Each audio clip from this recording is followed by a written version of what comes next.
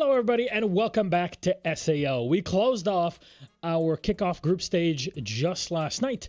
Today, we dive into the next big thing. The question for this next week of competition or so will be all about who will be the 4 teams to qualify from this playoffs bracket, actually represent the region at the Salt Lake City Major. I'm your host, Milosh. By my side is my beautiful friend, Jesse J. Chick. And Mr. Chick, you've been on the commentating end, on the viewing end of SAL, and now on the desk end. How are you doing?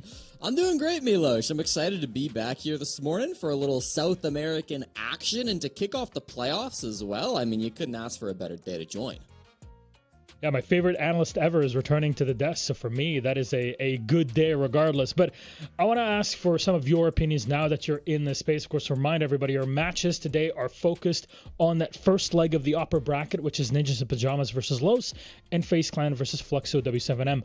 Both of whom, the winners of these matches, that is, will advance to face off against Team Liquid and Team Liquid Alienware, that is, and Furia, respectively. However, if you lose in this match, you are not out of the running. You'll drop down to the lower bracket to play INTZ and Black Dragons. So today is more about who can advance and be one match away from qualifying to Salt Lake City. It's not over for all the fans out there, so be it. But I do want to take a look at what has happened kind of in that group stage, because as I said, Jesse, you've seen it from the casting point of view. You've seen it as a viewer watching these matches. Now that you're here with me, what has been kind of your biggest takeaway from this group stage with all the groups in front of us? I mean, Milosh, we've had a real wide range of teams playing. I think that was maybe showcased the best yesterday when we had 3 7-0s on the broadcast. There was some skill discrepancy for sure between some of the top and bottom teams, but what I'm most excited about now that we're getting into playoffs is we're starting to see best of threes. We're starting to see some of the best teams go up against the other best teams. Certainly, we got a little bit of a taste of that in the group with Team Liquid Alienware playing up against FaZe Clan, even some of the mix-ups that we had in Group B with Furia being a huge surprise, a brand new roster there that have really, I think, taken a lot of people off guard that have been really, really cool. Los, a similarly new roster who have been performing pretty well, maybe not as well as Furia, but have had some really big wins under their belts as well this season. So, yeah, honestly, I think the group stage was a ton of fun, but playoffs is what I'm really hyped for. Absolutely. This is where you kind of swing away from best of one series where you really can plan out BO3s, even though all the matches are online. Now, one thing to mention about our playoffs bracket, and we talked about it yesterday on the show, is that yes, there are 4 teams that will qualify, 2 from the upper bracket and 2 from lower. However, the team that loses in the lower bracket final gets to go and has to play through phases 1, 2, and 3 to make it into a final, should that be the case for them. Whether for the other 3 teams that win the lower bracket final and, of course, play in the upper bracket finals, well, they get to skip that step and be immediately in phase 2 of the Salt Lake City Major, which is pretty big. We've seen how cutthroat that first phase can be back in the days where it was the quote-unquote tier 2 regions that were playing in it. Yeah, exactly, Milosh. And listen, we're here in South America. I would expect even whoever finishes 4th in this region to still make it to phase 2 of the major, but you never know, right? And it's always better not to have to take on that extra risk, not to have to take on that extra pressure of playing those games, because some of the teams, especially with this season, with the Chinese teams coming in for the very first time, you really don't know what you're going to get in phase 1. Yes, indeed. Though, from our general playoffs bracket and what's in it, let's take a look at our first matchup. NIP versus Los, our first best of 3 of this kickoff stage. And NIP is up first on the block. We'll bring it up and talk about them. Second place in Group P at 8 points. Pretty decent performance, I would say, throughout this stage. They only got to play 4 best of 1s. Obviously, not a lot to work with, but overall performance, aside from the game that they had against Furia, they were showing up and putting up the numbers where it was needed. As always, it seems like, Jesse, at the start of every competitive year, we look at NIP and we see, oh, there's one player that's different than the year prior, and suddenly it changes everything for them.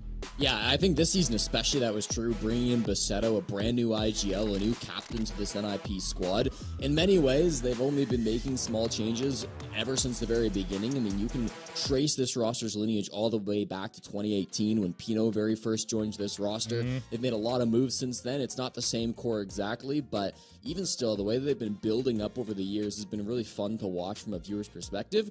And now this season, I think they're really starting to showcase exactly what their potential is. I mean, they didn't have the hottest start to the season, but once they had a couple games to warm up, they looked like a really formidable foe. I think Fantasy has been excellent on some of those entries. You've seen real pop-off plays from Pino and Hates as well, and even across the board, you're seeing really solid play from all of these players. I think Veto has worked in really nicely to this team, and they're absolutely going to be top contenders for top 4. Of course, taking a look at how they ended 2025 in Munich and the improvements that they've had after Reload was pretty darn impressive. Didn't translate as well maybe for them in the Invitational, but still looking ahead into a much better 2026. However, their opponents on the other side are Lost, and Lost have gone through multiple iterations as an organization, and now here in the way that they are, very different than we got really used to in the past, squeezing in at position 3. That was the main fight for them in their last Playday, which is we're going to make sure we're doing our best so that come Playday 5, when we are not playing, we'll at least be safe, and maybe should things go our way, we'll be in position 3 so that we don't have to start in the lower bracket, which is a very difficult run to go with. Yeah, absolutely. Third place is a huge victory for Los through this group stage. I think the biggest thing when you look at this Los team versus NIP is just how brand new they are. That NIP core, again, have gone back to 2018, but this Los roster really have been assembled from scratch this season, bringing in a brand new look. It has nothing to do with any of their old cores, and it's being kind of captained and led by Dash, who I think has taken on a lot of the identity of this team, a lot of the responsibility on this team, not just being the IGL and being the captain, but also getting so active in some of those early gunfights, being a really important player who can play a wide range of operators, and just kind of enable some of the more pop-off plays from his young, aggressive guys like Perez, like Dark, who have been really solid, I think, in some of those active engagements as well. There have been maybe some issues, some disconnect, as you would expect with any new team. I think sometimes Nuxka and Dash have had some tough moments working together, but on the whole, I'm really impressed with how quickly this roster has been able to come together and show up as a formidable force in the SAL. Today is a big challenge for Loss against NIP because, well, NIP, we said it, they only had the one player change, more of a core that's been around for a long time, at least for the past year, that is, and they've gone through the gauntlet together. SAL itself, any match, any stage is a gauntlet for any team, and NIP have definitely surprised in that. However, if we're looking at win rates, attackers specifically, well, the number one is FaZe, and are we surprised that the best team in the world, 2-time back-to-back world champions, are the best attacking side in the region?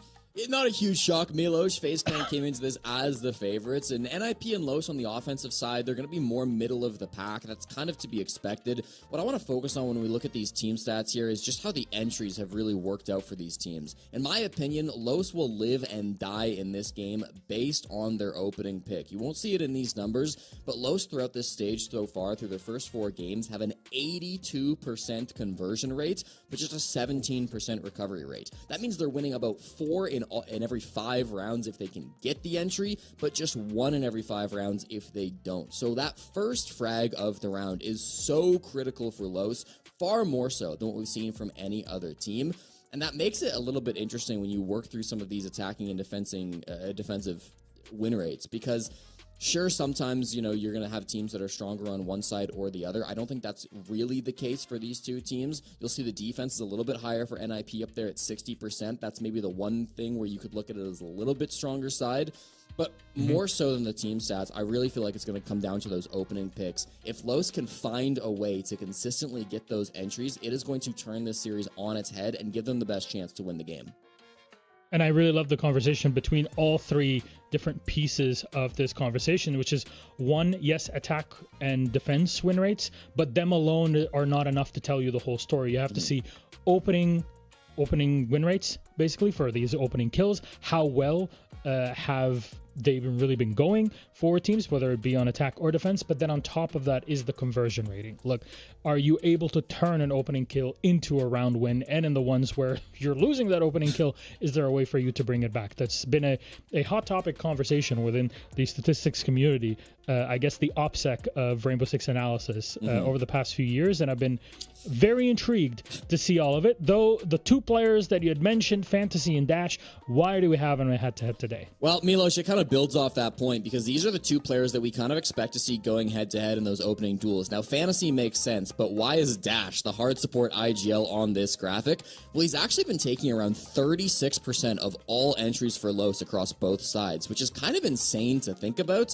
And if you will go back and watch some of his games, it really does feel like Dash is the type of guy who will start a game kind of hot, he'll get somewhat confident, and then he'll start taking a lot of gunfights. Sometimes that works for him, right? Their last game, Black Dragons, works fantastic. But that last game is going up against guys like Lenda and Swag. It will be a very different story if Dash starts taking more of those early fights when Fantasy is on the other side of things. Fantasy is probably the single most aggressive player that we have in the South America League. He is incredible when it comes to his entries. He's got over a 60% win rate on both attack and defense when it comes to those opening picks. And sure, maybe his overall KD isn't something that's eye-popping. It's not numbers that are going to make you say, wow, this player is the best in the world. But when you focus it into those early rounds, Fantasy is an incredible enabler for NIP to get them that advantage into the game. I'm going to be very interested to see how Dash plays this matchup and see if he tries to take a step back, let his entry players like Dark, like Perez, match up with Fantasy more in the early game, or if he is going to take that head on. In either case, shutting down Fantasy has to be the main goal for Los today. And that's a challenge for any team, especially a team that is yet to really find their full footing, as we were explaining with Los. Do the spearheads on Los's side actually come up and can go toe-to-toe with Fantasy and Pino? This is only focusing on Fantasy, but there are more players, of course, on the NIP side that either enable or are also side-by-side with Fantasy on those front lines to convert those opening kills into round wins for NIP, who, again, so far, pretty darn good. But this is based off only best of ones. We heard it from the FaZe analyst point of view. We heard it from the Team Liquid Alienware coach point of view, and Igor, and he's saying, like, at the end of the day, these are best of ones. Online BO1s are not fully representatives. Once we get into playoffs, then we'll have the real challenge, and I think that applies to all the teams that we'll be seeing competing over, well, the next, 8 days, 4 play days of competition. Though on our map veto, we'll go for Border, Bank, and Consulate. All right. Mr. Statsman, yeah, I'll leave it up to you. Yeah, I mean, very interesting to see NIP let Bank go through this map veto phase. It's not something we've seen a lot from Los, not super confident, but I will say Bank is not a map that NIP won even a single time in official competition last season. It's been over a year since we've seen NIP win Bank in a tier 1 setting. So it's been very interesting to see them let that go through the ban phase. Los has clearly seen a weakness there, trying to pick up onto Bank. I'll go back to Border as well. This is a little bit more of a standard pick. NIP have loved Border throughout the kickoff. They played it twice. They won it twice, beating both Fluxo and Ints. Los have not played this map even a single time. Now, that does give a bit of a VOD advantage maybe over to Los. They will have some hidden strats, but at the end of the day, it's Border. Whoever shows up and is going to be gunning first thing in the morning is going to be the team that's favored. And then we end on Consulate, a map that both teams tend to play from now and then. They both have a win on this map this stage, so I think we'll get an even playing ground if we do end up going all 3. There's a question then. The starting side and both Border and Bank will play very much into this test for both teams. There's no need to test our next 2 persons on the broadcast. Of course, some of our favorites. Lynx, Extra Turca, please welcome to the SAL broadcast, one that you're both definitely not unfamiliar with over the years. Is good to see you again. Good to see you vibing, Lynx. How you doing? I'm doing pretty good. SAL has always been just a region I really enjoy casting. It's always, especially, like, obviously NA is our main bread and butter, but SAL is always like a little treat that we get to do a few days for. And honestly, I know they're not in this game, but given all the crazy changes like Team Liquid Alienware with Furia, like, I don't know how this region is always so exciting year after year, but it always is. I think for me, it's just the quality in this region. I'm always going to be biased to it because it was the first sort of one of the first regions that I really anchored into and did a lot of the broadcast for. I was reading at the stats that you guys were pulling up, talking about the attack and defensive win rates, and contrasting that with what we're used to seeing over in NAL. It's night and day different. You know, the top to bottom gap between these teams in SAL is far narrower than the top to bottom gap in other regions, specifically looking at NAL, just on a statistic basis, which, you know, lends itself to better competition, and it technically should be more entertaining games because they should be a little bit closer. Although, I mean, I'm saying that, and yesterday was an absolute whitewash for this region, so who really knows what you're going to get? You're going to get entertainment. That's the least of it. And for those Shopify Rebellion fans out there, welcome to the SL broadcast. I guarantee you'll be having a lot of fun as we go on with our playoffs bracket, exploring different teams and what they would have to offer. Now, focusing on our series here, NIP loss, right? We described them. We've shown the differences that they would have against one another. But when it comes to Border, the way that it would play out between them, Ollie, how do you see this playing out as just like a general prediction of finally now best of threes that really switches things up?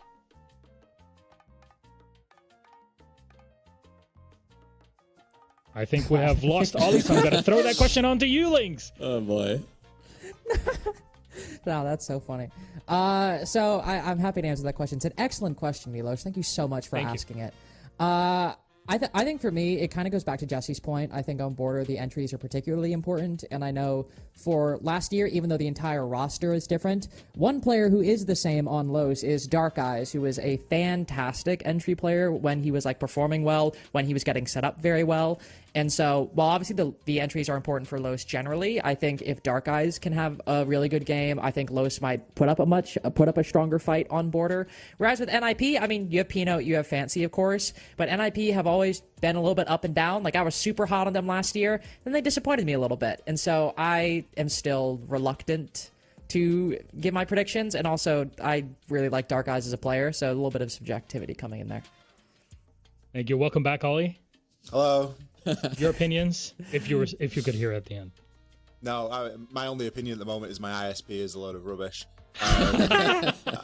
Unfortunately, I didn't catch the question. Unfortunately, I feel like it was a prediction-based question though, which I'm always a little bit dubious of.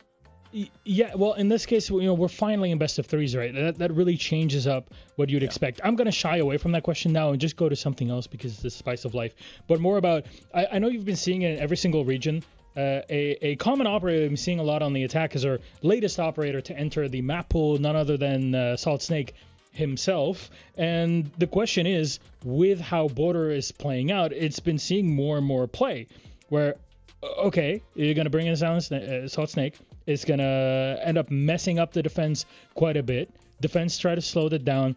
You got the reaction of the shield on the other side for the attackers, back and forth and back and forth. How do you see this now playing out? Because it seems very difficult to deal with a coordinated team supported by a Solid Snake at the moment. Honestly, and this might be unpopular, I believe attack have the advantage at the moment just through the bans. I think there is too much that you can bring now as an attacker. You can fall into like one of three different camps. You can either go global ability, which is essentially information and disruption, or you can go full disruption, which is going to be your Yings, your Capitals, things of that nature, or you can go down the shield route. And then there's all sorts of different supporting operators that kind of transition two of those sort of styles, if you will. So for me, the attack really have the run of the teeth at the moment, and they can basically play whatever. And if you've got a team that's very flexible and can either play the shields if they're available, or either play all the globals, or either play some of the more disruption-based operators, you've got a winning formula. We saw just how powerful Snake was on Friday night when we were doing the NAL. First game, last round. If you haven't seen it, go back and watch it. Like, if I was a TikToker, I would have made a TikTok about it. But the fact that Snake was able to, and it was actually Snake that was playing it as well, achieve that, unbelievable. Unbelievable, Jeff. Indeed. Let's get into our matchup then. Our first best of three in the playoffs to see who advances and plays against Team Liquid Alienware. That's Ninjas of Pajamas versus Los. Please, my friends, X or Troika, Lynx, take it away. Thank you very much, Milos, and not only the first best of 3 for the SAL, but the first best of 3 for Ali and I as well. So very excited to get started. First match will be border between Los and NIP. On one side, a roster that is almost entirely different from last year, except keeping their star player, and on the other, just making one small change, but that, of course, bringing in an IGL. So we'll see how this one goes. Ali, we can talk about strategy all we want, but making more NAL comparisons, the last time we casted Border, it was kind of an all-or-nothing game, wasn't it? A little bit. I always like coming over to SAL because it's just an entirely different play style. It's really refreshing, and you get to see some players that we've watched through the ages. I remember some of these guys joining the SAL way back in the day. Players like Perez, players like Fancy, and seeing what they've been capable of doing throughout their time here and where they've gotten to now. So lots are going to be starting off on the attack tonight. NIP on the defense. NIP have borderline made their kickoff off the back of Border as a map. They've played it a good number of times throughout the stage so far, and it has been a very good map for them. And I think maybe suits that new sort of style of play that they're looking to bring, which really does lean into some of that fragging potential. And obviously now with a little bit more sort of leadership coming in from Veto and the experience that player will bring. So going to be a little bit tricky for Lost maybe to get their foothold here. Speaking of the operators that we were talking about inside of the pre-show there with Milosh and Jesse, not going to see any Snake this time. Instead, going to be the second nurse. Going to be a little bit Damos, still providing some of that important information. And as we know with Damos and that Vendetta pistol, a great ability to work from below. One also talking about last year, just an operator we saw Dark Eyes play a lot of, and if you're going to rebuild the roster with him as kind of one of the core players, keeping him on that role, keeping him where he's comfortable makes a lot of sense, and could be quite dangerous, of course, for any team playing against them, but something I imagine NIP will at least be aware of whether or not they're able to counter it or not. A lot of information on the side of NIP, of course. We see the Pulse and the Solus, a couple different ways to get information through walls or through floors. With some traps as well, even some indirect information to be acquired from those Razor Blooms. So, a lineup from NIP that is doing a bit of everything. Can get intel early, can delay late with the C4s and the smokes. And then you have Wizard being able to just kind of place his utility whenever he wants and play as aggressive as he would like. With support from Basetto on the armory wall. As Hate's creeping around down below, seeks to meet Los head on inside a bathroom. I was going to say, getting awfully close. Couple defenders are, in fact. Wizard thinking about looking over towards the Flores, but at least for the moment, nothing whatsoever. I love this position inside of CCTV that we've got Wizard playing in at the moment with the door open, ready for that aggressive swing, ready for somebody to come in through break.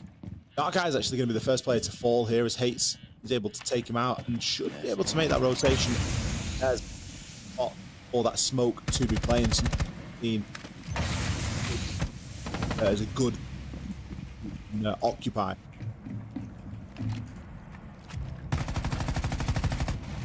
Perez getting 2, with Hates following up with a very quick lead afterwards. NIP taking the lead with a little over a minute to go, but some of the control Los have acquired, even in the man disadvantage, it might be difficult, but there's a way to make it work. Nux on 1 HP, but the presence of 3 flashes and a nade, and even some hard breaching, and a kill onto Hates as well, though, of course. Oh, Pino!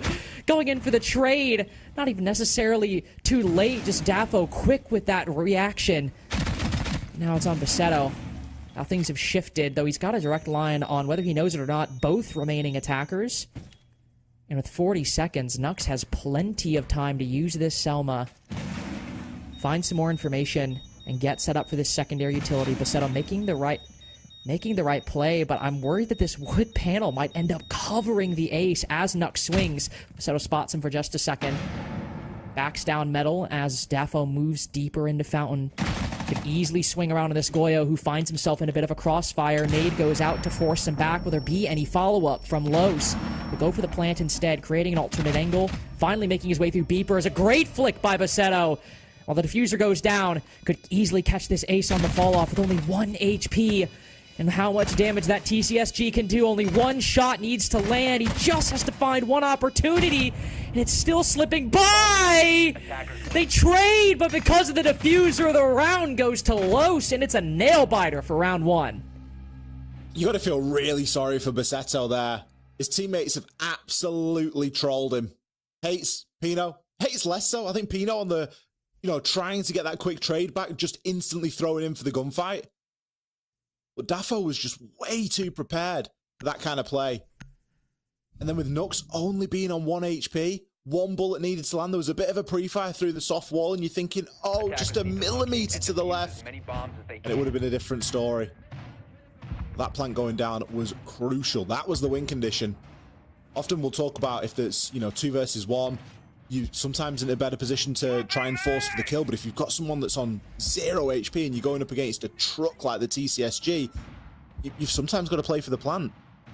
Getting that plant down was crucial. Especially as you mentioned there, Links, the final kill coming as a trade, but because the win condition was already in place for the attackers, that plant being down meant the attackers were always going to win the round. The defender had to remain alive to disable that activated diffuser.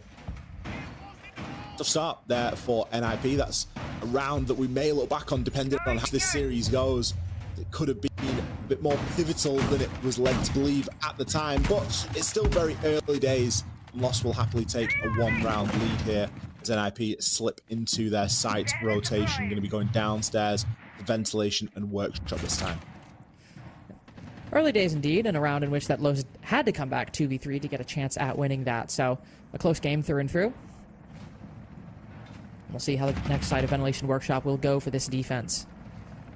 Here, I see some tracers flying through the armory wall. Maybe Veto on the Warden, as we can tell. With Warden and Thorn playing around this position, I was about to say, Veto will surely be leery of any potential presence on Armory Balcony. He'll face check, won't lose his life in the process, and Perez will fall back. Some information acquired by both the attack and the defense, but a lot of the same positions being held by NIP as was the case in the last round. And even then, while Perez might spot somebody on the Soliton scanner, it's not information that he necessarily wasn't already aware of, but at that point you see NIP begin to fall back and take refuge more around the armory position. It just goes to show how powerful the scanner is. Like you say, he knows that there's a player there, but now he knows that that player is either rotating out or on the edge of rotating. So it might lead them to take CCTV a little bit sooner. Nice run out being attempted here. Oh, it's a twofer. Fancy. Look at him go. One of the more explosive players on this NIP side. He's going to be proving it right now. Hello? Dash? What? Just lost 2 teammates from the exact same spot. It's going to be a flawless round for NIP to fight back. That's a hell of a response. Fancy with 3 kills outside a passport. And not just 3 kills, might I add, a very nasty spray transfer with a gun with extremely limited ammunition and a rapid fire rate. That was very impressive for Fancy to get both with basically the same magazine. And then on top of that, Dash going up for the rappel. I mean, you see the idea in theory, right? Like, okay, I'm going to go up to the top floor. I'll join my team. We'll apply pressure there. I'm Blackbeard. Let's see what happens. But then you do get that goofy moment where you're like, surely the Solus won't run out again. And then she does, and you're entirely compromised. Right as you're getting off the rappel, you can't ADS, you can barely even shoot, the shield's on your back. Unfortunate timing for Dash, and a great round for Fancy. Flawless round for NIP to answer back Los's narrow victory, 1v1 trade in the first. So continue with their site rotation down to Tellers and Bathroom. And it seems to be a pretty, I would say, similar lineup between all of these rounds. There seems to be a constant Thorn presence, Smoke presence, but of course the introduction of the Malusi and the Oryx might indicate a little bit of a looser hold for NIP. Yeah, NIP aren't going to be too bothered about anchoring down on the site this time. They're going to be looking at the Goyos to do that sort of heavy lifting for them. They've got the Vulcan canisters. Also with a deployable, also with a default camera. What am I trying to say? A deployable camera. Bulletproof camera they're going to be in pocket for Wizard. He's going to place that out there. So with the Oryx, that will speak to a bit more rotation, and they're playing with hatch open inside of office as well, more importantly. Changes aren't only on the side of NIP though. Loss are bringing some changes of their own. They're going to be bringing the Blitz this time, trying to use that to flood those players and force them around that top floor. With similar positions being occupied, you don't necessarily need a crystal ball to know that Wizard is going to be playing inside of CCTV. You've still got the question of how you're going to try and deal with that. The Blitz is going to be the main key here. ROU projector coming out, but I don't think it's going to do the job. No, it won't. Gives a little bit of the gap for the defense to find, but Los still sprint on in, capitalize off of it, yet NIP drawing quite a bit of blood in the process. Before I even realized, Dafo's effectively the only one left. Nux was down early on. The entire attack collapsed around him, and it seems whatever Los had prepared It wasn't maybe a slightly missed ROU projector. That was the issue. NIP had a clear heads up as to what the attack's game plan was. They've all fallen back, moved to the east stairs side of the map. And now I guess Los with a welcome reprieve, as they've got over half the round to go, and hopefully some intel gathering remaining. As you can see, no EE1Ds, but 2 drones in the pocket for both these attackers. Still a camera available for Pino as well. He's watching the main hallway cam. He's going to have a little bit of information that he's going to be able to feed through to his team. East stairs is being occupied pretty heavily right now.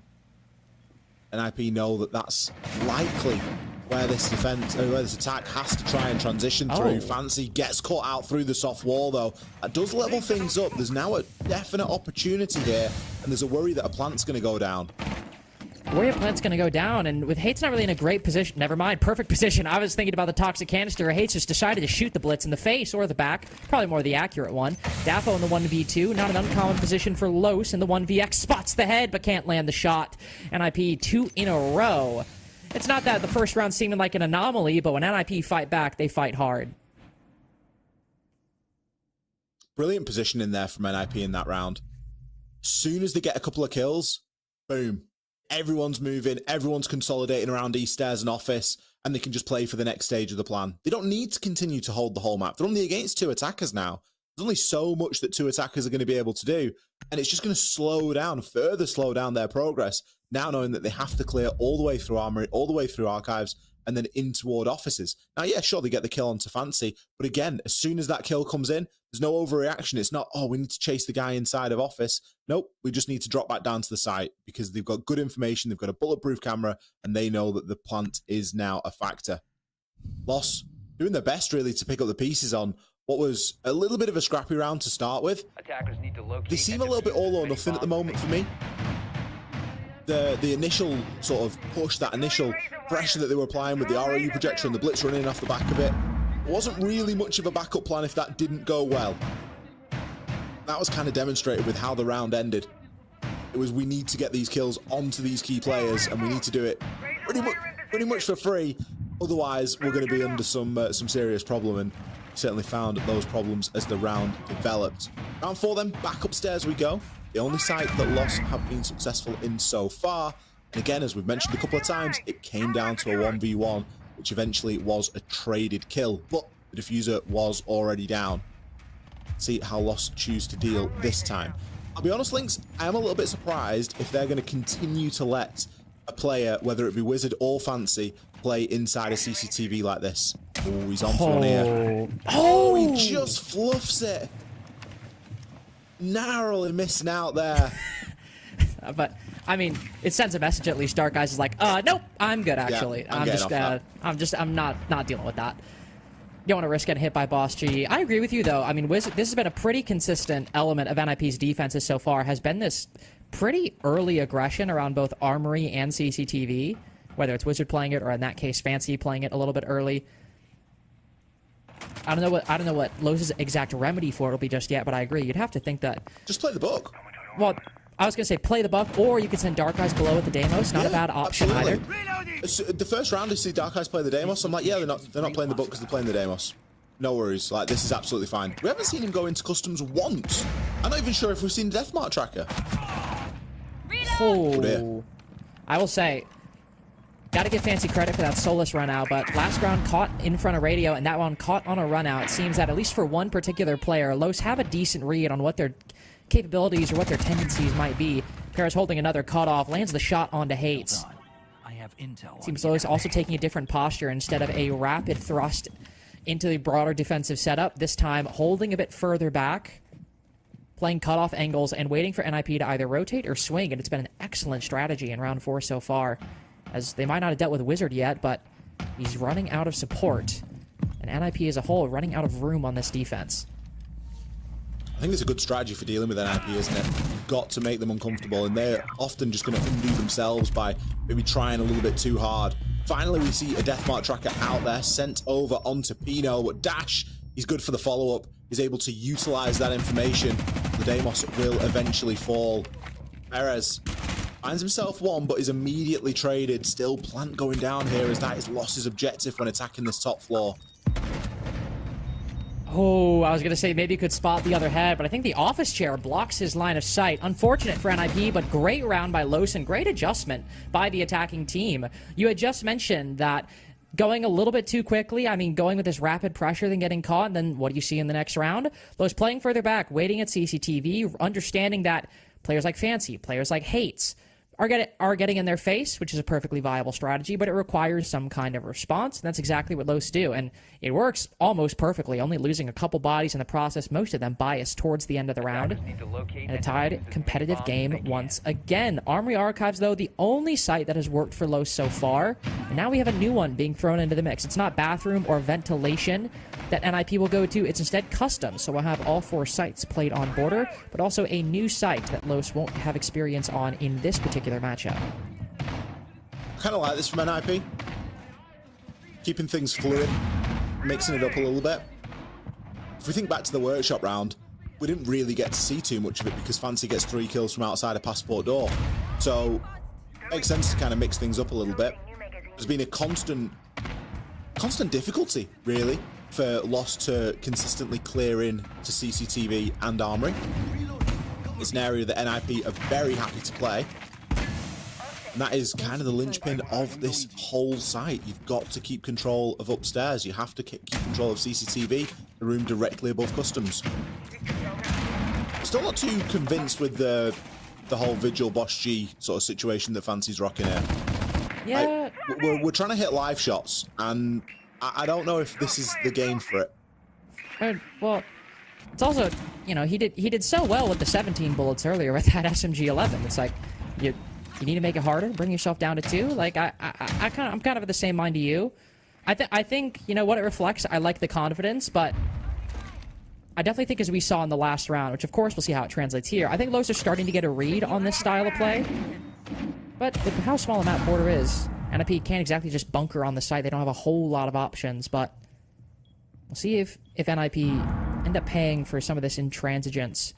The castle will make things a bit better to hold these positions, and a C4 prep from down below.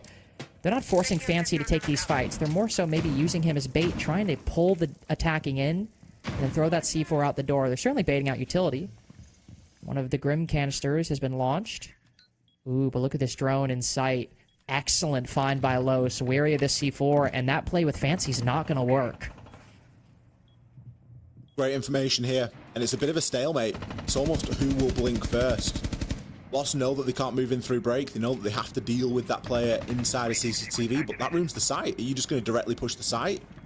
No, you still need to push upstairs, so you might have the information on the drone, but it's going to take someone to make a bold play to really make good off that intel. And all it's doing at the moment is just further slowing things down. Nux still gathering a lot of value out of that drone. Could Dafo come and be the savior here? Roaming up the stairs. Ooh, can't quite land it. No, not a single shot onto the defense, it seems like. Pino and Fancy both good for 2. Don't know if it's a live shot, but Fancy at least gets something for that Boss G. Dark Eyes on the entry, while even less success than the rest of his team. It's Dash, the only one with kill so far for Los, and there he goes. Chekhov C4 detonates at his feet. Another 1v2 for Los. Nux with the diffuser. Not a lot of HP, but still some Bs that can gather information. One player above him, so he'll rotate sights. Less verticality. Still must worry about the hatch and any players on the horizontal. Halfway down, opened up right above him. Basetto with the secondary retakes NIP's lead. Lost didn't even make their way into CCTV that round. And it's not through, you know, it wasn't a close round. It comes down to a 1v2. We've already seen them win a 2 versus 1, and we know that it's possible. However, you've got to take control of upstairs. And whilst it was a flashy play from Dafo trying to make something happen up through metal stairs, that isn't always the avenue to being able to take control. You're always going to be fighting a losing gunfight there. The angles up staircases are not very kind at all, especially when you've got so many different places that people can be and quickly rotate in and out of. NIP will take the lead then, just ahead of the halfway point. A reattempt upstairs. I will stress it, this is the only site that Lost have been successful in so far. They've won it twice. NIP, they had an easy time of things downstairs in bathroom. And they're choosing not to go there. Equally, they had an easy time over inside a workshop. Yeah, sure, Fancy got 3 kills on a run out, but who's to say that that won't happen again?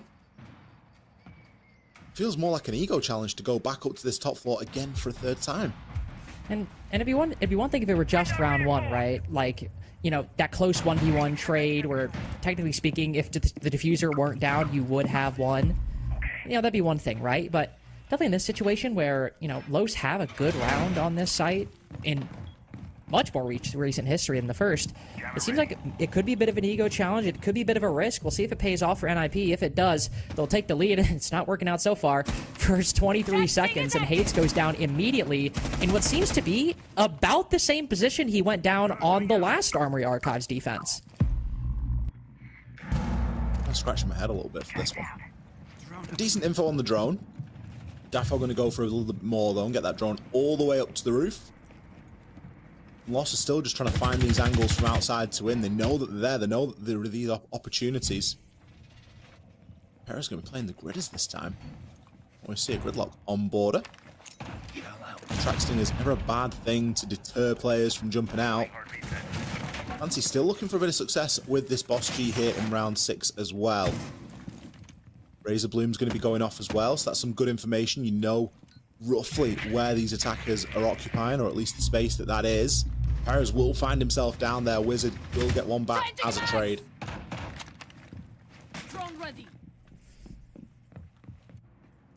With the follow-up kill onto Fancy, this is the exact same order of the last Army Archives. Well, not the exact same. It was Fancy first, then Hades, but both the same two players falling via a similar strategy.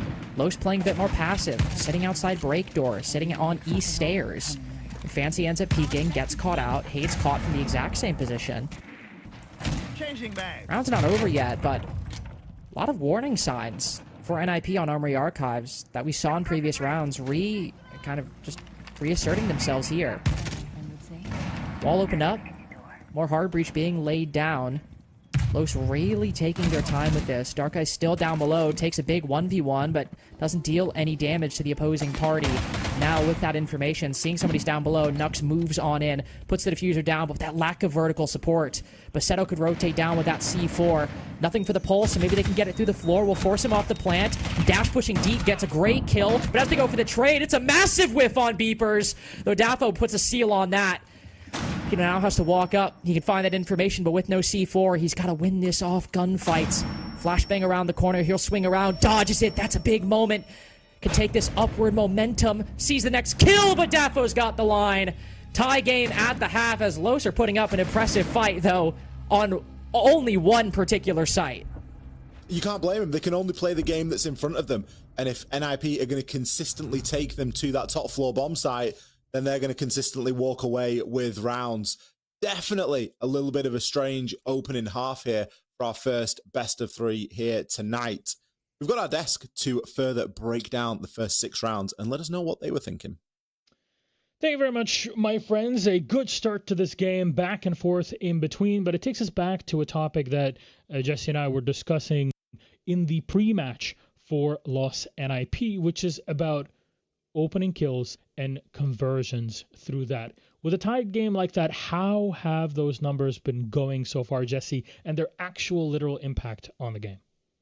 Yeah, well, I think that's exactly what we wanted to focus on, right, Milos? We said that Los would live or die based on their entries, and NIP clearly got that message. They came into this game making the entries very difficult with creative plays like this double run out from Fantasy, and even this one in the very next round, or on round 4, I should say, going for more of those aggressive run out plays. You can see that NIP are trying to find different ways to work these picks. They're not just letting Los go for the initiative and trying to take some of these frags on their own. They're making it difficult. And sometimes it works, like in that round 2 run out. Sometimes, though, I think especially as the game went on, Los are doing a better job at reading that out. You saw how good their drones were in rounds 5 and 6, having that information. So Los were clearly learning as this game went on. As we swap sides, this is going to continue. NIP will continue to be aggressive on these opening frags. Fantasy loves to get active. The last time he played Border, he played a ton of Dokkaebi and was involved in 4 out of the 7 opening engagements. So don't expect this to slow down anytime soon. NIP will continue to get aggressive to hunt for these entries, and if they can be successful with it, they're likely to win this map. That's perfect timing then. As they head on to the attack, we'll see what operators will be brought by the NIP side.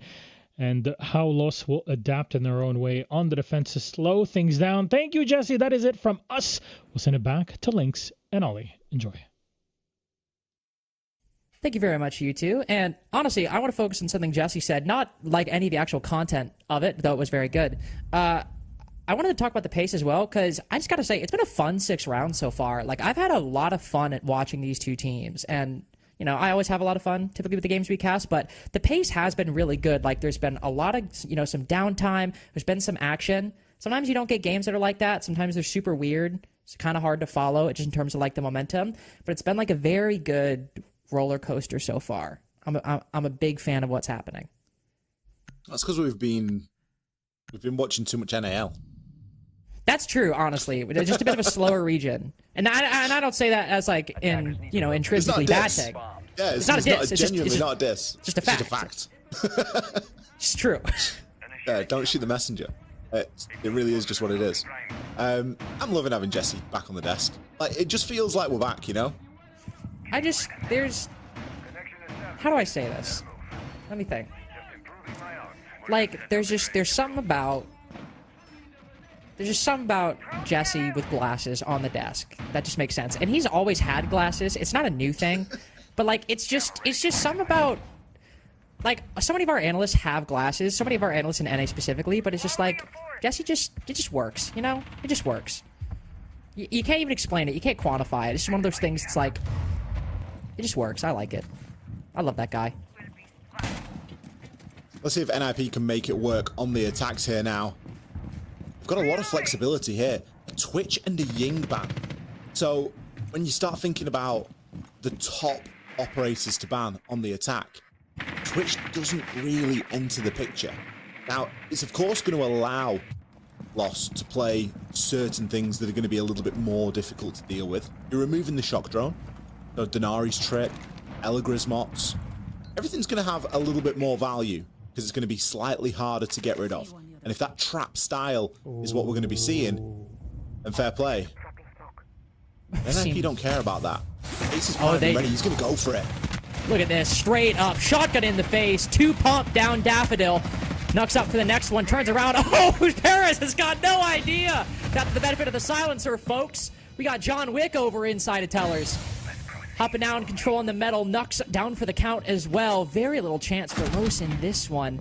Oh, down from below. Dark Eyes. A crazy rotation, in fact. Maybe I spoke too soon as Nux picked back up. Monty not alone inside of the site, but got to rely on these guns. Swinging around outside, you know people on the vents window, spots the head, but Pino just has the more consistent angle. So how about number 2? As the Monty backs out, no, Pino will line up the final 2. NIP taking a page out of Los's book, blasting into the site, and it works excellently. It's the dream position to be in the post plant. 2 people on vents.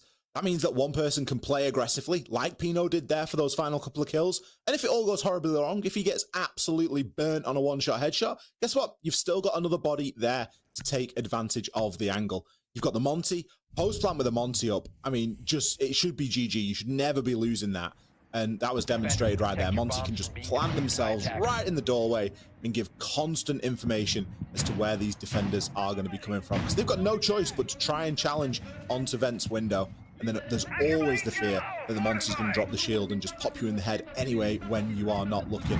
NIP moving very quickly there in round number 7. A brilliant display of how Border can be played on the attack. It doesn't always have to be, you know, slow and steady and clearing rooms. You can just go for site executes. And more often than not, if you've got certain tools available, you can make them work. The Monty is a massive swing for getting those site executes going early on. Shields are a powerful tool, but Monty in particular for that. On this map, I also feel like, you know, people tried, and Jesse's gonna get triggered when I say this, you know, people tried to bring the OSA for that plant, and it, you know, wasn't really working out that great. Jesse and I have some disagreements on OSA, but on that one, Jesse's 100% correct. OSA's not really the best for that. You can't really go wrong with a Monty for that plant. It's still the best option. I think, Jesse...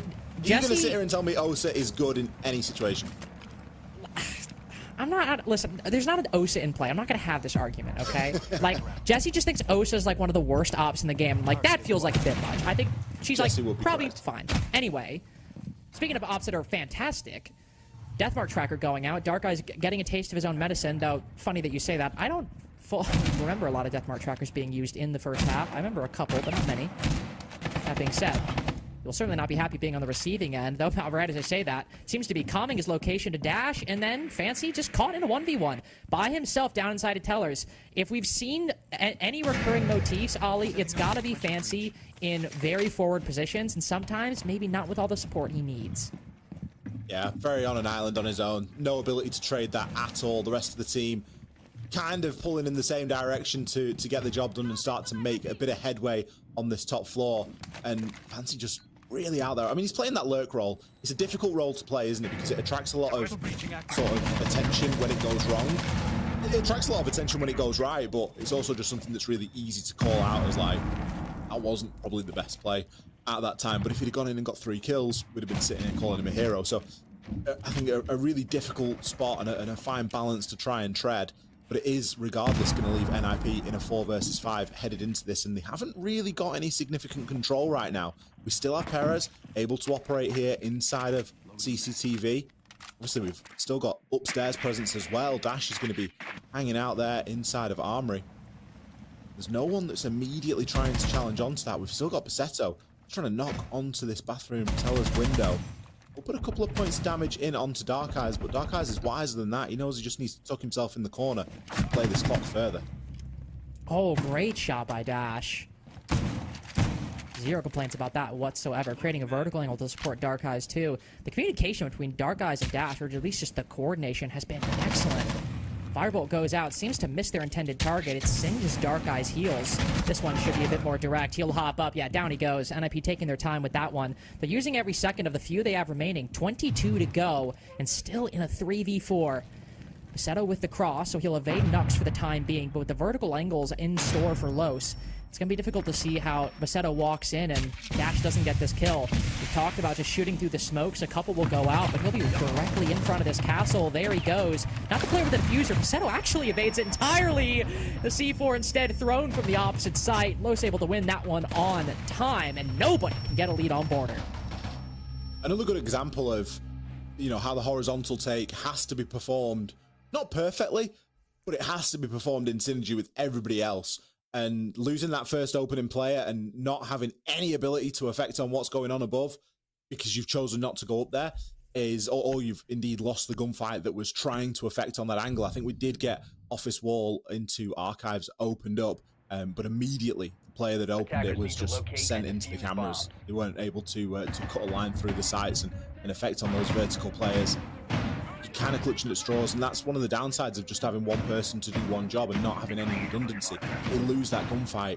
Puts a heck of a lot of pressure on that individual to win that gunfight and get the job done, because otherwise the round will fall at your heels. So, Loss leveling things up 4 rounds apiece now. They themselves will go up to this top floor. Remember that this was the site that Loss had on absolute lockdown on their own attacks. Will NIP be able to leverage that same sort of success here on their own side? It'll have to be by a different method. I don't think the Gara hook up small office hatch will catch Los off guard quite like it did in round 7. I mean, the plan had already gone down by that point, but he did get 2 kills. That was the important bit, wasn't it? It wasn't usually you do that either just before or as the plant's going down to kind of add into the confusion. But Hayes waited until the plant had gone down, until he was going up. Just a little bit of delay with the Amaru, to your point. I think it just makes all the difference, because if you start with the hook, it's just such a loud sound cue that it basically everybody knows exactly what to do. But having it once all the chaos has gone down, just a small timing thing, but it really just like makes it 10 times better.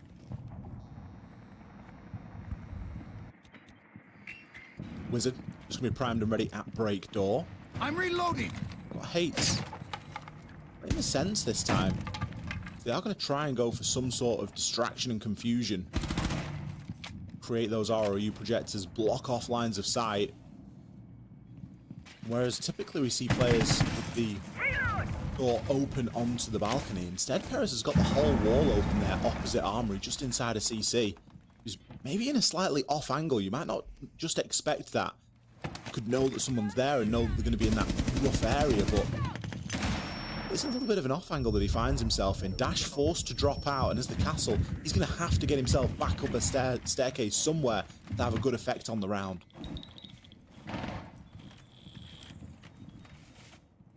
Our U-projector falls as one player close around the corner. It's not the shotgun out, it's the SMG-11 right now with half ammunition. Against a Blackbeard. Watch will likely have to switch guns pretty soon. Sees him in the corner. The shots go out. Fancy with the first. A double crossfire through the wall. There was no way Nux was having a chance in that engagement. Seems like Los don't even have a single bit of a chance in this round. We got a 100% win rate for Armory Archives for attacking teams so far this map, I do believe. Maybe Perez got a 1v5 in him. We'll make those odds a little nicer for Los. 2 kills, and one of them being the shield that's gone down.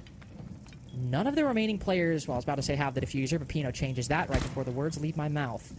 With the diffuser halfway down, and the tracer is hitting the wall. With one player prone on the floor. Seems like Hates will figure it out. 100% win rate for Armory Archives for attacking teams, and unfortunately with NIP starting out this half with a win, that just means they still remain 1 round ahead of their opposition. Another round where the opening kill is converted into a round win as well. That's happened every round but round 1. And as we've spoken about, round 1, a little bit of an anomaly. You got a single HP player that's planted the diffuser and is desperately trying to defend it, and the final kill comes through as a trade. That doesn't always happen. So a very convincing stat line for not only Armory Archives being won by the attackers every single time we've had it played, but also that the opening pick has been converted into a round win, further putting a bit more pressure onto these entry players. The side of NIP, you're really going to be looking toward Fancy. The side of, I guess, the side of Loss, it's maybe a little bit more up in the air. They've had a slightly fairer share of that opening pick. It's been Nux and Perez in and out. A little bit of dash action in there as well, so it's been much more spread than the sort of Fancy Hates domination that we've been seeing for the side of NIP on that very opening pick. Round number 10. I'm going to be going downstairs into a bathroom and tellers. Again, a really good sight. The NIP were able to defend on their own defensive side, and one that weirdly we only saw once. Maybe worried about the sort of quick execute that is a potential for this bomb site.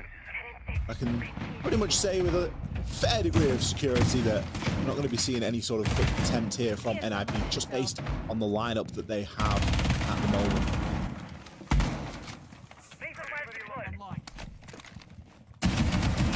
Doesn't seem to be the case. The Terror drones can always destroy some barricades and destroy some quick utility, but with no shields or execute utility like we discussed, not really a whole lot you can do to take this quickly. Not even Ash charges to go through the wall, so it'll be a full clear of some kind. Or a half clear, but at least there will be a decent bit of presence on the top floor early on. Got some Denari shenanigans going on around the break room position, and with Snake outside. It's understandable to lock off that area. Seems to be a common position for Snake to be played. You can just sit outside these indestructible walls, activate the scanner, and get good visual on CCTV, break room, even a little bit into 90 Hall, depending on where you are. And indeed, one of them will be spotted. Perez hopping around this rotate, hopping around the 90 position. NIP taking things quite slowly and holding these cutoff angles. Hates and Wizard both. With those long angle DMRs, find 2 beautiful picks. Take CCTV off the back of it and have a 5v3 with over half the round to go. When NIP get a kill, they tend to get more than one as well. It's really like they're setting themselves up for success. A lot of pressure and time spent on that information gathering. As soon as they're ready to go, better not blink because you very might miss it. Hates has been taken down now though. It is going to somewhat make things a little bit easier for Loss, but they need to get another kill. They need to do it without being traded to level things back up here. You can see Wizard looking to try and move through here and will find one onto Daffo, but Fancy is going to get there first and lose out on his engagement. Still, it's a trade that favours NIP. And with how quickly they've been moving through this map, they've still got a full minute to try and work this into a bit of a conversion. With a lot of utility at their disposal, too. 2 flashes, a nade. We still got 3 Rotero drones. I mean, that's a lot of utility you can destroy that might still be up, whether it's Banshees, Vulcan canisters. Not Dark Eye's deployable shield, as that's currently in pocket. Quite a bit. Ooh, Pino just sees one. Snake into the bathroom. Dash and Bassetto trade. That advantage for NIP has remained steadfast throughout the entire back half of this round. Pino moving down. Oh, Dark Eyes. Feels like he might have him for just a second, but not so. NIP string together 2 in a row and have Los down 6-4. We live in a DMR-dominated world, unfortunately. Dark Eyes, you haven't got a DMR, so you just by default lose the gunfight.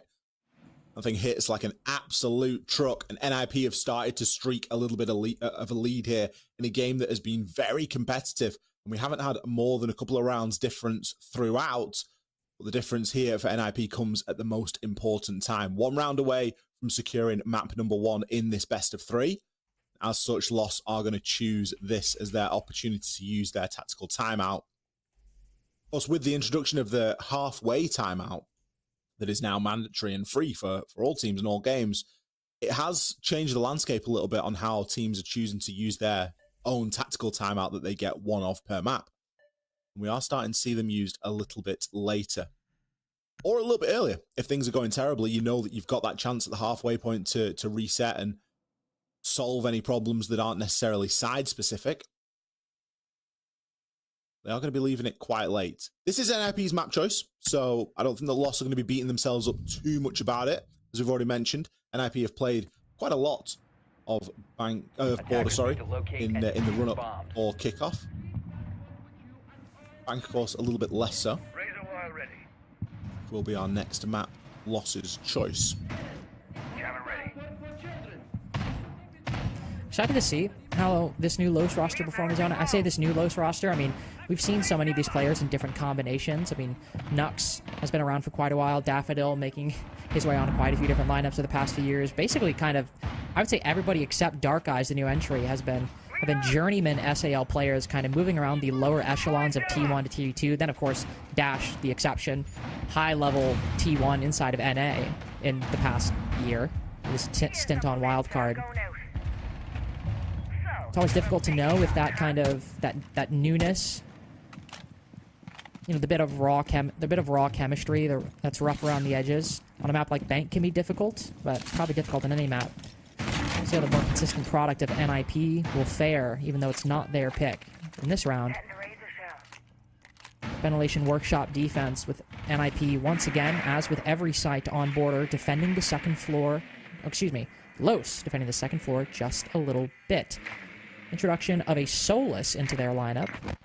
Daffodil moving around CCTV at the moment, hunting for these drones, but also I imagine maybe trying to channel some of that fancy energy from the first half. Daffo, just giving himself a couple of options here on that armory wall. He's being supported at the moment from a player inside of CCTV. Should be able to keep a reasonable hold of this, but as we've come to see, Snake is just so good at determining what exactly is going on inside of CCTV. And finally, we're seeing the vertical come in to effect as well. Perez, conscious of the player that could be underneath lurking. Dark Eyes is actually trying to move in for a little bit of support right now. Ooh, this could be a big flank. The Dopey call goes out, might put a stop to it. How focused is that player? Just outside of Tellers. Dark Eyes not daunted whatsoever. Pushing deeper, catches Fancy off guard. Him and the rest of Los got 3 kills their way, and yet Hates doesn't care. Wizard is across the map effectively, and still the Dokkaebi alone and stranded puts the diffuser down. Los scrambling a little bit as Wizard maybe on cleanup duty. Ella going for the peek, reveals his position. With one tap, alerts the Ella to his presence. 2 players looking to gun for this kill. Can't quite land the shots. It's the first and the second to go down. Lining up for the 5-5-2. And it's an even game with only like 18 seconds to go until this is beyond the pale. Smoke canister will go out, but it's the last one for Nux. Dark Eyes on the cover, needs to make this work. Wizard down, going for the flank. There's one. There's both! 3 in a row for NIP, and their map pick goes their way. I'm absolutely staggered how Hayes was able to get that plan down. He was on his own. It was 2 versus 4. There are 4 defenders alive, and everyone on the side of Lost is just so distracted elsewhere. Still defending upstairs inside of CCTV. Wizard is still just running an absolute riot upstairs and allowing that to happen. Mental. Really, really crazy. I can't believe that Hayes got that plan down. He really should not have been allowed to do that. And then the fact that we're able to see 2 kills come in as well as the players try to double up and deal with the player wizard outside of CCTV. Really, really impressive stuff from there from NIP. We're going to hear a very short break. After that, we'll be back with map number 2. Don't forget, we are very early on in our day here, so don't go anywhere. We'll be back in just a few. Quem que é o Neymar da R6? Neymar da R6? Neymar da R6? Neymar da R6? Cara, eu acho que o Neymar é o Eds. Qual que é o Erds? Ordina da R6. Pirula, muita mídia e atualmente pouco futebol? Ou Ordina? Sei lá, todos os envolvimentos aí, em polêmicas, essas coisas, acho que é o Erds. Tá sempre machucado, não arruma muita coisa ali, é Ordina. Baladeiro, joga muito, mas não tá na prateleira do topo do Mundial. Neymar da R6 é o Lobex porque, mano, o bicho é firulento, mata pra caramba e faz graça. Eu acho que é o Nesk, ele é muito bom, só que infelizmente não tem muito título aí. Diria que foi o Astro, porque ele começou muito bem, teve um grande auge, só que foi decaindo aos poucos. Guardiola da R6 é o Stroker, pô. É o Stroker, né? Meu parceiro Guards, né? Já é o apelido dele, Stroker. O apelido dele já é Guardiola, já pegou já. Porque, pô, óbvio, pô. Ele é o Guardiola, já é o apelido dele. Acho que é o Igor CTG, o Guardiola. O Igor CTG. O pai. Muita mente, muita técnica, o cara é monstro. Pode jogar na contra. Vou nem explicar, sou eu. Ah, o cara que mais conquistou título ainda, tipo, tem o Rafael também, né, que tá chegando próximo ali, mas acho que por número ali vai ser o Igor. Ó, levanta pro base ali, ó, ou pro Fantinha. Tá bom, base, tá bom.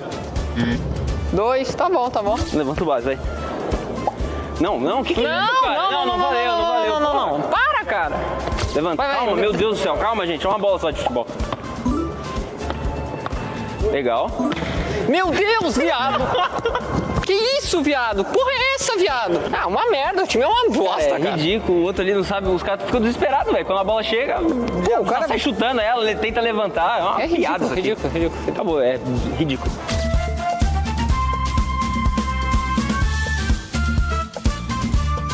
CR7 das 6? CR7 das 6. Cristiano Ronaldo, eu falaria o Case. Vou te lá. O homem, o único CR7. KDS. Aí você me pegou, cara. Ele sempre performa em todos os jogos importantes. Ah, ele fala que ele é o CR7 da R6 aí, pelo ego dele. Ah, vou botar o Eds. Tá sempre presente aí nos títulos também. Acho que ele pode ser o Cristiano Ronaldo, é um cara muito dedicado aí quando quer. O Eds, mas acho que não é tão bom assim não, acho que o Case. O Case é o Cristiano Ronaldo da R6. O Flamengo da R6? Flamengo? Puta, mas... Caramba. Flamengo da R6, mano? Flamengo da R6, vou botar essa... Mano, Flamengo eu vou botar a W7M, velho. W7M. Não sei, mano, não sei. 80, eu acho, né? A line da ex-Fúria, né, no caso, agora na Liquid. Que antes não tava muito relevante, o Flamengo já teve suas situações não tão relevantes. De um tempo pra cá começou a ganhar tudo e tal e se tornou muito relevante. Acho que pode ser a W7M. Eu acho que é W7 aí. Torcidinha BR aí. É isso aí mesmo. Por competição nacional, isso é muito grande. Acho que eles são um time muito bom também, ganharam vários títulos. Guerreiro pra caramba, coisa, ganhou um títulozinho ali e é isso. E troca de técnico toda hora. A bodega banido, vem outro. Vai, Vivas, vai, troca técnico. É meu tempo. Pô, Liquid, mano. Flamengo da R6. Só ganha BR, só ganha Brasileirão. Uma coisa que ganha. E olha lá. Puta que pariu. Olha o canhão que você joga pra cima. Dash. Vamos. Puta, olha o visor. Morreu, mano.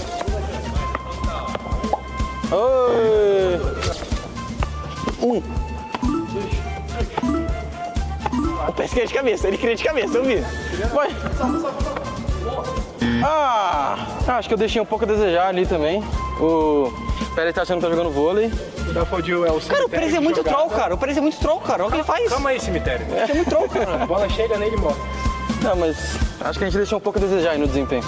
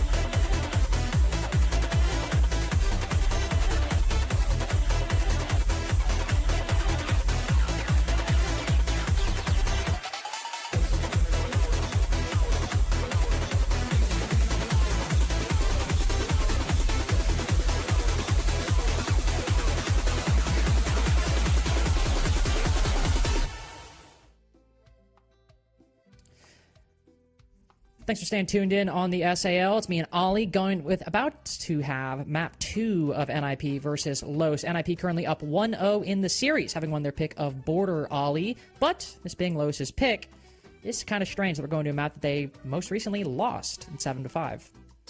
Yeah, last time that we saw Los play on Bank, they played against Liquid Alienware and they weren't successful. Now, of course, that isn't a good enough reason to not play the map or never play it again, but it's worth bearing it in mind. It isn't a map that NIP have played at all yet inside of Kickoff, although if we cast our minds back a little bit further, we know that they played it over at SI and they played it a couple of times.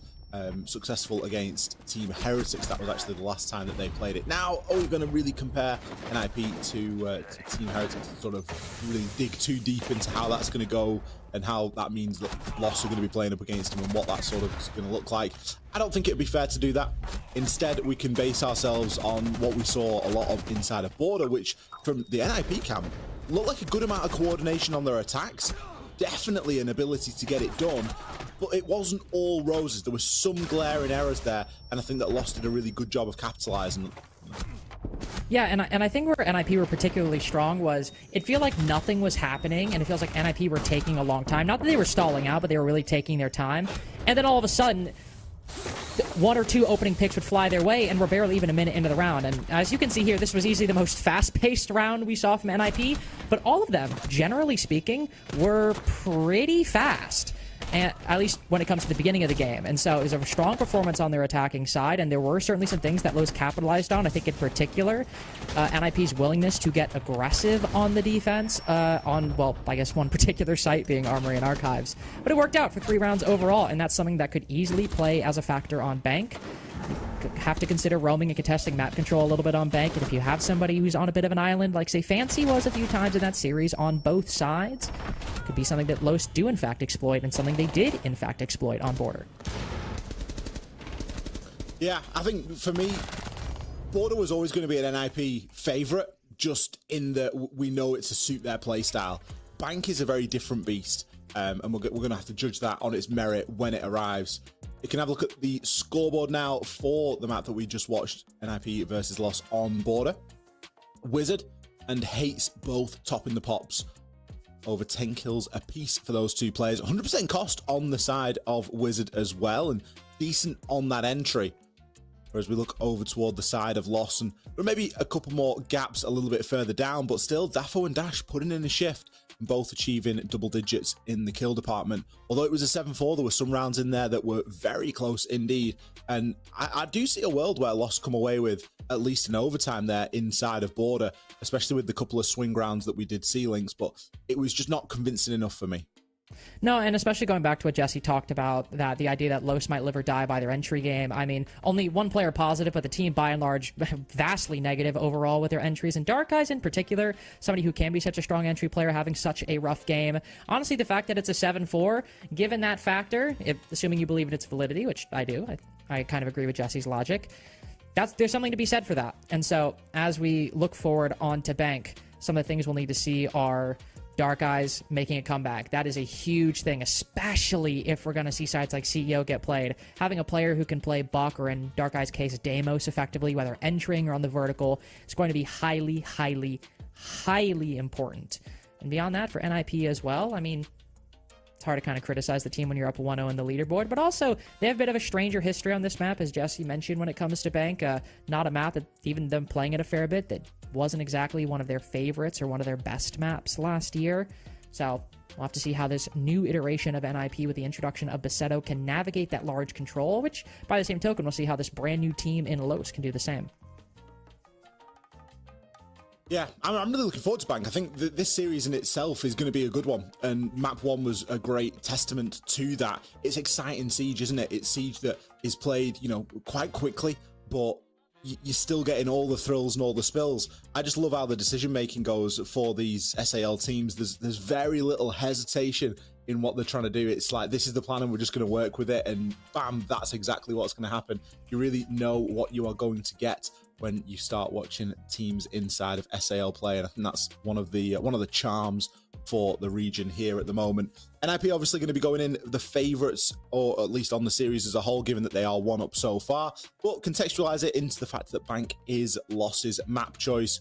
We very well could see all 3 maps played here today, but for me, I've got to give a little bit of an edge over toward NIP. Just in the fact that we haven't seen them play it inside of Kickoff isn't a good enough reason for me to sort of count it out as like a loss favorite or a loss favored map. Kickoff's a very short stage, as we've all sort of come to understand, and especially when the groups are the way they are and we're split up into 2 groups, there's not a lot of cross-pollination until you get to this playoff stage. Well, and especially when you look at how they won Border, I mean, the coordination they showed on that attacking side, that's probably the most important skill on a lot of maps, but on Bank in particular with how much control you have to wield. Now, of course, Border's a very small map, Bank is much larger. You kind of have to extrapolate that ability to a larger map size and assume that NIP aren't just capable of doing it on the smaller maps, that they are capable of doing it on the larger ones.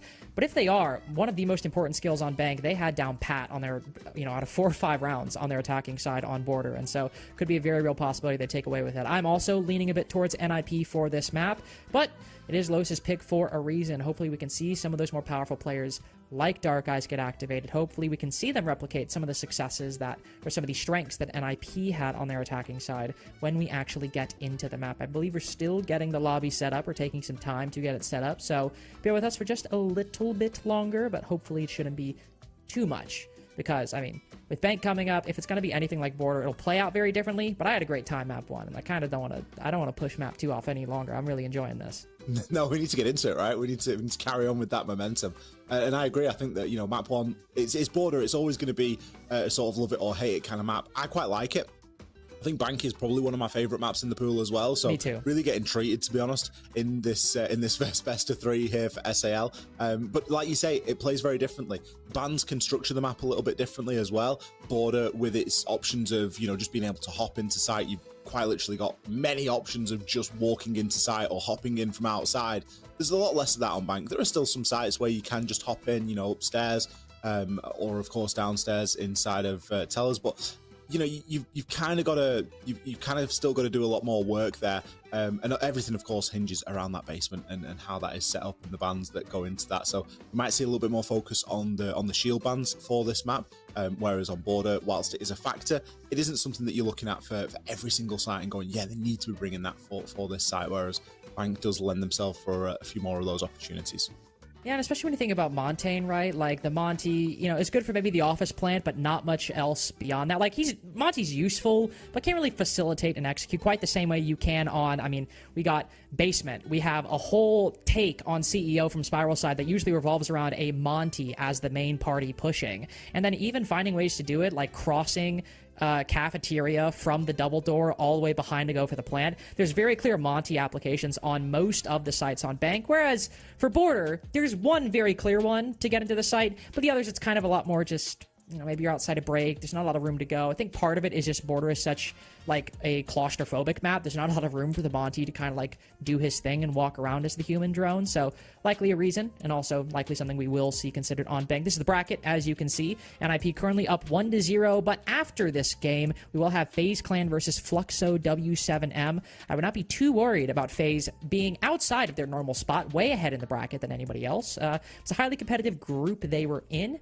featuring, Team Liquid, the former Furia roster, now with Maya alongside 4 of some of the best players who've ever played the game. So that's really, can't really blame them for that one now, can you? But of course, after that, we'll see who out of this series goes on to play Team Liquid Alienware. Will it be NIP winning this map to close out the series 2-0, or do Los have something to say on their own pick? Ban phase will start, and as Ollie mentioned, the bans, more so than other maps, I feel like can shape Bank a bit more actively than some of the other ones. I think in particular, the breaching bans are not nearly as default as some of the other ones, though I say that. Probably going to see a Hibana if we're going to see any of them. Well, we've already seen the Cade. Ying, of course, removed as well. Banner is always a good one. Maverick can be a choice as well. I'm going to go for a Capitao. The hatches are pretty much going to be fair game. I suppose with the secondary utility now, you can assume that the hatches are going to get opened regardless, The Capital ban from NIP is quite a specific one, though. Of course, the Azami ban, I mean, Azami just should be a permanent ban anyway on any map because it just makes everything a little bit better. Downstairs we head then for our first round. NIP starting off this map on the defense. Look at that for a lineup to go into. Very hot and heavy. You have got some of the more, well, some of the slower operators in the game. And you've also got some of the hotter operators in the game. You've got the Goyo, you've got the Tachanka. You've also got one of the coldest in Tubarão. That is just going to assist those hatches being closed for a little bit longer. Well, ultimately, the Tubarão is not great unless you are using it in conjunction with something that is going to then destroy that opening device or that hard breach device, whatever that might be. Instead, you can look toward this as more of a slowing down tactic, whether that's slowing down the hatches or indeed just slowing down players on their approach.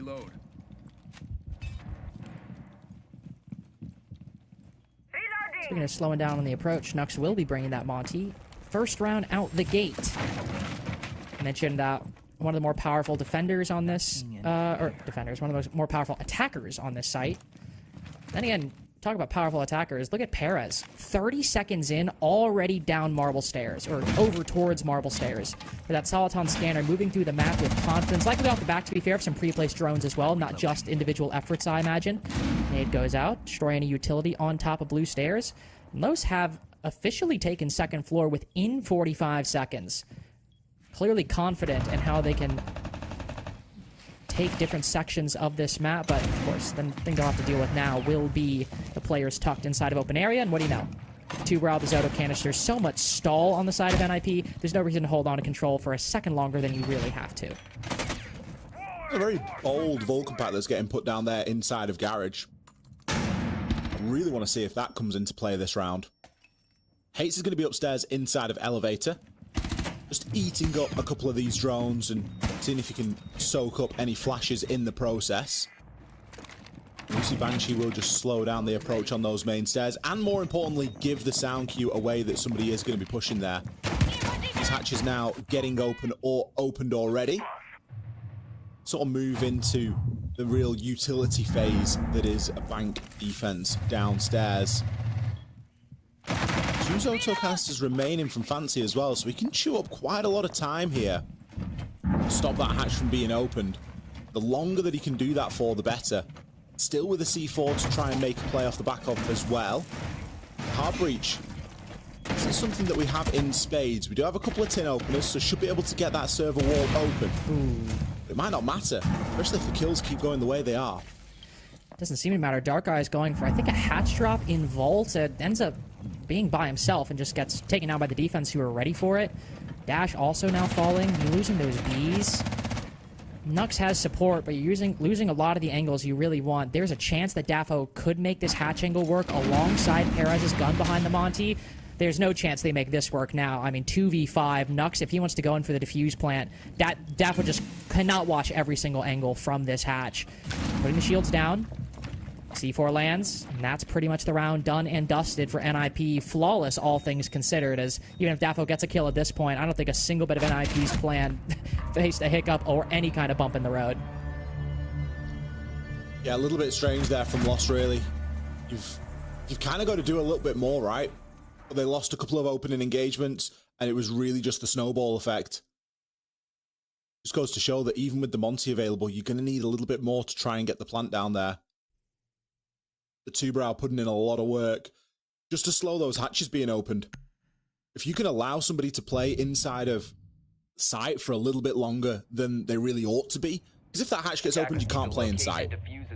If the hatch gets opened, you also are going to struggle to try and deny that plant if you've got sufficient guns looking down through it. Obviously, Nux's position, there was just too many angles to try and hold, and he's not able to always account for a C4 coming in deep, but you need that alternate pressure. Didn't see any pressure in through Garage. Don't think we really saw anything happening on the backside as well, you know, sort of dropping gold or a little bit of a lurk down main stairs. There wasn't enough distraction going on. NIP just won a couple of really crucial gunfights and then can just relax and continue to hold angles. When you've got more people holding angles than people to push them, you're always going to come off a little bit better. As such, NIP will transition onto this top floor now. Again, it's basic stuff, isn't it, Lynx? It's not that they're not trying to reinvent the wheel here. It's top floor bank. What are you going to bring? You're going to bring a castle. You're going to try and make a play in some of those longer lines of sight and long angles. You want a little bit of magnet protection or catch a utility, whether it's a Jaeger or a YMI, both will be fine. And then you're free to kind of do whatever you want. Fancy obviously wants to play the DMR and have a C4 and have an ability to slow things down with the Zoto, but 9 times out of 10, I mean, last round was the exception. But a lot of the time, when you see the 2-round played, it isn't really for the Zoto. It's just you've got a great gun and a C4, and the utility's kind of nice to have. It's not going to be anything that's crucial to keep hold of in this round, heart breach-wise. So again, just freeze them up a little bit more. And to your point, I also think it's the kind of strategy that on paper seems most likely to disrupt a team like Lowe's, whose system is still developing, who are still getting things fleshed out. 2 rounds in a row now, NIP are just presenting them with different little obstacles, things that either stall time or force them to coordinate that might just trip them up a little bit. Last round it was the Zoto canisters and basically everybody being on the site within the first minute. This go around, it's the castle barricades, Hates being in this classic spot. Normally we see the Azami play, but of course Azami's banned. So instead, bringing the Magnets to try to recreate some of that position from first principles, but rotating down below. While Fancy's able to get one, they got a direct line on Hates' position. DMR rips up the floorboards, and that Wamai is dealt with before we even get the halfway point of the round. You can see why Azami is such a necessity for that position. Quite impressive, really, that, wasn't it? It was like a guided missile just running directly to the spot and instantly looking up and just pre-firing through the floor. Still, it weakens NIP, but it doesn't put them in a terrible position right now. This pressure really is still on Lost to try and get something done. They will get open top square. They have access into the bomb site if they want to try and get that plant down and play around the objective. I want to know where this blitz is going. Nux is on the blitz, and you don't always see the blitz for this top floor. Typically, the gunfights are at a lot more distance, and you're not able to always close that gap, so blitz isn't always the best choice, but they're going to flood through the bomb site now regardless. I was going to say, probably see him trying to take the janitor position, but so much of his support's fallen by the wayside. Slim disadvantage and capitalized by NIP. Fancy good for 2 kills with that DMR. Dafo might have been a guided missile early on in the round, but he'll need to find a place inside of the site, and he's only good for 1. NIP 2 in a row on the primary sites, defended on bank. And if they get a win on open area, it'll be the hat trick to start off on their opponent's pick. NIP played it to perfection, didn't they? They got the opening pick. They were able to work around. Sure, you've lost out your YMI, but realistically, it doesn't matter. I just don't think that Lost had the game plan right there. I mentioned at the time the blitz, and yeah, sure, the blitz is going to go and try and play janitors, but you can't just turn your back to the player that you've just shot at through the wall. Like, of course they're going to try and repeat you. Of course they're going to challenge you again. Real strange one there from Lost. Quite one-dimensional as well. Not too much going on from the windows. Nobody coming up spiral stairs. Nobody inside a main lobby with a long angle cutting off. No pressure inside a stock. NIP could basically play wherever they wanted to, and they weren't harassed. They weren't affected at all. Downstairs now to complete the 3-site rotation. You never know. NIP might make it 4. Maybe they choose to go for the alternate mid-floor site as well. They're not going to get too ahead of themselves at the minute. See how round 3 goes for now. Look at how loose they can play this as well. There's a mirror available, and they're still not bringing it. Like, I think that just goes to show how confident NIP are right now. When do we see a mirror available and it not being in play? A mirror's fantastic. You can play mirror in janitor for the top floor. You can play mirror down here for this defense. There's so many different options for playing that mirror window, and NIP are just going, nah, you know what, we'll just bring other things. We'll bring things like an Ella. We'll bring things like, yeah, exactly. Bringing the Val. At least he's punished this time. I mean, he's punished, but 7-2, and you lose Goyo, who's already placed all of his utility, and you get the Hibana, who is the only person who could probably open up the Kanto position. And the angle directly down Beeper's Hall outside of the site, that's tough. That is a rough one, to say the least. Though, that being said, Fancy, so effectively the only one with kills. Everyone else only has 1, so it's not the only one with kills, but having the lion's share of the impact throughout these first 2 rounds. We'll see how it impacts NIP, but I can definitely tell you how losing those X-Kairos will impact Los. Hates playing quite an aggressive position despite the early pick. So if the call goes out, we can try and find that player on the rappel. Another one outside printed window, trying to cut him off. Can't quite land the shot, so Hates makes it back in time. But again, with no hole in that angle, Dafo's got to go inside a lone office, and there's not much he can do. I think all of this stalling just favors NIP, doesn't it? Oh dear, oh dear. I mean, that should just be a free kill every single day of the week.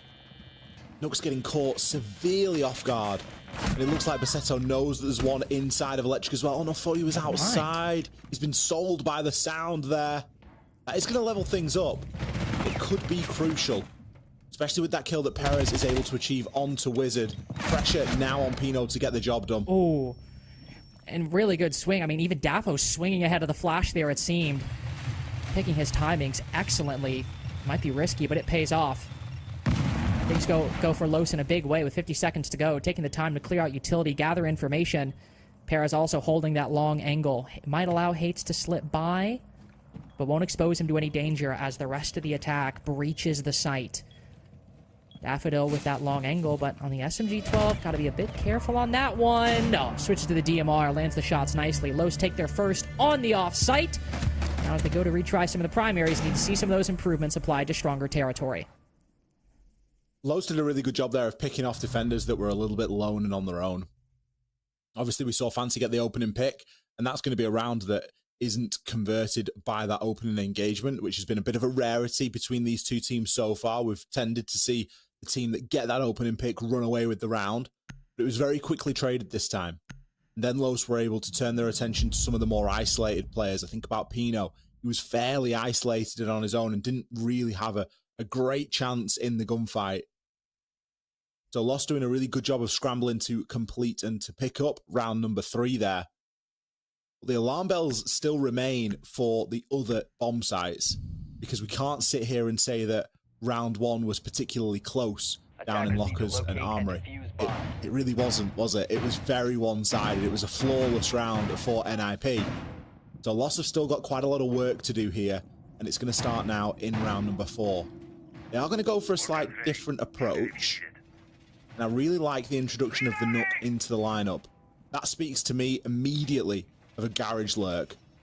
Dafo likely going to do his job early on into the round, but his eventual position will be trying to lurk up through garage. And it's an avenue that just got entirely ignored last time by Los on this attack. Somewhere that NIP had focused and they'd placed some utility. Now with the addition of the Echo, they should have cameras able to watch that. So provided that somebody is on those yokai drones, Dafo's impact will be questionable. But then of course you contrast that by the fact he's playing the Nook. I do like this from Los. I think it's a good opportunity. Also a good question for truly how lengthy NIP's foresight is. Because as you mentioned, they probably didn't shoot the default cam, and so they saw that, and NIP were like, oh, cool, we'll go play some Vulcan packs in deep. And so if it's a garage lurk, they see the default cam is shot, which, as you saw, Dafo shot it early on. What kind of attention will they start paying to it? Also, will Dafo even lurk garage? Will he try to, like, weave his way through the middle of the map and take the fight to Pino? Take the fight to the player inside of open area? Dark Eyes gets the fight taken to him early on. Put to 50 HP on the rappel. Still struggling to find impact throughout this series so far. As admittedly for both teams, it is kind of a 2-on-2 or 2-on-1 at the moment in terms of the kill counts. Hates takes a lot of damage as Perez and Dafo going into the pinch, but completely discounted the possibility of a player inside of Archives. Pino gets both. Seems neither Dafo nor Perez are ready for it, and Hates gets picked back up as well. That is a disastrous start for Los. Pretty terrible. I mean, you bring in the Ram, so for me, you've got to be going upstairs to try and clear that mid-floor. So why we've got 2 players dying in the mid-floor, I'm struggling at the moment, Lynx. I really am, because there's no soft floor in toward basement. You're specifically limited to hatches. That's why basement is so good for the defenders. So you bring the Ram, so surely that means you're going to go above and work down and try and do a full clear. Seto, is he going to find one here? Got the shotgun close range. You always fancy it. Blind and 1 pump gets the job done. NIP dominant lead in round 4. Darkeye starting to feel trapped in server rather than actually maintaining control of it. Yokai goes out, though Dash clearly ready for what the follow-up might be. Lengthy pre-fire. No chance he's getting control of this diffuser. Besetto just swings back down, and surely not a shotgun from this distance. Please, no. Force Dash back out. Yokai hunting him down. This is just for sport. For Ninjas in Pajamas at this point. All for the fun of the game. 3-1, in all likelihood for NIP, as doesn't seem like Dash has a single opportunity into blue stairs, let alone this round. Well, there we go. He'll find one. Seto hitting him with the Zeds. 15 seconds. 3 kills to find. 5 seconds a kill. There's 5 gone. Look at all that fire. Oh, Dash, put us out of our misery. Swing and let someone take the kill. Okay, he's saved. Not even throwing the ROU projector for the fans. If he throws an ROU projector, everybody gets free chicken sandwiches. So, would have been nice. Would have been nice. That's a deal. I'll take that deal. That's an excellent deal. He's got 4 of them. What, 4 chicken sandwiches to give? Each person? I'd make that deal. Might need more than that. Might need more than that. Talking about timeouts, like we discussed earlier, one of the benefits of the mandatory half side swap pause is that you're not really punished for taking timeouts, quote unquote, too early or too late anymore. Even the 6-4 timeout, which used to or the 6-round timeout, like team's up 6 points, losing team takes a timeout. Not really that egregious anymore. I mean, like if people who are more experienced and have actual coaching experience can have that conversation, I won't speculate on it. But it does just seem like because you have that timeout, you can take timeouts later in the game, or right now at 1-3, you've got 2 attacks left. Things are clearly not working for Los, and around that, I mean, Ollie, I think you and I both agree, while it wasn't a flawless victory for NIP, the beginning of that round was probably one of the weakest attacking rounds we've seen from Los, or weakest parts of an attacking round from Los this entire map and this entire series. Yeah, it wasn't a finest hour at all, was it? It just looked a little bit confused, and I mentioned that at the time with the operator selection and just where people were falling. If you've got the Ram falling on the main stairs, like, you know, maybe bring something else, bring something that's going to assist you in clearing that roam. They didn't bring a lot of information. No Snake, no Dokkaebi, no Deimos. It was very limited. And I'm looking down, and I'm seeing Daffo on the Dokkaebi, and I think, yeah, actually, Daffo always plays a lot of Dokkaebi. Like, where's that been all my life? You know, where's that been for the first 5 rounds? And it's been present on occasion, but it maybe would have been something that would have really helped him back in round number 5, or round number 4, excuse me. So, yeah, a little bit of a strange one from Lost. Maybe just chalk it down to just a bad round and maybe not too worth sort of really deep diving into. But the momentum and the flow is certainly on the side of NIP. And for a player that was really trying to make it happen on Border, Fancy has been making it happen here on Bank. 5-3 right now. Yeah, he got taken out in the previous round, but he's been a part of 2 of the entries so far, and he's really had a big part to play in this map as a whole. And that's someone that you really can't let get too much momentum under their wings. Dark Eyes Dash, Nux, 2 kills between them. Really struggling in that gunfight department at the moment.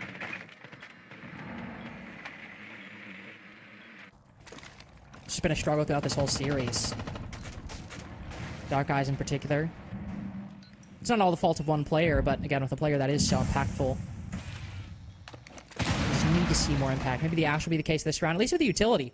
Quite good out the gate, cracking that mirror window. No magnets in play, so it wasn't going to get caught by anything necessarily, but still, going to take down that important piece of utility this early on a site like CEO, with Terror drones also being put to good use, throwing some of the barbed wire and other gadgets around these entrances. Come on, thread that needle. There we go. I will take down a deployable shield outside of stock as well. All good things. All good boxes that Los are ticking off in the first half of this round. But NIP have shown not only a comfort, but a willingness to play slow and just play power positions and hold the site. That's what they're doing. It worked extremely well in round 1 on basement. Worked well in round 2 as well. And Hate's running outside. Only gets 1. Probably not a bad trade. He's the bandit, so provided that he wasn't going to try and actively bandit trick. Ooh, Fancy takes Nux down. Ace gone out of the picture. Oh, he's just having a highlight reel. Let's just stay on Fancy's POV. He's probably good for another one here at least. Still tucked in there with no signs of slowing down. You gotta feel for Dark Eyes right there. Switching to his POV, you're just like, oh, we're about to watch the guy get shot rather than the guy get the kill. And that's not because anything Dark Eyes. Fancy just 9-3 right now. There's some rounds where he's been quiet, but when he's been active, it's been for 2 or 3 or potentially more. Depending on what he decides to do in this round. Long angle into open area or into square. But now NIP playing passive, not giving up any of these angles. Dafo finds a kill on a wizard, but there we go. Final 2 for NIP. As they move up 4-1, you can't help but get the feeling that at least for these defenses, NIP have plain and simple outclassed their opponents. Yeah, absolutely. NIP are by far and away the better team on bank at the moment as the sides currently sit. And regardless of how round 6 goes here, they will have built themselves a very healthy lead heading into their attacks, or their own attacks, should I say. And let's be honest, it's a very different map, but it's what we can reference because we've seen it just earlier today. NIP's attacks on border, they looked impressive. There were some really good moments of coordination. I think back to round number 7, the first round that they attacked. There was a brilliant plan that went off and there was a lot of different moving parts in it. It wasn't one-dimensional by any stretch of the imagination. So you've really got to give it to them here that they are putting themselves into a very powerful position right now. And we'll all sit here and say, yep, Fancy's 10-3, but look across the board. He knows 4-1. He's only died in 1 round so far. That survival is as important as a slew of kills because he's still there, able to be, ready and waiting. He's just in reserve right there. He's like, oh, if Fancy doesn't get the kill, I'll get my call up. Good team performance so far for NIP. And they'll be looking to finish this first defensive phase as strong as they started it. Loss, however, they're going to be bringing their own ideas. They're going to be bringing a glass, going to be bringing a blitz, maybe looking to try and make something happen. A little bit more of a cheese play style, you could call it. It is valid nonetheless. I mean, anything that gets the job done is valid for Los at this point. Just something to get another round on the board. Open area was good, and we are going back to that site, so it is worth considering. Boogie drones going out as well. We didn't see some good usage of it on basement, but it's being the different site. There's a good opportunity to get some well-needed vertical destruction. Drone spotted, but not before finding the player inside a stock. Los taking a lot of time to find these positions. Wow, Hates gets away with that? Oh my god. And that's the story of the day, isn't it? There's been a couple of occasions where you've looked down and it's an NIP player and you're like, they've actually just pulled that off. Like, they've actually done that unpunished. Maybe we're about to see Nux try and make a play into the site. Lost does get a kill back onto Basetto. Dark Eyes making that R4C work out for him. It removes the mirror. It removes likely a C4 as well. So there is a little bit of a chance here. Lost haven't got the most amount of time to work with. Just less than half the round going, and Nux takes a ton of damage as he makes his way in through stock. Well, this is a must-win engagement for him. Who trade between Dark Eyes and Fancy, who, by the way, took down the Ram with a pistol. Quick draw at the end, just to level things 3-3, and Nux running into every Gershmot on the planet at the moment. Same can be said for Dash. That is every Elamine hit, all around the same position that Los ultimately decided to enter. Clearly, whatever intel gathering might have missed those traps placed at the beginning of the round by Hates. He's been getting away with far too much in round 6. Manually clearing archives and tellers, Nux has made his way up to the ladder. He can find a powerful line down the middle of the site, but he's not exactly the operator to do that. Literally anybody else. Either the DMRs alive would be better, but Nux has to go in and put this diffuser down. With nobody holding it, as he moves on in on reduced HP, Wizard ends up cutting down one with the TCSG. Nux now needing to pull the pistol out as NIP feel even more power to reassert control of their site, to box out the attack. Davo will spot one, but it's a quick trade down on the floor. C4 shot out of midair. You gotta give Dafo credit. He survived a lot longer than we thought. Has one 1v1 ahead of him. Can he find the next? No, he will not. 5-1 for NIP, and it seems their thoughts are turning to Team Liquid Alienware. You'd just like to see Lost get themselves into that position with a little bit more coordination and a little bit more time on the clock. Because NIP's position there, whilst it was fine, it wasn't round winning. They didn't have the option to try and retake the vertical and kill the planter from upstairs. They were faced with pretty tough angles there, and Dafo did a really good job of breaking down those engagements. I'm excited to hear from our desk and see how their take is on this first 6 rounds. Thank you very much, Extra and Lynx. Now, we can look back at the first 6 rounds, but I think it's clear NIP are ahead, Jesse. What if we looked into the future? Is there a way for recovery? What's the plan here for Los? It's going to be a tough uphill battle, Milos. I mean, no doubt this has been a hard game so far. It's not going to get any easier. When Los played Bank last week versus Team Liquid Alienware, they started off with a very strong 4-2 attacking half. Then they played 6 rounds on defense. They played basement 3 times, lost it every time. They played top floor twice, lost it every time. The only bomb site Los were able to win in the last time they played Bank was open area. They went 1 for 1 on that site. So Los will have to come into this game with a completely different plan compared to what we've seen previously from them on Bank. Last time they were playing a lot of Valkyrie, a lot of Goyo. They were trying to stall things out while also getting aggressive. It just was not working for them. So NIP, they should have an easier time on this second half. Keep an eye out for Los's operators. If they're still playing a lot of that Valkyrie, if they're still playing a lot of that Goyo, there's a good chance they're running similar strats to what we saw from them previously, and NIP should pick it apart. I want to see something bold from Los. I want to see something new because it is drastic, and their upper bracket hangs in the balance. It is a big advantage that NIP can use that information, the VODs of old, and look back at them and see, all right, this is exactly what we can play around with, exactly what we can adapt to. And when it comes to also having support staff in this, there's clear advantages in it, but the uphill battle is kind of just playing SAL in general for any team, any player in here. And we'll see if Lost can recover and advance into the bracket, or will they fall to the lower one? We'll send it back to our casters to kick things back off. Enjoy. Seems like a lower bracket run is destined for Los at this point, given NIP's strength on the attacks and Los's dramatic fall off from even in a 5-7 loss, the strength of their Team Liquid Alienware game being their attacks. Question, as Jesse put it, how much have they changed for these defenses, and is even a comeback to push it into OT, let alone a potential 6-round comeback to close this out 7-5 on their own pick? Is it possible for Los? Jury's still out, but it seems like they're reaching a verdict. Yeah. I don't know. I find it very difficult to get behind Los at the moment because I just don't feel like they've helped themselves today.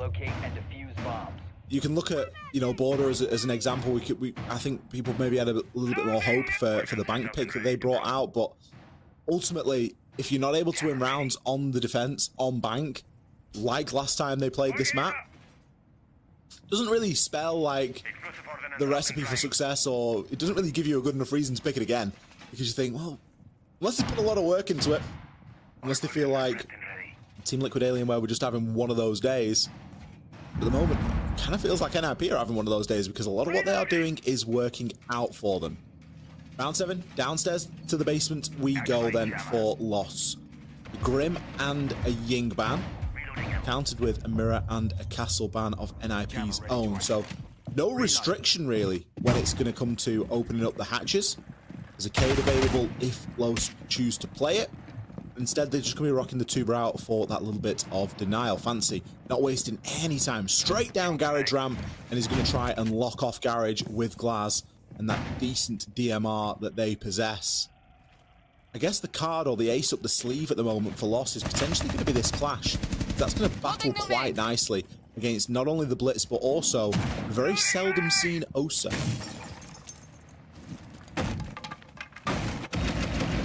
Mentioned her earlier. Guess you will not be happy right now. I'm not happy. I will say, Osa can be a bit of a clunky operator to use for, I imagine, some of the reasons we honestly probably will end up seeing in this round. That when it comes to a shield moving into the breach and getting the plant down, Monty's just kind of better at times. Osa gives you better option, or gives you some options that are better in theory. Put down the Talon shield. Assuming you do so successfully, you've got the gun. You can pop up behind cover, especially at distance at the back of server can be effective. I see if that ends up panning out. Ooh, extremely well-timed smoke splits up Veto from a gun behind him, and now he's got to consider, I push deeper, do I wait for Wizard to catch up? Chooses the latter. Probably the smart play, but a player close around the corner sprays through the wall. Him and Veto both pounce, and the blitz just pushing deeper into the site. Fancy dropping on the backside gives NIP an explosive start to round 7. Looking deeper, over towards Elevator, bearing 9 in hand, might explode. Indeed he will. Fire extinguisher and pipe alike blow up in his face, but Veto, taking that momentum and taking that position, has wrapped around all the way through gold and is looking to ensnare the snipe with Hates on the other side. Pitching the player on the doorway, and finally, the blue stairs player we saw all the way at the beginning goes down at the very end. 6-1 for NIP. I think we're calling the jury back to the chambers. Fancy thought that he was on the defense that round. He was like, for some reason I've spawned outside of the building. I need to get myself right into the heart of the bomb site. We're on defense, right, guys? Because he was inside of gold within about 30 to 40 seconds of the round. How has he been able to run in toward gold? He's gone all the way through garage, all the way up the stairs, through the whole site. No one's seen him. No one's batted an eye. Everyone's just invited him in for tea, and bam, he's there. Now, sure, he didn't get a kill, but you look at the other positions that then freed up. You've got Veto on the blitz, quite literally just able to walk into servers, despite the fact that there was a smoke there. He's got some really good timing on the Toxic Babe canister, being a little bit late, a little bit, misplayed, and immediately picks the kill, and then bam, straight into the site and joins him. NIP are wasting no time. They are an aggressive force on the attack. And where we've seen Los be, quite sort of softly spoken, quite light-footed in getting themselves into the building and into the site, NIP are bold, and they let themselves be known that they are there. And it just bears out in the stats. I mean, 7 opening picks in a row, most of them not traded by Los. Happening at all sorts of the rounds. We got stuff later in the game. We've got stuff literally from the first 20 seconds across this series. It's just been NIP in firm control. And sure, they dropped open area at the off-site one time, but beyond that, I mean, these rounds have not been particularly close. These rounds have featured multi-kills. They feature strength in all phases of the game, on both sides now as well. It was an extremely tall hill for Los to climb anyway, and the fact that it's getting taller only serves to disservice them. It seems a movement down to the lower bracket will likely transpire, and if not in the next 2 minutes and 20 seconds, but at some point in the next 5 rounds. Hates down below. Something we didn't see a whole lot of from Los was that verticality, something I mentioned before the game, maybe seeing Dark Eyes use that Deimos or use that Buck to go below. Not even a thing. Not even a factor whatsoever. Hates will do it this round, look to use that skeleton key to place anybody playing on these soft floors. Fancy going to be on the rappel there. Another round, another DMR in his hand. This time Lion. Not something that you want to be challenging onto, and he's got a decent angle already. I love this from Hates. Live ping information, knows where the clash is. Below, primed and ready with the skeleton key.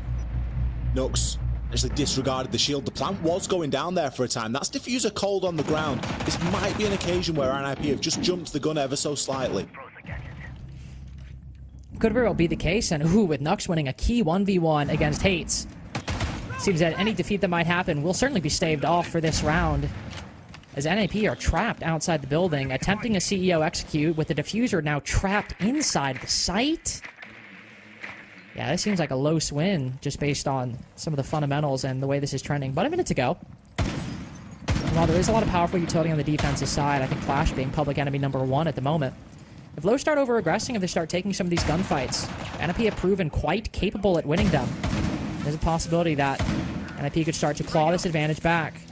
You can see Fancy knows somebody might follow up with a swing from Vending. RLU projector out. Now Wizard makes his way inside. Nobody directly inside a janitor, but both Pino and Fancy go down. Nice little frag by Wizard. Ooh, could find a second. Will indeed. Unfortunately, just too much to deal with. Potential if maybe that was a 3v3, but everybody falls before the last remaining player can get any impact. Yeah, I think if the clash wasn't there either, you'd maybe fancying it a little bit more, but there was a really nice kill there from Dafo through the floor, through the vert. You think about Hates' position, where he was playing. He was downstairs on the book with the skeleton key, ready to try and rip open the floor. And that must have been a bit of a reverse vertical angle that was the kill that saw him off. It's about time for Loss. It's been a while since we've credited them with a round win, way back in round number 3, but they have pulled one out when it matters most. Note, they don't have a tactical timeout anymore.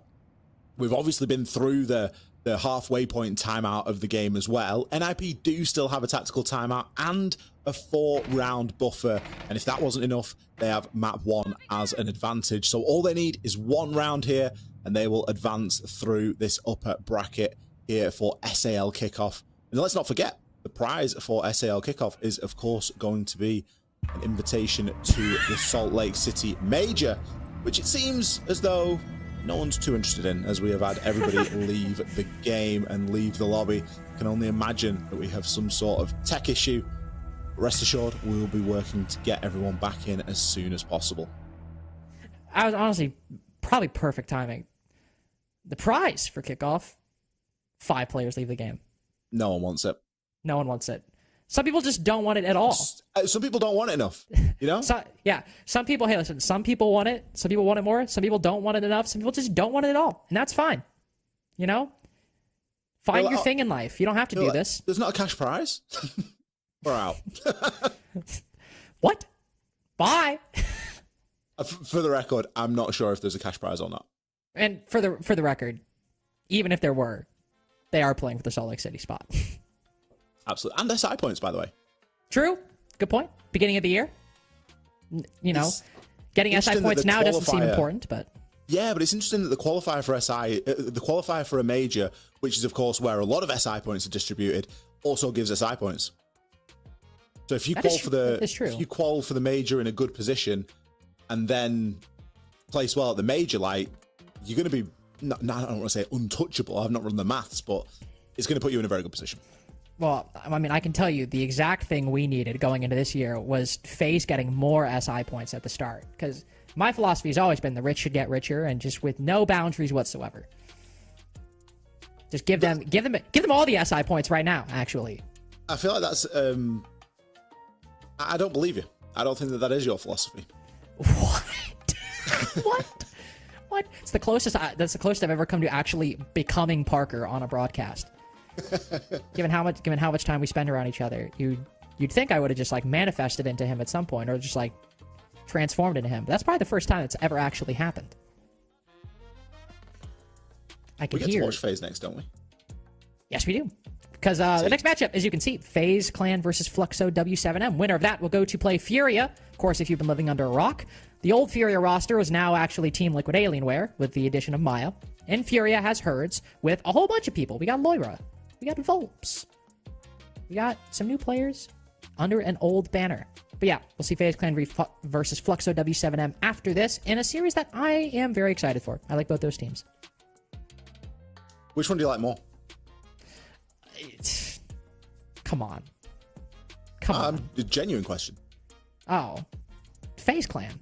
I know you're a big Diaz Lucas fan, you see. That is true, actually. I will say, I do love Diaz Lucas. I love Diaz Lucas. But you know, that's Furia. Different, you know, not Fluxo W7M. Yeah. But to your point, yes, I like Diaz.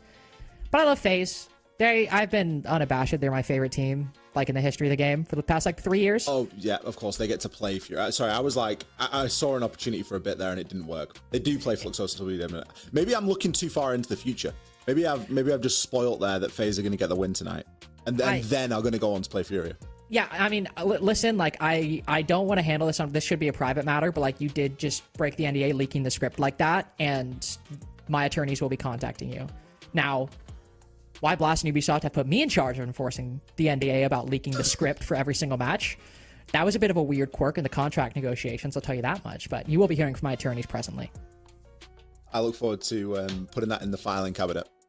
Also known as the bin. What? That's messed up. I feel like you should at least read it first. I'm looking forward to that next game. I think there's potential for it to be...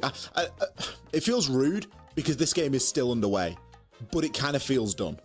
Like, just to remind everyone, it is 6-2 currently, and there were a lot of rounds that came between that 1 and 2 for Los. Like, a lot of stuff for NIP happened between the second round victory. That's a bit why we're treating this as starting to potentially reached the closing portion of a matchup. NIP have looked indomitable on Bank so far, I think would be an accurate statement, Ollie. I would agree. Okay, well, that was... All right. I thought there was more. I thought this was going to be like a you getting me to like chain agree to a few things and throw something rogue in there, and like it was like a gotten moment. Oh no, I'm not like that. I'm not about to cross-examine you on the South America League kickoff broadcast. That just doesn't. Attackers need to locate and defuse as many bombs as not the time or place, really. Back into the game we go then. Thanks so much for bearing with us while we got all the players back into the lobby. Before we were semi-rudely interrupted, we were saying that the prize, of course, for the entirety of Kickoff across every region that we have is a spot at the Salt Lake City Major. SAL are going to be fighting for that spot just the same as every other region. Just so happens that their playoffs are a little bit earlier. Hence why we are in best of 3 territory, which is good news for Lost, because it means that if they do win 4 rounds in a row and they do take it to overtime and they are successful here on Bank, then we have a 3rd map in store. However, the likelihood of that at the moment is a little bit questionable. A little bit like this Valkyrie camera, which is only going to be alive for a very short period of time. And I can't help but feel like it was maybe thrown a little bit too prematurely. Either that, or just nobody spawned there anyway. I was going to say, I'm not entirely sure they even shot the default cam. They might have, to be clear. But it would be very funny if they didn't even shoot the garage default, and then they also threw that Valkyrie cam. Which would be really certain. And I get it, to be fair. I do see the vision. But it doesn't seem to pay off for the moment. So it has given me a bit of a throwback, though. The amount of outside Valkyrie cameras that you used to be able to play, especially on Bank, it was fantastic. Ooh, look at this. Not an outside Valkyrie camera, but just an inside Valkyrie. Tucked inside a loan office, and there is not a chance that NIP are aware of it. C4 goes out too. Ooh, misses the Hibana. Hera's still going for it. Look at this guy. I mean, okay. Unfortunately, I think he wanted to gather the information, and that gave Pino the perfect time to react.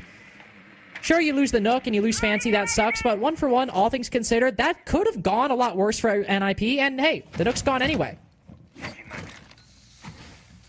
Perez did Fancy a bit of a favor there, allowing him a quick rejoin into the lobby. Hopefully we get him back before the round concludes, but he was dead anyway, so it's an even 4 versus 4. I suppose the only disadvantage is he's not around to watch a camera.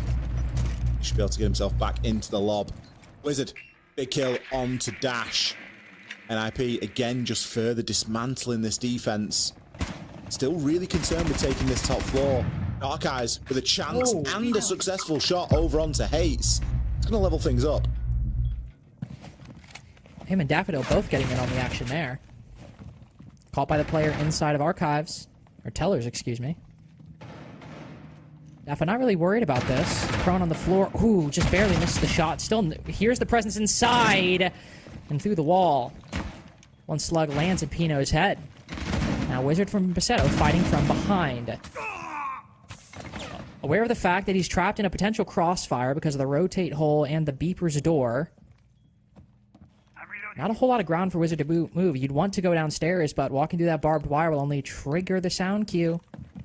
Basetto hoping that this Azami makes an improper decision and decides to hop up. Excellent pre-fire. Gets the trade as well! Beautiful shots by Wizard, and that might just be the door shutting unless Nux, hopping back into sight with 15 seconds left, can evade notice for long enough.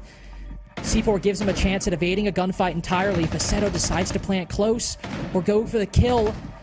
Might be able to land, but just waiting on time. Hops in through the door, can land the cross. He gets them both!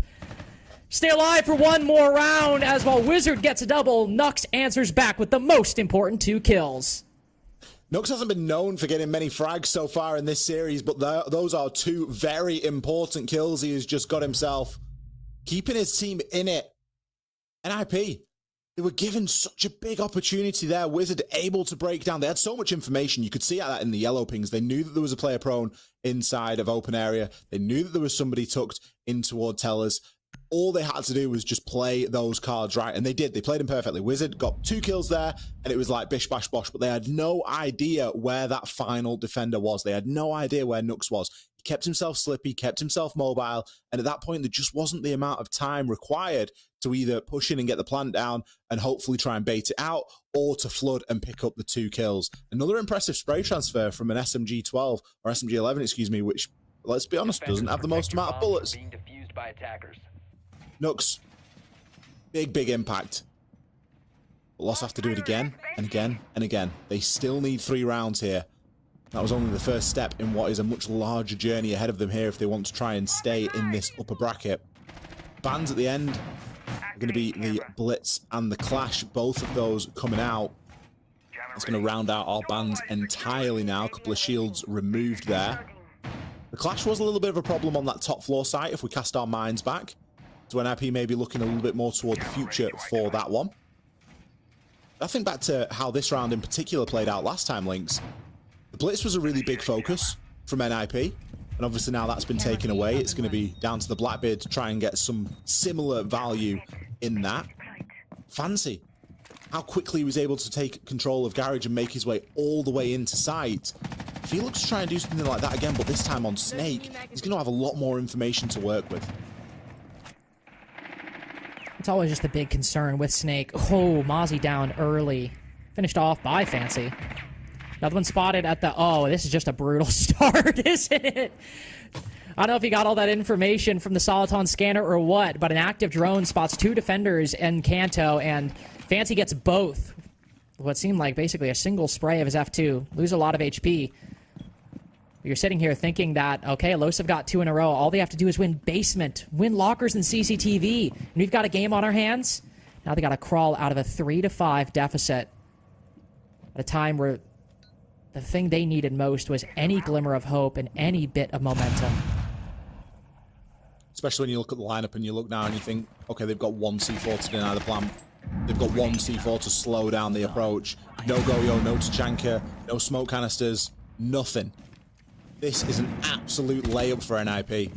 And they might not even fully realize it just yet. Daffo is getting trapped out there inside of Tellers. We've got Dark Eyes in Archives as well, just looking to try and play a little bit of support, but this Blackbeard should be able to bear down on him. Pino at the back. Fancy for a third. It's a wrap. Nux was able to get a 1v2, but 1v4, will it be beyond his capabilities in this round? NIP swung very individually last time, though admittedly they were low on time. Here, they've got double the players and about 10 times the time. Nux has no C4s, no primary utility, and he's in a decently good position, but he's just been spotted. 1 player on the hatch will be the end of him. 2-0 for NIP on their and their opponent's pick. They'll move on to play Team Liquid Alienware in the upper bracket match to decide who goes to Salt Lake City. NIP getting the job done there regardless of map choice. Regardless of whose map it was, they just looked like the better team here today. And Loss, I think, just a long way off the pace. NIP brought a lot of aggression. They brought a lot of firepower.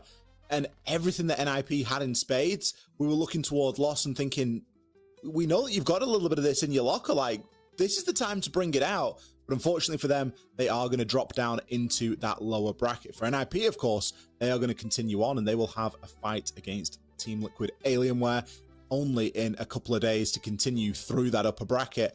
We've still got plenty of Siege to come, and we have got a desk to break down what we have just seen. Thank you very much, my friends. A big difference that we saw. We're trying to look into the future. I guess Jesse trying to do his best That's So Raven impression there, trying to predict what Loss would do. And unfortunately, it did not work out for Loss, especially in that last round. They tried it. They gave it their best effort. But NIP, at the end of the day, the more experienced team, take the win and advance on in the upper bracket. A beautiful surprise, I would say, and a happy one, if anything, for NIP supporters that have been starved years in the past. Now they're living large. Their lobster is way too juicy. Yeah, it's a good time to be an NIP fan, honestly, Milos. It feels like everything's going so well for this team. They played expertly in this matchup against Los. They didn't have any fear in this game. They took a lot of aggressive fights early. They wanted to get active. When it was 6-1, my main point was going to be how they won every single opening gunfight. Rounds 8 and 9, Los did manage to get a couple of fights back. Paris did some sneaky shenanigans, but that was kind of all they had on the side of Los. If Paris on the defense wasn't doing something that caught NIP off guard to get them that early lead, it just felt like there was nothing they could do to stop NIP from getting active, getting that man count advantage, and then converting with usually quite a bit of time on the clock. Again, that open area bomb site, maybe a bit of an exception where they were a little bit slow for the execute, couldn't close down the 2v1, but start to finish, it really felt like NIP were in control of this map. I'm sure having some VODs was certainly helpful to them. Again, that Team Liquid Alienware match that Los played earlier in the season was probably a big help because it felt like NIP had a really good read on what was going to go down throughout this matchup. But yeah, I mean, when they're gunning the way that they are on NIP, I'm just not sure there's anything you can do about it. Absolutely. At the end of the day, there was an attempt. Los gave it their all, but if anything for Los fans out there, you might be looking at this thinking, oh, it's a logo. It is not, because they are dropping to the lower bracket. And that's something that, at least, yes, there'll be one life down, but they have a life still to compete with. They'll be playing in that lower bracket, joining INTZ and Black Dragons. For NIP fans, they're looking good. If anything, it guarantees us a pretty cool match of NIP versus Team Liquid Alienware next week. It's one to really look forward to in their play styles. Both will have a lot of VODs to go through. Both know one another really, really well. Support staff as well. And that just means that we get a better viewing experience at the end of it. There it is. Dafo trying his utmost darnest on Los. On the other side, it's Fantasy that's leading the charge. And everybody else rallying behind him. Good job today, Wizard, honestly. Especially in the last couple of rounds. The man is just a magician. Yeah, no, Wizard had some huge pop-off moments. I also want to say our head-to-head at the beginning of this series was Fantasy and Dash. Fantasy top of the lobby, Dash at the very bottom. You hate to see it as the Los fans, but it's kind of how the cookie crumbles. I said it. They needed to find some way to shut down Fantasy this series if they wanted to be able to win this and continue in the upper bracket. Los could not do that today, and they suffered their consequences because of it. So let's glaze Fantasy one more time, because I know he's going to be the MVP, right? We're going to bring him up after this, but there's our match summary. You see things in detail. This is a combination of both maps on Border and Bank.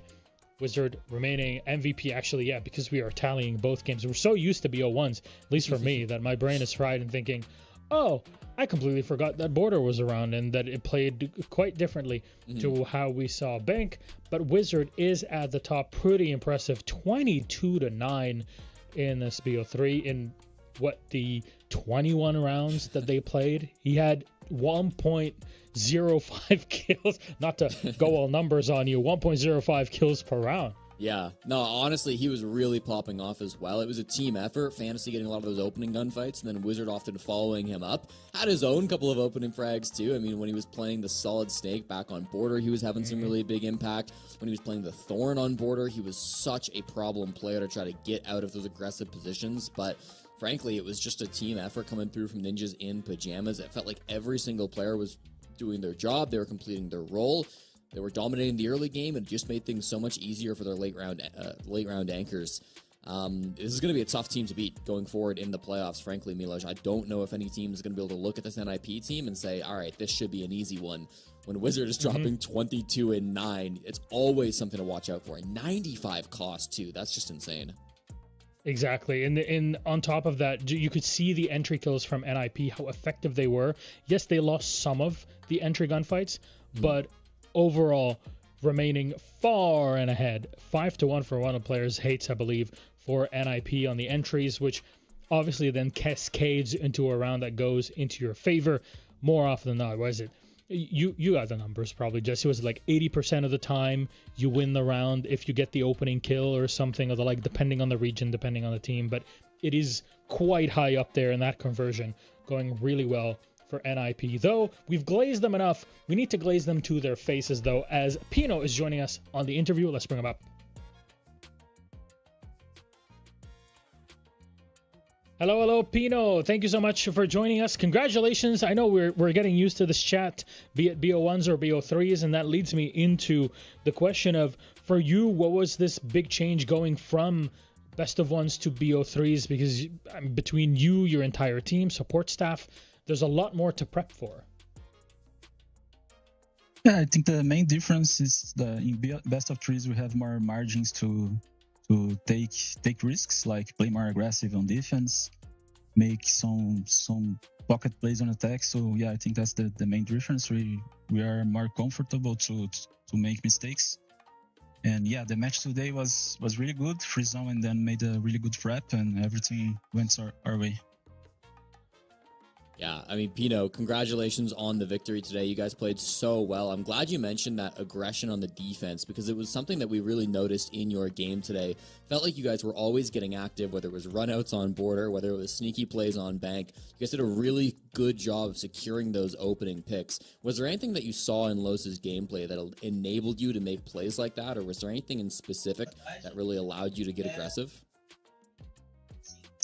Yeah, some of the plays was more prep things, like we saw how they played, their gaps on their defenses, and some plays was just the feeling of us, like I said, like we have less pressure playing best of threes, like we can take some opening deficits and try to convert their round later.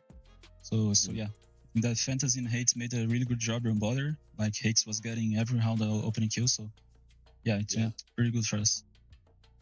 Nice. Well, one more question from me then, Pino. You guys, since dropping your opening game of Kickoff, have now won 5 straight maps. You guys have been really solid over the last couple of weeks. What are the vibes like for your team? Are you getting excited for the potential of going to Salt Lake City, or are you trying not to think about that too much? Yeah, we're pretty confident, but we're trying to play game by game. Like we are getting confident because every week on scrims we're feeling that we're evolving as a team. Like Free Zone as an analyst brought so much for us, like in the tactical stuff. So yeah, I think that we are evolving and we are on the path of becoming a better team than the last lineup. Nice. Well, up next you'll play Team Liquid Alienware in the upper bracket. That's of course for a spot directly at the Salt Lake City Major. Anything you'd like to say to this new roster of Team Liquid Alienware ahead of that match, Pino? It's gonna be a great one. It's always good to play that XW7 X4 lineup. It's always a great game.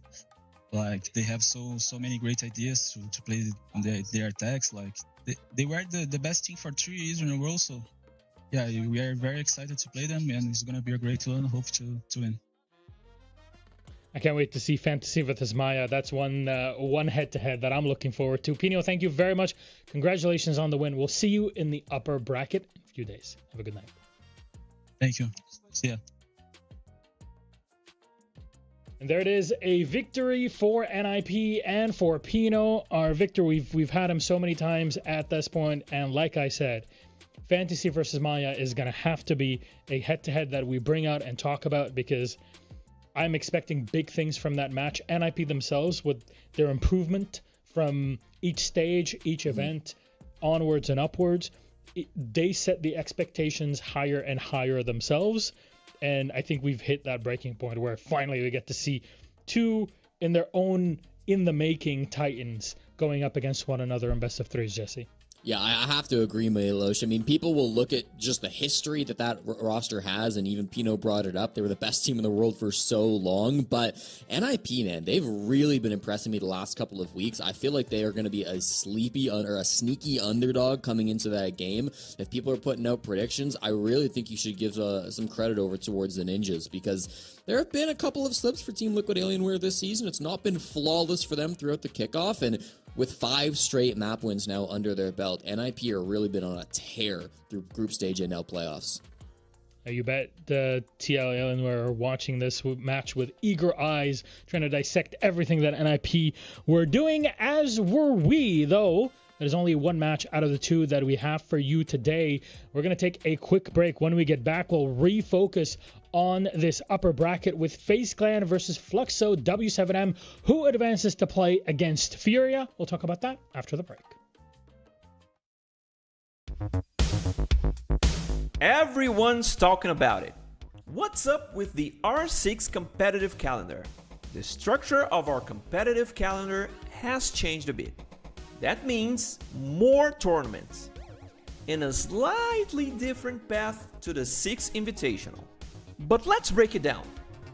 First of all, we now have a brand new addition to Siege, the CN League, the Chinese League.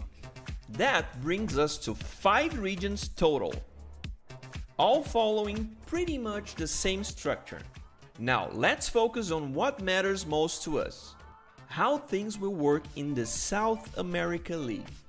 Before anything else, it's important to remember that the 2026 season actually started way back with the Challenger Series, where rising teams fought for a shot at the top tier and secured the final 2 spots in the SAL. Then, and that's where we are right now, we have the Kickoff. Think of it as a stage 0 for the SAL. Shorter, faster, but still super important. It awards 4 major spots and distributes 970 SI points. Next up, in May, we've got the first major of the year. 20 teams, over 30,000 SI points on the line, live from Salt Lake City, USA. After that, between June and July, we officially kick off stage 1 of the SAL. Same classic format you already know. 1 group of 10 teams, round-robin matches, and the top 6 advance to the double elimination playoffs. This time though, the 4 available spots are for the Esports World Cup, taking place in Saudi Arabia. Plus, we've got another 1,695 SI points up for grabs. Speaking of that, the Esports World Cup kicks off in August, with 22 teams competing for a $2 million prize pool. No SI points here, but the winner gets a straight ticket to SI 2027. Then, between September and October, we move on to stage 2 of the SAL. Same format again, 10 teams, round robin, playoffs, 4 major spots, and another 1,695 SI points in play.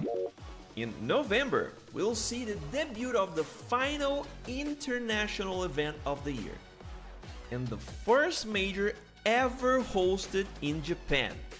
20 teams and 13,650 SI points on the line. Finally, closing out the calendar, between December and January, we've got the last chance qualifiers in each region. This is the final shot at making it to the biggest tournament in Siege. And those 5 teams will join the top 14 teams from the SI points ranking, plus the EWC champion, making a total of 20 teams qualified for the 6th Invitational in February, the tournament that always wraps up the season. And by the way, it's happening right here in Brazil again. Simple enough, right? So let's get into it. The kickoff is ready, everything's set, and now it's time to sit back and enjoy the games. Thanks for watching, everyone. See you next time.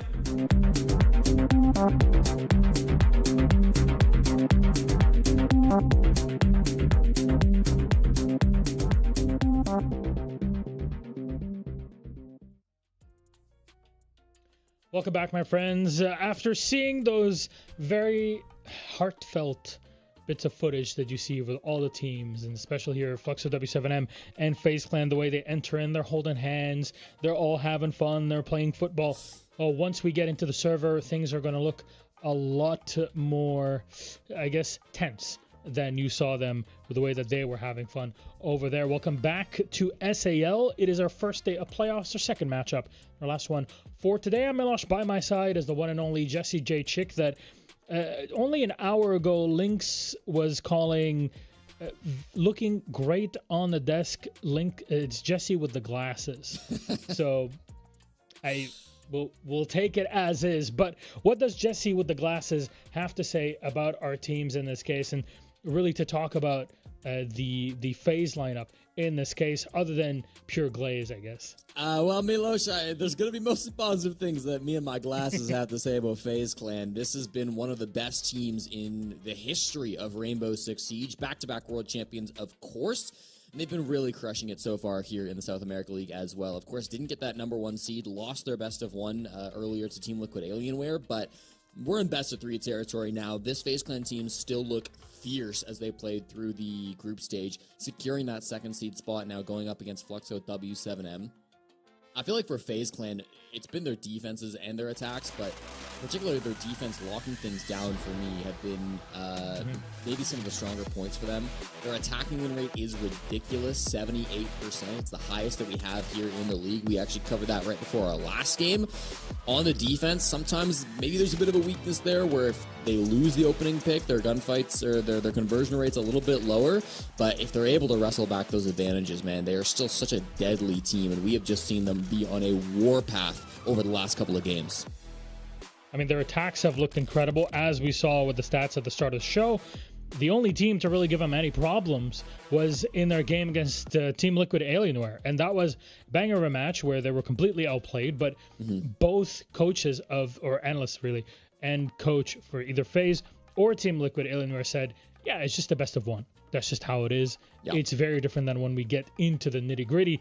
Vita King, however, there's no two ways around it, Jesse. This man, no matter what the situation is, will always show up. He'll save the round. He'll open it for you. He'll do whatever needs to be done to get the W. Yeah, Vita King has to be highlighted, Milos. You see his stats on your screen now, and we can even give a deeper dive into that. My stats go back to when Blast joined the scene, so the beginning of 2023, March 2023. And at least since that time, Vita King's performance yesterday will mark the record for the best single map performance from any FaZe Clan player in history, as he put up 210 EPS in yesterday's game against Black Dragons on Clubhouse. He absolutely dominated that game, as he has multiple games, okay? He hasn't broken records every match, but he has been the MVP in 3 out of their 3 victories throughout the group stage. He has been so ridiculously good for this team.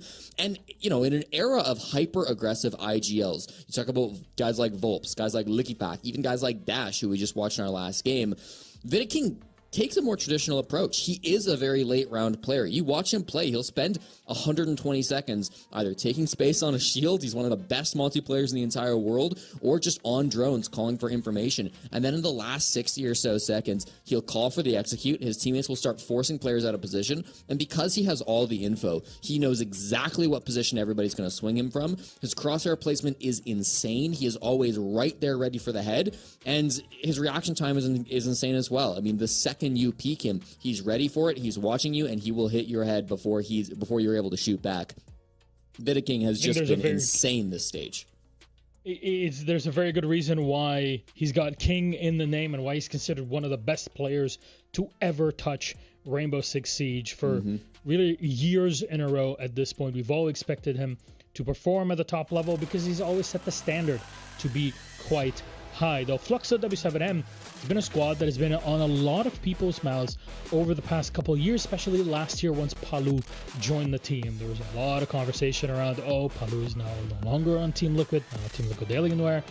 He's in, now you got him on board with Loban, with Dots. This is a squad that can accomplish a lot, although they have faced some difficulties during our kickoff group stage, still managing to get into the upper bracket of our playoffs here, Jesse. Yeah, I think that's a great way to put it, Milos. Fluxo are a better team than what they've shown so far this season. We know the history for this squad. Former major champions, they only improve when they add Paulo onto the roster at the beginning of last season. I would say they even maybe improve adding Cons onto the roster this season. The way that they've looked at their highest highs has been really, really strong. Unfortunately, they've had a couple of rough games throughout this stage. They've not been flawless, and I think they're still trying to work through this new roster change, getting Cons in instead of Volps. It's something Loban talked about in yesterday's interview, where Obviously, it's going to take some time for them to adapt to having cons on their roster, but it opens them up to be a little bit more flexible. They can have a larger number of play styles, whereas with Volps, they kind of had to be that hyper aggro team that we talked about in Brazil, who were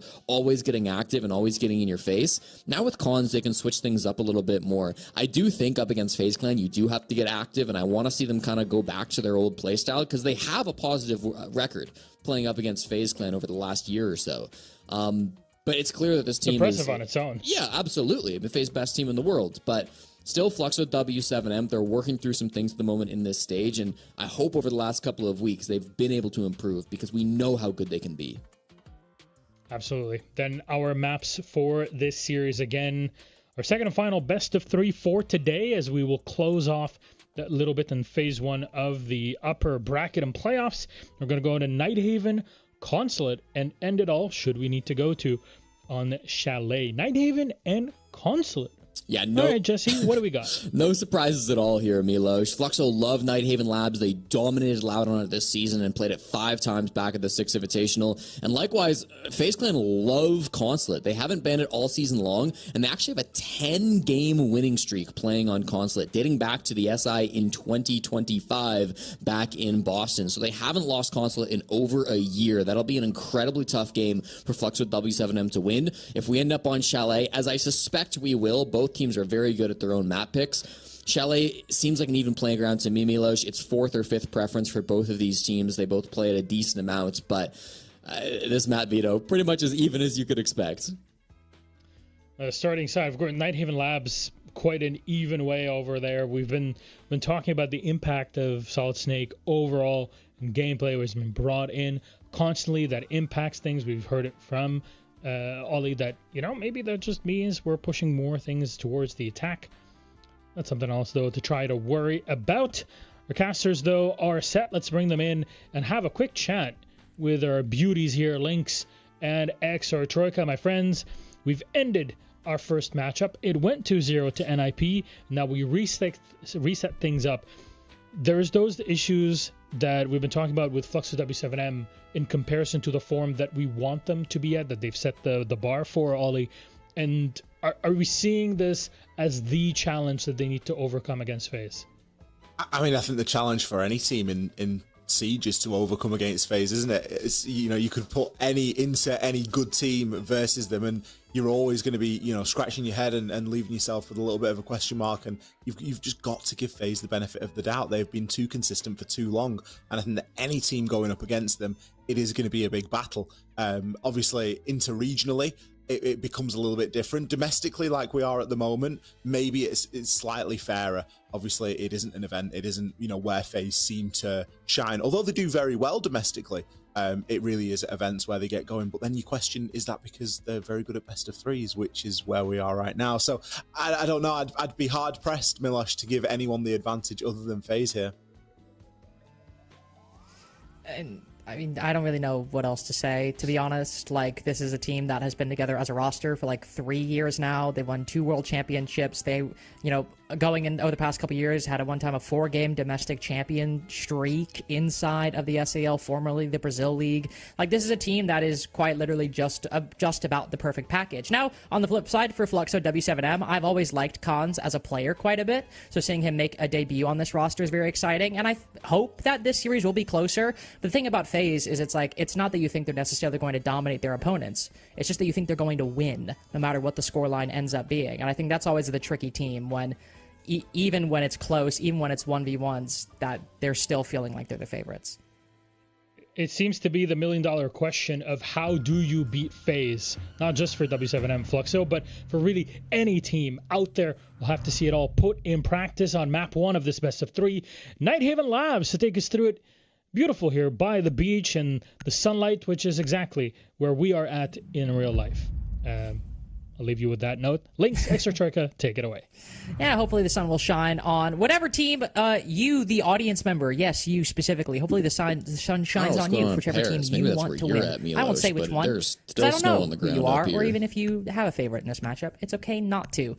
But, Ollie, I think we can both agree that FaZe Clan are probably objectively the favorites going in for all of the reasons we have said. But, all right, I'm just going to drop what I'm about to say. We have a solid snake ban out the gate. Yeah, it's out of quarantine, should we say? Yeah, it can be banned, of course, in competitive. And I think that shows just how powerful Solid Snake can be. That being said, cast your mind back 6 months ago, 12 months ago, when Solid Snake wasn't a thing, and you start wondering, well, you know, if we cast our minds into the future and we think, oh, we're going to actually get a free attacker pick inside of, you know, when the next attacker releases, does that make the attack more powerful? Yes, absolutely it does. You are now unlimited. You can play things like a Monty, you can play things like a Glaz. FaZe won 2 World Championships without Solid Snake. I don't think that they're going to be stressing it that they are banned, but it just further adds in to how strong the attack can be at the moment. FaZe themselves have chose to ban a good deal of denial, as is the way typically on Nighthaven Labs. You're going to want to get rid of your bandits, you want to get rid of your Cades, you want to give yourself an easy time opening these walls, because you don't always want to be bringing dedicated hard breaches, or at least 2 hard breaches. You want to bring in tin openers and maybe 1 primary breacher, and different games, different bans. It'll depend on who that is going to be. This time, it's going to be Cyber rocking the Ace, with a couple of secondaries on both KDS on the Capital and Vita King on that Monty.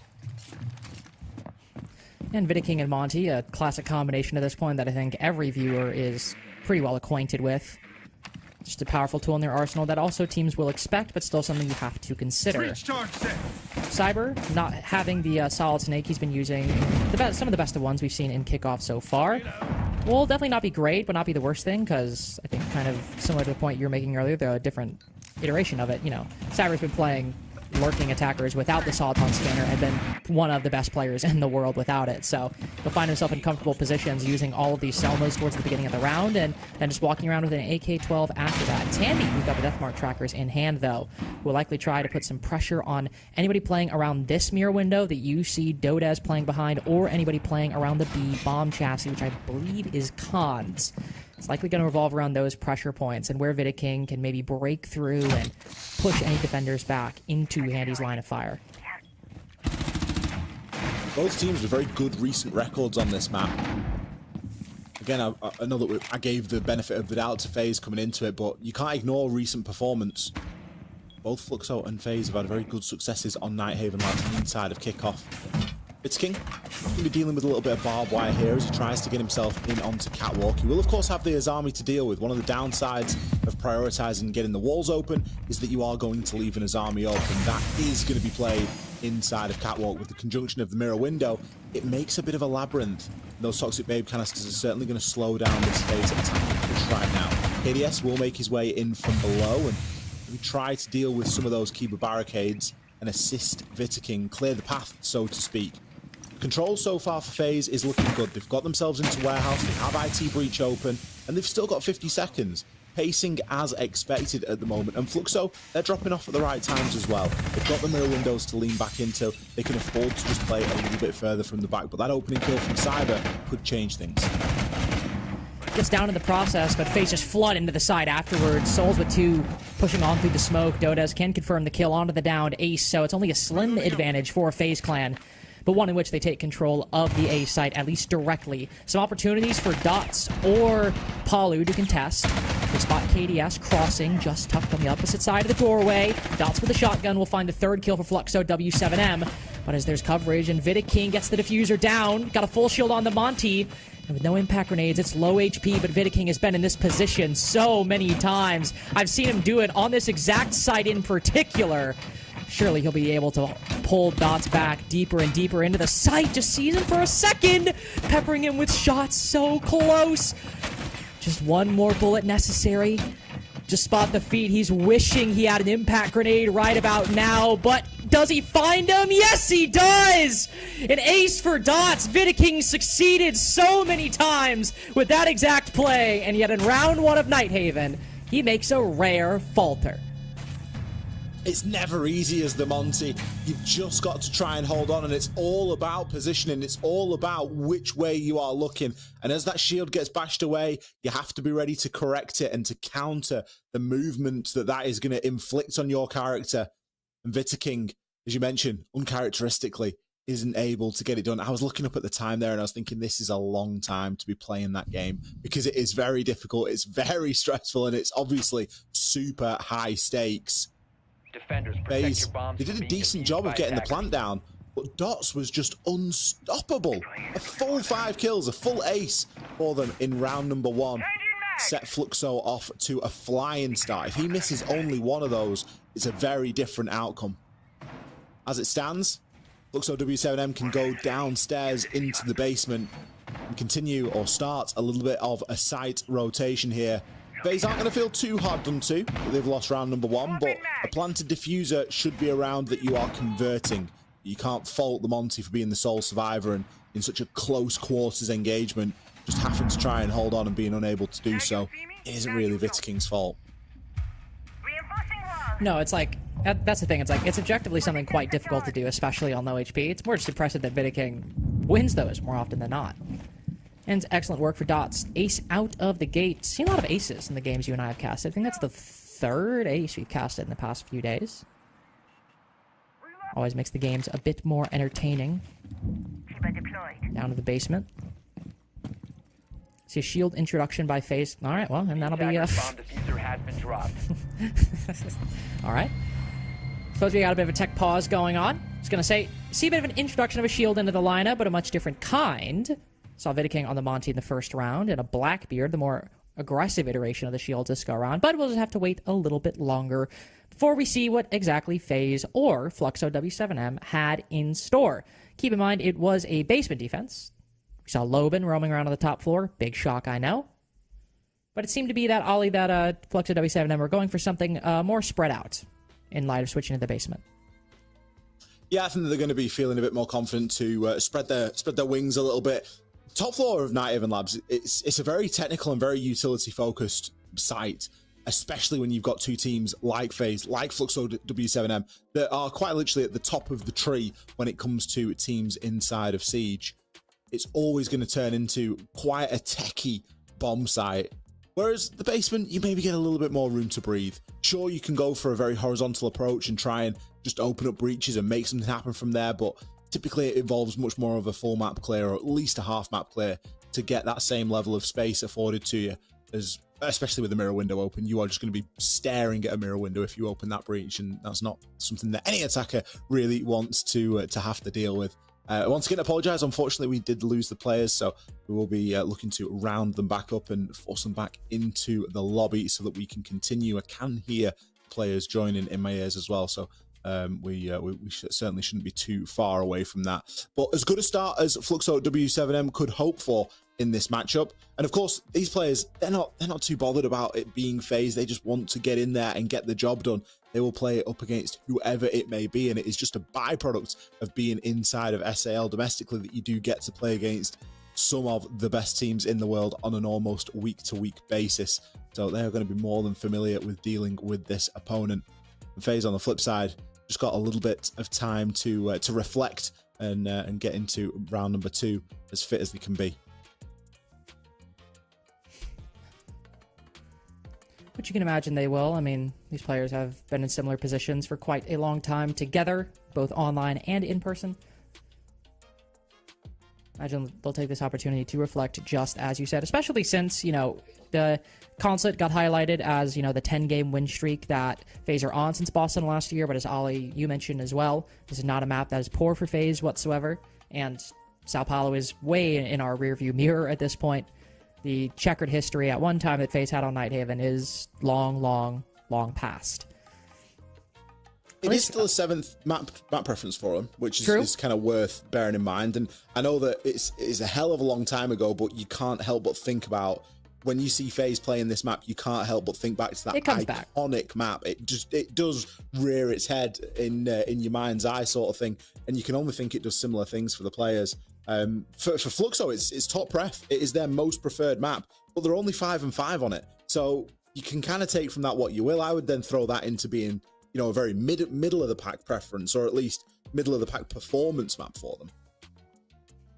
I'd probably agree with that as well. I mean, especially in terms of performance, like even if they prefer it a lot, if it's a bit inconsistent, sometimes you have that weird thing. I remember heard Nick talk about this like years ago. I think it was on a stream about how they'd be playing in scrims and they'd be like, we're most comfortable on this map, we're most comfortable on this map, and then they look at the stats, it's like, oh wait, we actually suck on this map.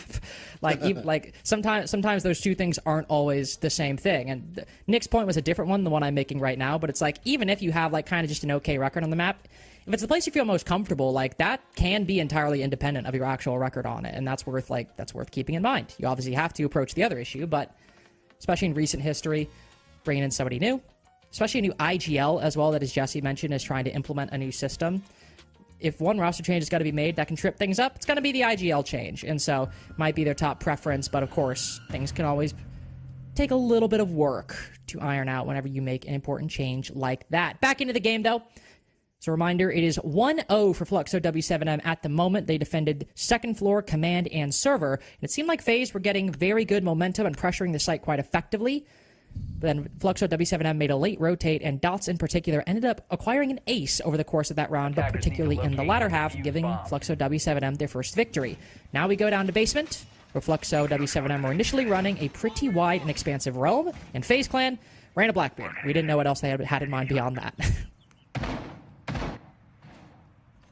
Well, they're running a Blackbeard again, so we'll at least get to see that in play. There are going to be other similarities as well. We've got the Yokai. Palu going to be rocking that Echo. Should be some really good information there that you could use to assist some of the more sort of lurking roles that you're going to get in toward that mid floor. The mirror window for me is just really something that can't be ignored though, and I like the change from King off the Deimos onto that ramp. Vertical control is of paramount in FaZe Clan. They obviously feel the same. A trifecta of soft breach. They've got the sledge, they've got the book, they've also brought the ramp. They are going to leave no stone unturned when it comes to ripping open this floor, because they know that with the mirror windows in play, it's going to be so difficult just to flat press onto site. Equally, those mirror windows could be being used upstairs. I don't actually recall seeing where they've been placed just as of yet. The Fluxo players are spread far and wide. We've got players as far as kitchen, upstairs inside of control, vending stairs. There's a reasonable spread at the moment. And they are maybe leaving themselves in a position where getting a trade-off isn't going to be the easiest thing in the world. Dokubi call coming through.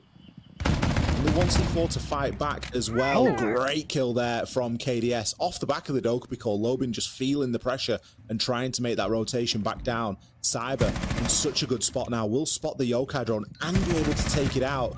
Further chipping away the information. Dots tries to make good off the back of that intel that Palu was feeding him, but he's unable to do so. Unfortunately, no more ace for him in this go-around. Cyber straight into the fray in round 2. KDS waiting outside, holding a cutoff position, but moving into the building just from Aqua Stairs. Gets a clean double kill. Cons and Dodez in a difficult position right now. The ladder still upstairs. Dokubi call goes out, but I was about to say, mainly because they're focused on different position, but especially with the boogie drone, they are not going to be able to hear that call ringing in the Azami's pocket from across the map. C4 goes out, trying to maybe gamble on something, but won't find it. A minute 10 seconds FaZe have to work with 5 bodies left alive. Though Dodez deals quite a bit of damage to KDS. That's something to consider. Does a lot of damage to Cyber as well. Huge amount of fight left in this Azami, and throwing down the Kibas, ready to keep it moving. Fully secondary, but once they realize that the Azami's up top, they realize it's quite empty on the site. Good for the trade, though. And this was a 5v2, and now all Dodez needs is just 2 more kills. So good with that secondary, but are FaZe watching? His position's been revealed, but he'll dodge that flashbang through the rotate hole, gets ahead, but no, King ready for it. FaZe tie the game early, but it was scary how well W7M were fighting back. It started to fall apart quite quickly there, didn't it? It was a little bit reminiscent of what we saw maybe inside of round number 1 as well, where kills and the early advantage definitely goes FaZe's way, but Fluxo have got that fight in them to keep things close. FaZe just having too much time to work with there, and I think that's in part due to how quickly they were able to move through that opening portion of the round. The roam game, it just fell apart, didn't it? It was exactly as we predicted. It was the Yokai being played upstairs to try and assist those roamers, but they were not in position to be traded. They were playing just a little bit too disconnected from one another, and they needed a better link than just the Yokai drone on its own. because as soon as you got Cyber walking down those, I mean, the damage was almost done, to be fair, by that point, but Cyber walking down the fish stairs and getting the kill onto Dots was a really big moment in that round. So great job from FaZe. Not that they need our sort of commendation for a good job on the roam clear, but it's worth highlighting nonetheless. In toward the mid floor we go now for round number 3. Fluxo still going for this sort of mirror window and C4 lineup, but I'd maybe like to see them double down on it a little bit more. Obviously, Cons is going to try and play from below, and I imagine he's going to reinforce downstairs as well to give him that little bit of surety. But for at least for the meantime, he's going to be just inside of storage, but he does have the hatch open, so you can only assume that that is set up ready for him to go down there. But FaZe are going to know exactly how they want to try and deal with that.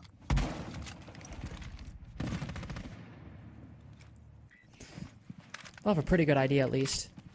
Spend the first half of this round looking to put that plan into action, though one drone quickly spotted as they see Lobin swinging out to the Z hallway. He's checking that window. He's not dying this time. Oh, but about to check another one in front of garage where there is actually somebody, but nobody actively holding the angle. So I'll rotate back into sight. Zombie in play always makes this position so much easier to defend, that and the mirror that you mentioned earlier, though it's the Kivas that are doing the heavy lifting for fortifying garage, and upper garage specifically, for Fluxo W7M.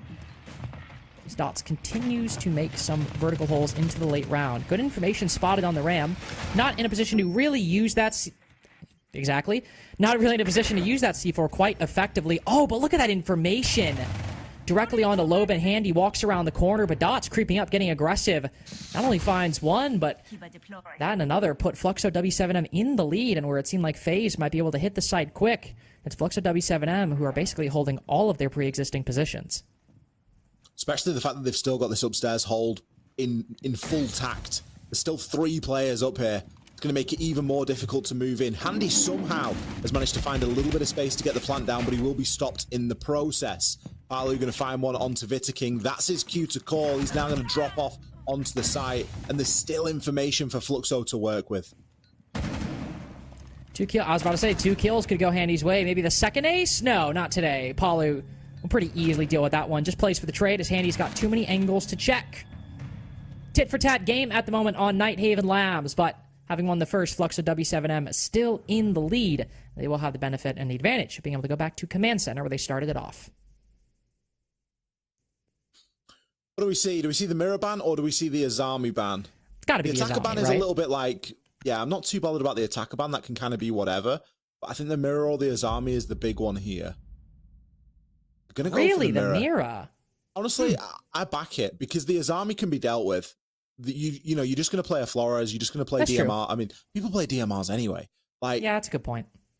I think you've still got the shield, which is a big boon for Vitaking because we know that he likes to play on that Monty where given the chance.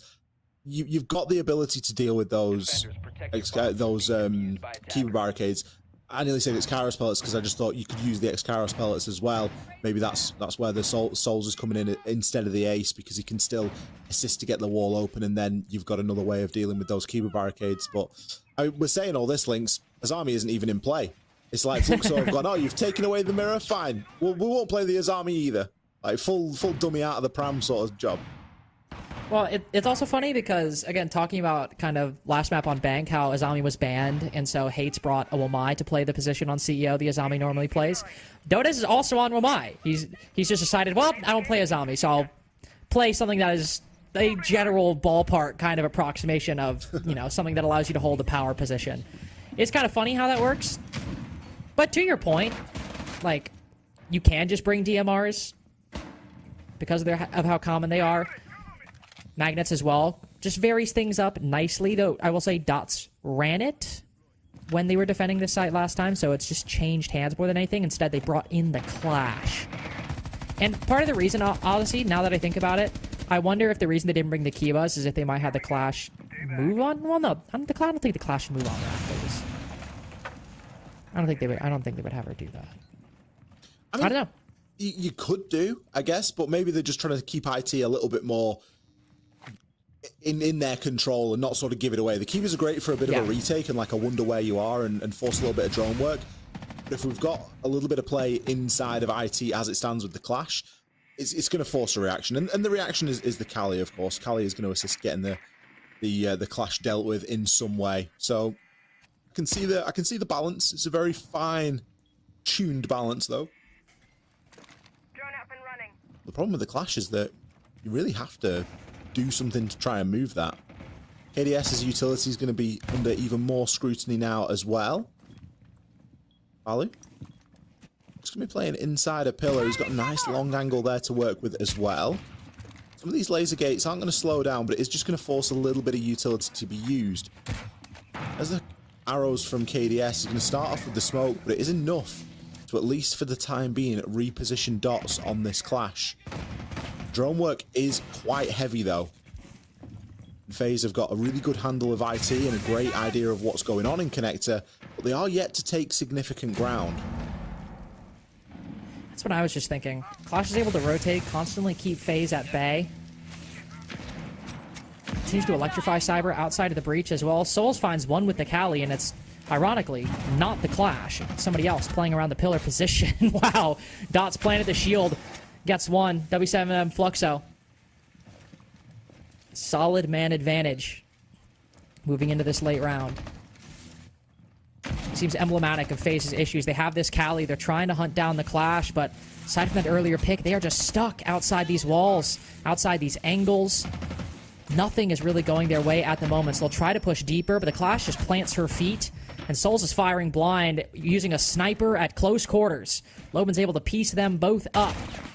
And so, for the third time, it feels like, after a set of engagements, FaZe are, again, completely stunted outside of the site. There'll be 3 rounds for Fluxo, W7M in all likelihood, as the retry of Command Center doesn't require an ace or clutch of any kind. Fluxo, really good control of this top floor. Obviously, last time it came to the plant going down and them being able to kill Vita King on the shield. This time, well, it also came down to an ace last time. So this time is far more convincing, but it was a very different landscape operator-wise. And I just think that for all that you've removed the mirror and should have made things a little bit easier for you, forcing Fluxo into the Clash was kind of the undoing of the round, because Clash was able to very easily transition either between IT Breach and Connector and just be where they were needed most, where the most value was being able to be found out of that utility. And Fluxo were very easily able to rotate that player around. I said it at the time and I'll say it again, FaZe, they didn't really gain meaningful control of either Rafters or Connector. They were occupying it for a very brief time, but it was for a gunfight that once it came, they were losing those gunfights. So a little bit of action maybe on the fish side of things, and just coming up with a third dimension to that attack could have been quite useful, because that sort of pincer move that they were attempting to pull off didn't really work out all too well. Fluxo now firmly in the driver's seat here on Nighthaven Labs, and FaZe, our best attacking team inside of SAL at the moment, are looking, well, a little bit lackluster, having only won 1 out of the previous 4 rounds played. We're in the 5th round now, so there is chance here for them, but they're going to need to pull out both of these, round 5 and round 6, if they look to walk away with an even split. Worth pointing out, by the way, that FaZe have also got every single opening pick so far this half and have failed to convert it so many times, and big reason we've seen, there's this massive counter swing from Fluxo W7M in the early game. The past 2 rounds, FaZe get the opening pick and immediately 2 Fluxo W7M players swing and get 2 kills of their own. Makes it very difficult to get set up and get all your proper positions that FaZe are so good at when Fluxo W7M are kind of doing what Jesse said, which is take a page out of the old strat book and get really active against FaZe and never let them get quite comfortable even when they have an advantage. And if you look at how that might apply to this round, like, sure, you've got Dodez up top. You've got this Clash moving around the middle. I mean, even Loban ratting in on the top floor. But if even one of these positions can work, you've got a great chance at worst, burning a lot of time and maybe even getting a flank kill or 2, even if something else works for FaZe elsewhere. F-Naught's going off will stall Souls' entry into the kitchen just a little bit. Retracing some of the steps the Clash had walked just a few seconds prior, it felt like, but Palu's already dropped down the Exo stairs, has moved back towards the site.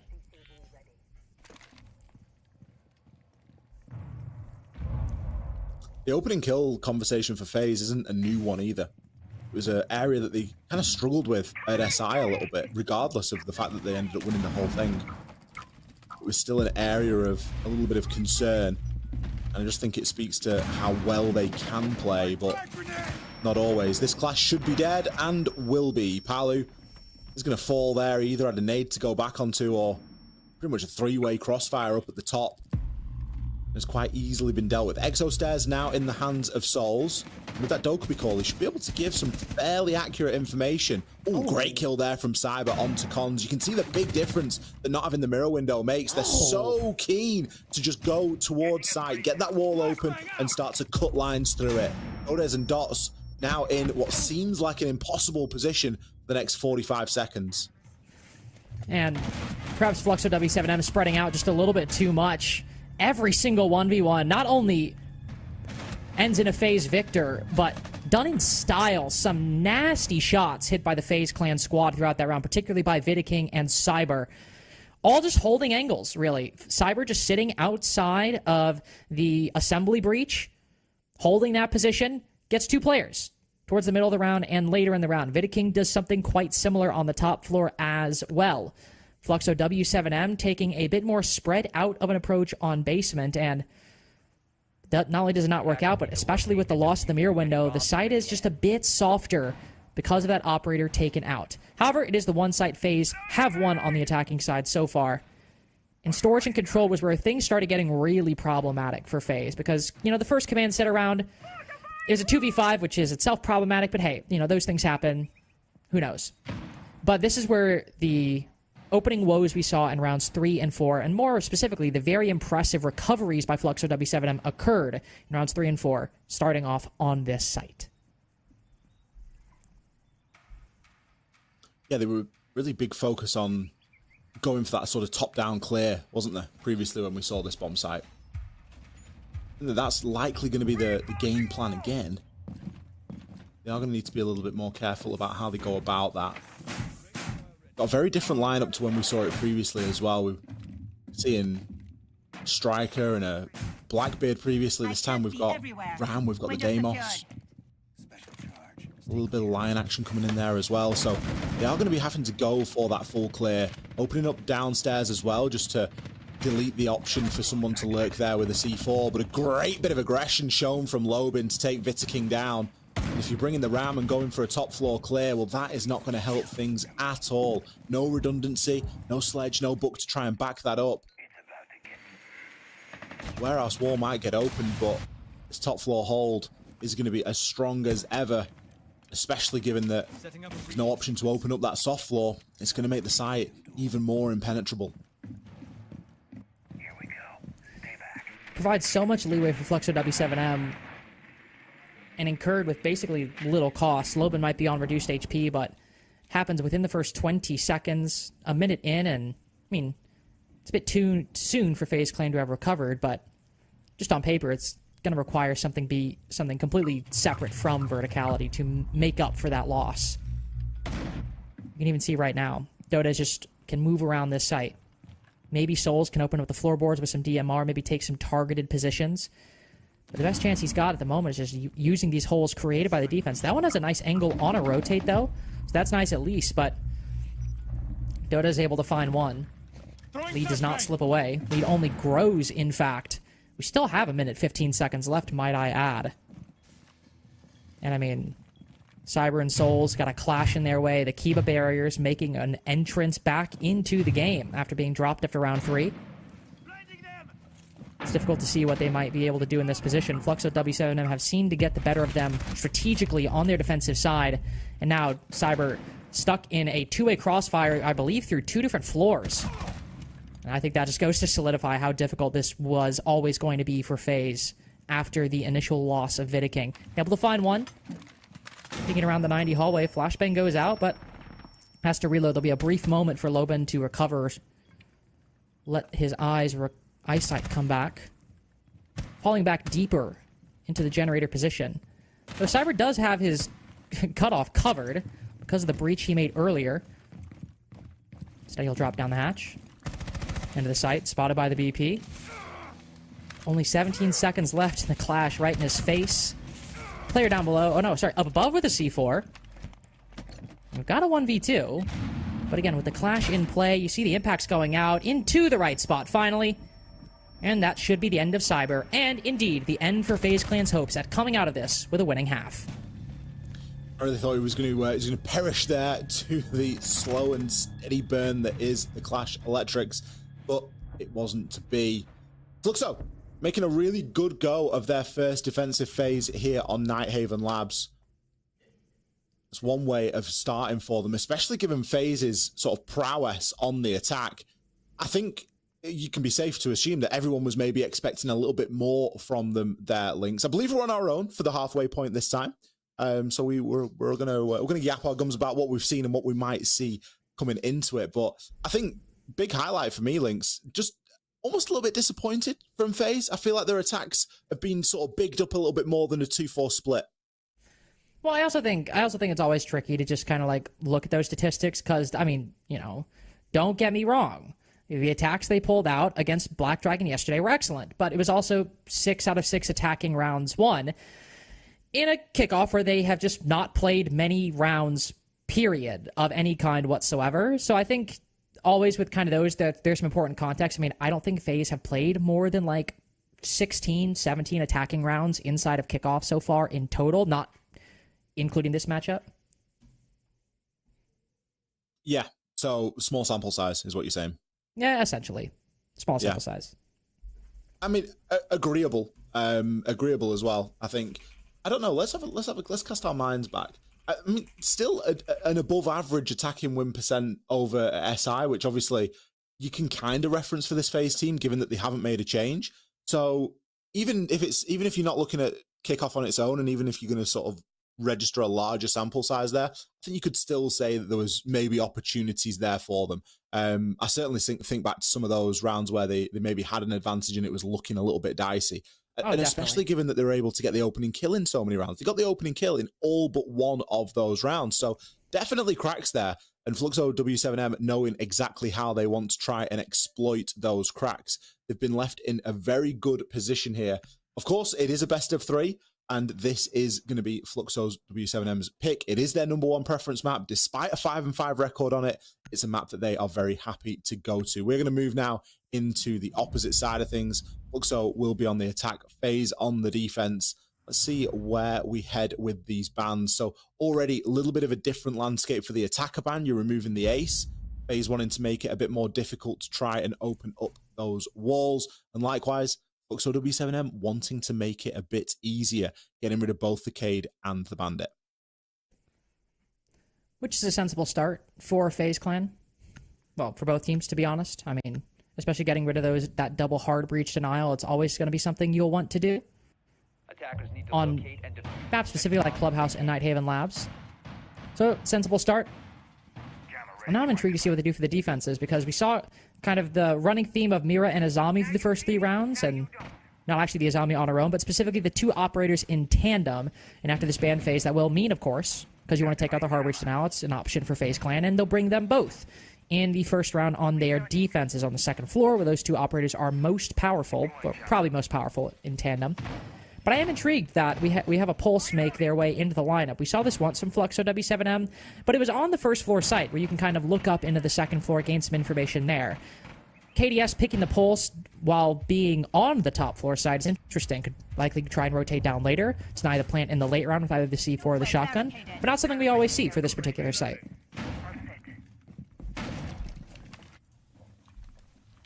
Sol's going to be rocking that Azami on that top floor as well. Control of that catwalk. No shields in play. This is the first round of this game where we've not seen a single shield. No, we've had a good bit of clash. We had 3 rounds of clash on the defense, plenty of rounds of Monty, or maybe one other round where we've not seen a shield brought. But only one. Yeah, round 2.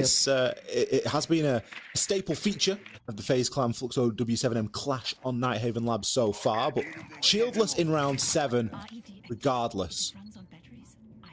Thermite, of course, with the Thermite change now, and the fact that you've got 3 Thermites, the ace ban again sort of draws a little bit of question, because you can kind of be like, well, how impactful really is it? Obviously, you've got the ability to breach from afar, but you've got more than enough firepower, as it were, in Thermite now to be getting everything open. So, again, it does sort of bring into question that ban just somewhat. But the mirror windows are going to provide a nice portion to trick from. There are going to be a set of impacts in Souls' hand, and we'll likely try and make use of them, but with the impact, sorry, with the holes that have now been made. Oh, C4 thrown there from FaZe. Cyber able to take Palu down. Palu just flying a little bit too close to the wind. It's kind of funny because they've made that Hibana hole so that nobody can do that. And Cyber's gone, no, actually, I'm just going to do that straight away. I'm going to throw the C4 straight on through. You're worried about an impact trick. I'm worried about getting myself a kill. Which is fair. I think especially when you see so much focus on the IT breach, it's a sensible reaction.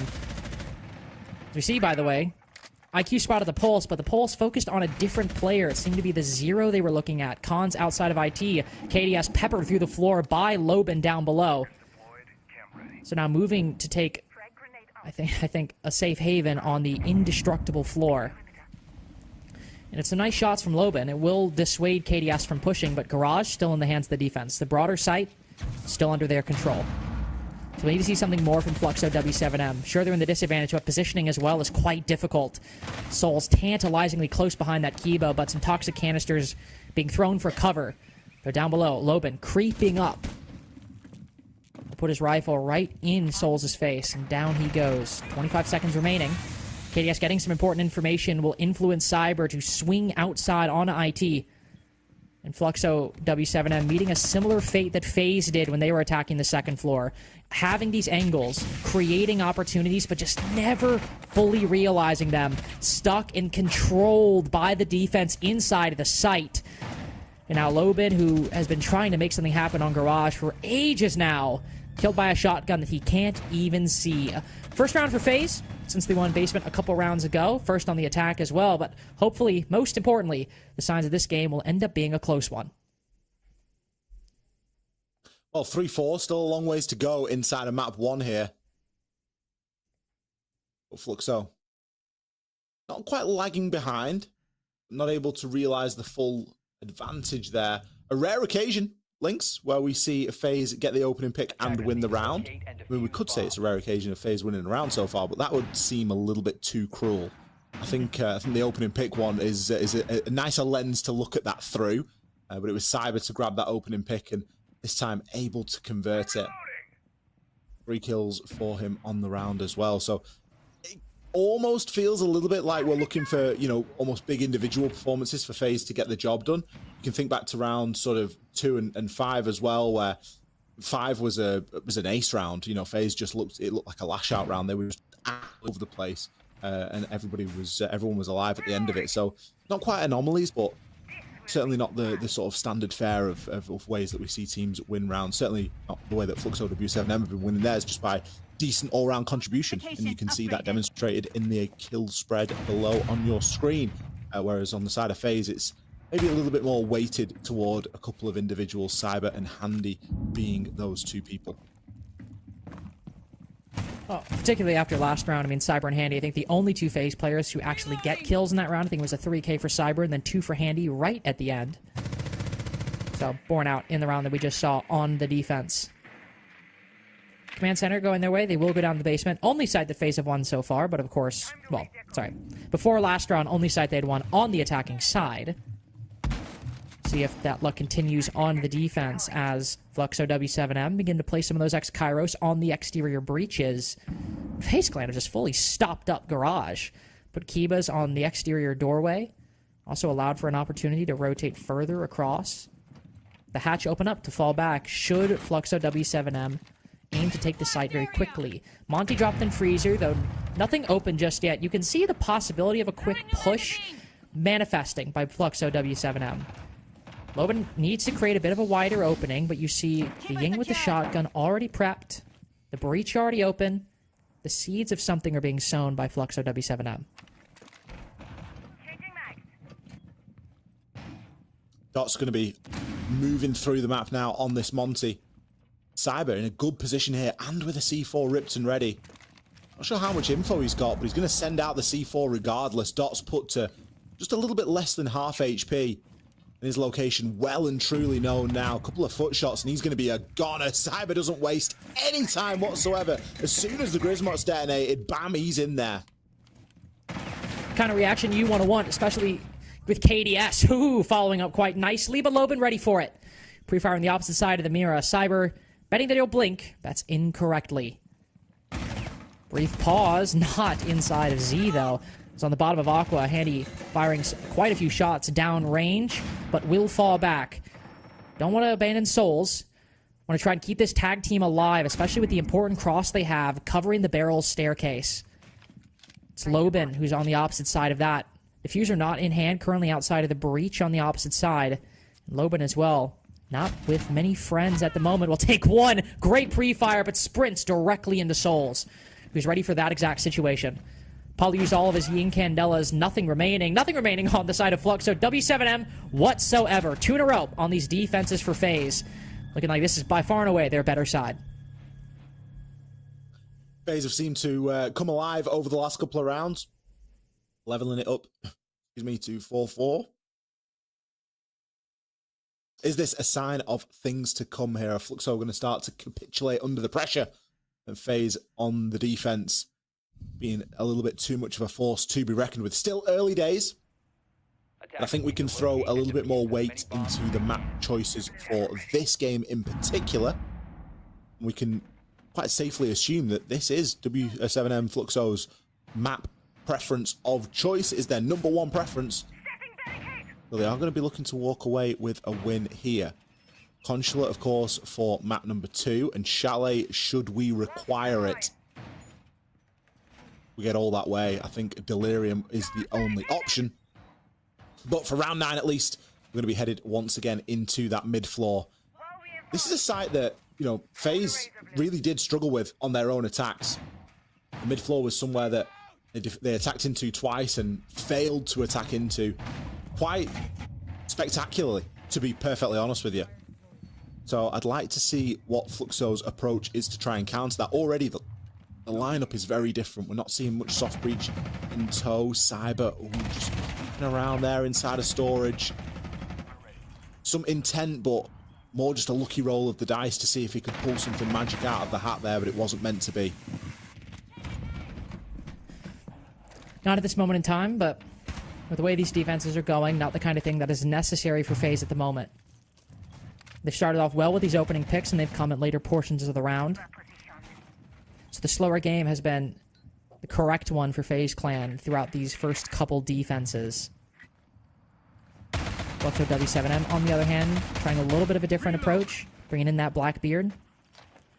Looking to open up the IT breach, get control of this lane on the top floor. You don't necessarily need to take it outright afterwards, but just hold that angle and deny it as an option for the defense. Make them take a fight against you if they want to try to retake and contest those vertical angles. Also creeping out to the exterior of command center, or control, excuse me.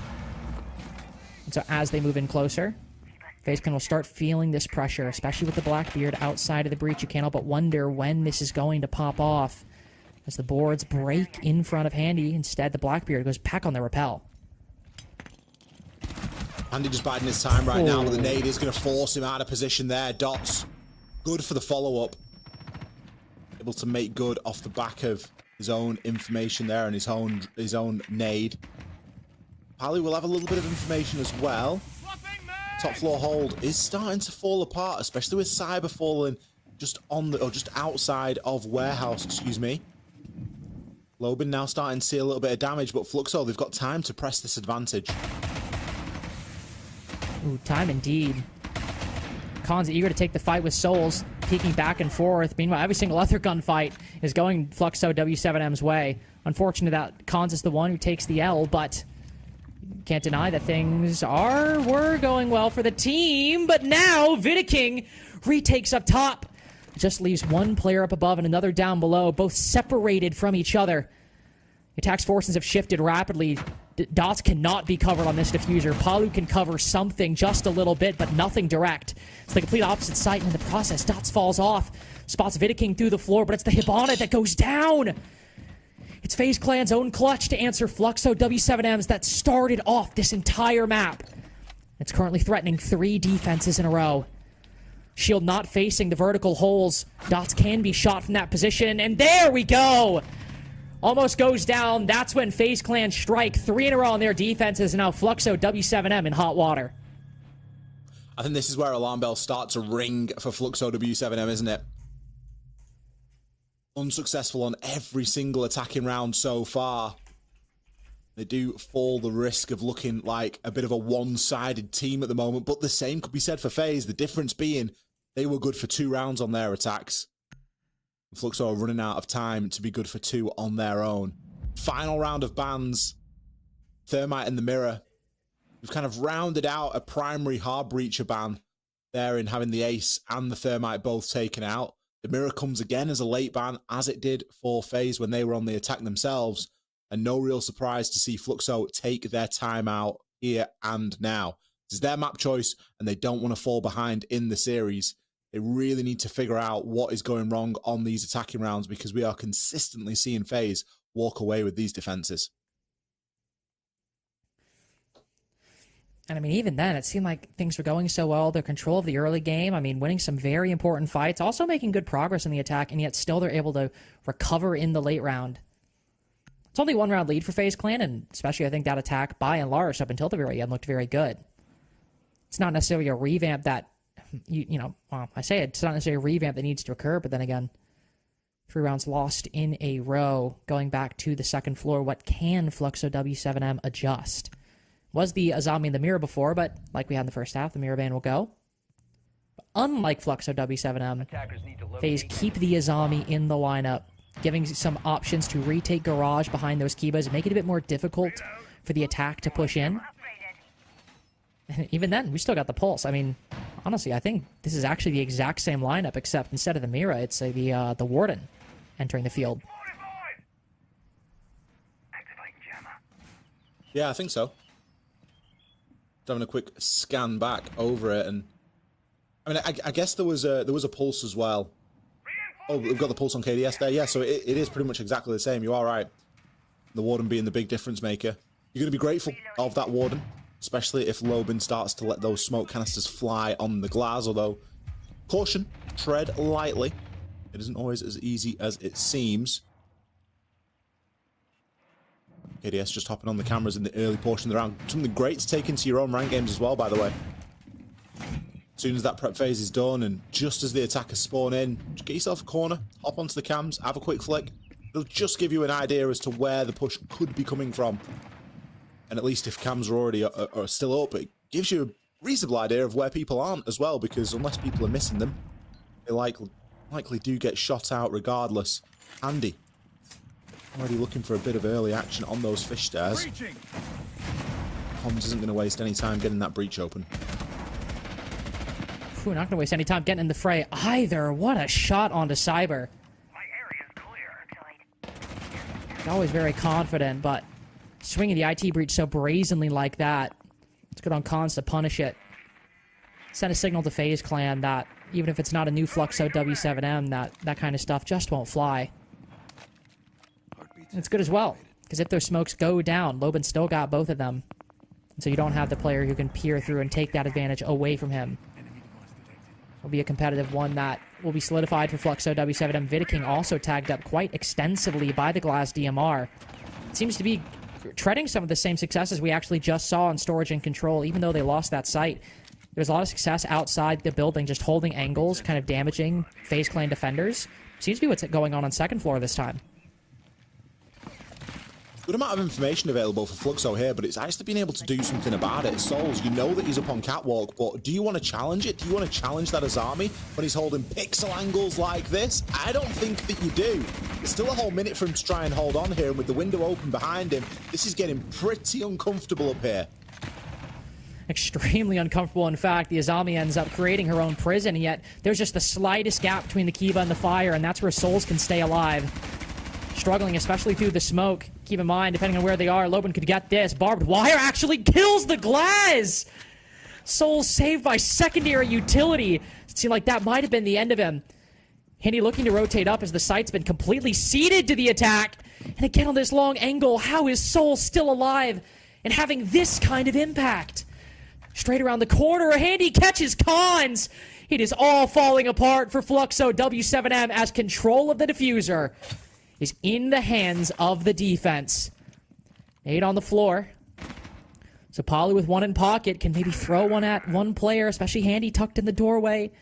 But they've done so much work with so little, and a shotgun around the corner might still be too much, even in that small gap. Sends it down the long hallway. It doesn't get anything. There it goes. 4 in a row for FaZe Clan, and another come-from-behind victory.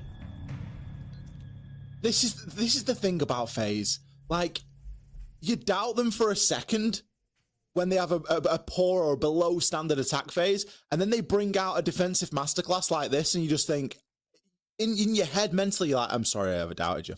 Like, I'm disgusted in myself that I doubted you. You know, it's so good to see.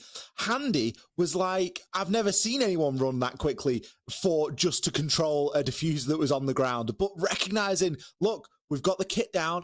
We need to go and play this. That's now our new win condition. How Soul stayed alive, God only knows. Everything was fighting against him there. He had pressure from the window, pressure from downstairs, 2 Capital fire arrows, and then about 2 steps of safety on the catwalk that he could operate in. He somehow manages to get the kill onto the glass, or at least do enough damage to the glass that as soon as they hop in and hit the barbed wire, bang, they're out of the equation as well. Really impressive stuff from FaZe when it matters the most. And Fluxo, now having used their tactical timeout, are going to be left wondering what the hell they do from here. I mean, it's difficult, even from a strategic standpoint. You know, it's easy to write off, you know, kind of a clutch that we saw in round 9, but when it happens 2 times in a row like that, and especially because of what is just arguably an act of God event, being Soul surviving on rafters, like, what do you do? You can't change anything about that. You can't change what fate had ordained for that situation. Like, you can't fight luck. And that's not to say that Souls was entirely lucky. He had to get those kills afterwards, but that inciting incident, that fire just being slightly too far to the right, and that Kiba being just far enough back to give him a space that not only kept him in that middle, but covered as well. I mean, even then, small things like the movement working against Lobin, the barbed wire keeping him in that line of fire for a lot longer, just so many things had to go right just to get Souls out of that situation and give him the opportunity to win it off skill.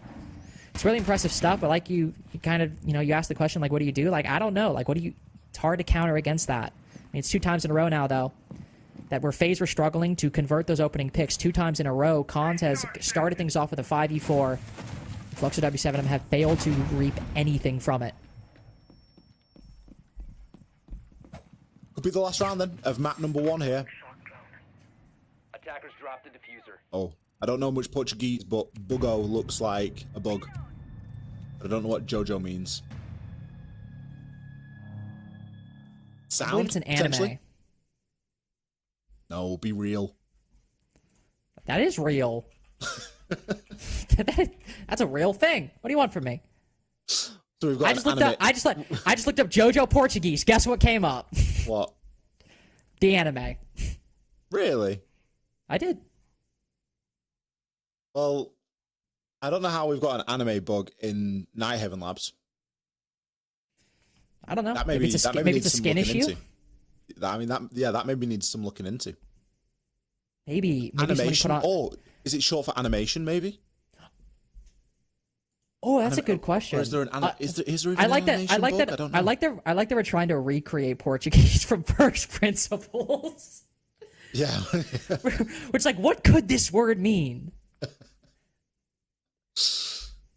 Regardless, we are going to wait until all the players get themselves back into the lobby before proceeding, because that's the fair thing to do in a game of Siege, and especially when it is map point, for FaZe Clan right now.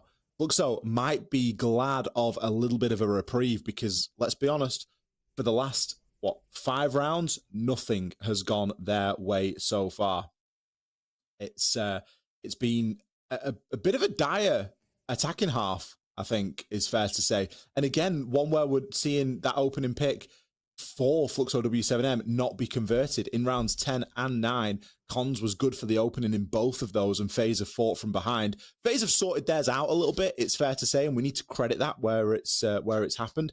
Cyber and Vitking both getting the opening picks in 7 and 8, and FaZe still being able to convert over those rounds. But opening pick or not, FaZe have just looked a little bit unstoppable, a little bit scary on this defensive side. I think any fears and any sort of questions that we had from the attacking phase have certainly been put to rest now that we have seen a full side, or at least nearly a full side of Siege. There is still chance for Fluxo W7M to get themselves back into this game, but it is going to require them winning the next 2 rounds. Otherwise, it is going to be a FaZe win. And you know, Fluxo W7M have it in them. I mean, they have been starting off these rounds decently well, specifically the last 2. I mean, well, that was what, a 5v2 that we saw in round 9 on storage? And that round was, I mean, a 2v4 for FaZe. These are rounds that are unequivocally Fluxo W7Ms, it seems like, until there's a massive recovery by 2 particular players on FaZe. But there are still plenty of good attacking moments preceding that, whether it's creating good pressure, getting the right amount of control. It's not a half that has been unwinnable for them. In fact, it could very well be a possibility that this is, you know, a 2-2. You know, FaZe get the first 2, Fluxo W7M follow up with the second. Just given the situation we're in, that allowing those recoveries has ended up costing them in such a key moment. Yet 2 rounds to come back. This isn't like an NIP low situation. It feels a lot more doable. There are a lot more moments to look at for Fluxo W7M that make you feel that when we inevitably get back in and FaZe load up tank and assembly like they had picked, makes you feel like they have a much better shot. Though, I suppose to counter my own argument, Ollie, that is one of the sites in which they struggled quite a bit, especially around a mirror setup on the middle floor that I guess they won't have to deal with anymore. Yeah, the mirror has been removed since, hasn't it? I'll be honest, it's maybe a little bit of a talking point now. We've got a bit of downtime. We can maybe go sort of on the track, but off the beaten track. I'm very surprised at how little mirror banning we've seen so far today inside of SAL. I think it's something that maybe we get quite a lot of, maybe a bit of an overload of it inside of NAL, but it's often a must ban. And there are occasions really where it's been available today and played or not played. And we've really seen the impact of it felt. I think back to the FaZe round where they were attacking into tank for the second time. They'd banned out the mirror and their approach was entirely different. Not that their approach in the first round wasn't, you know, any good. It was just a lot easier, I guess, back in that round number 5. But it looks like we are back in the game, so I do thank you for bearing with us while we flap our gums and wait for the technicalities of things to get taken care of.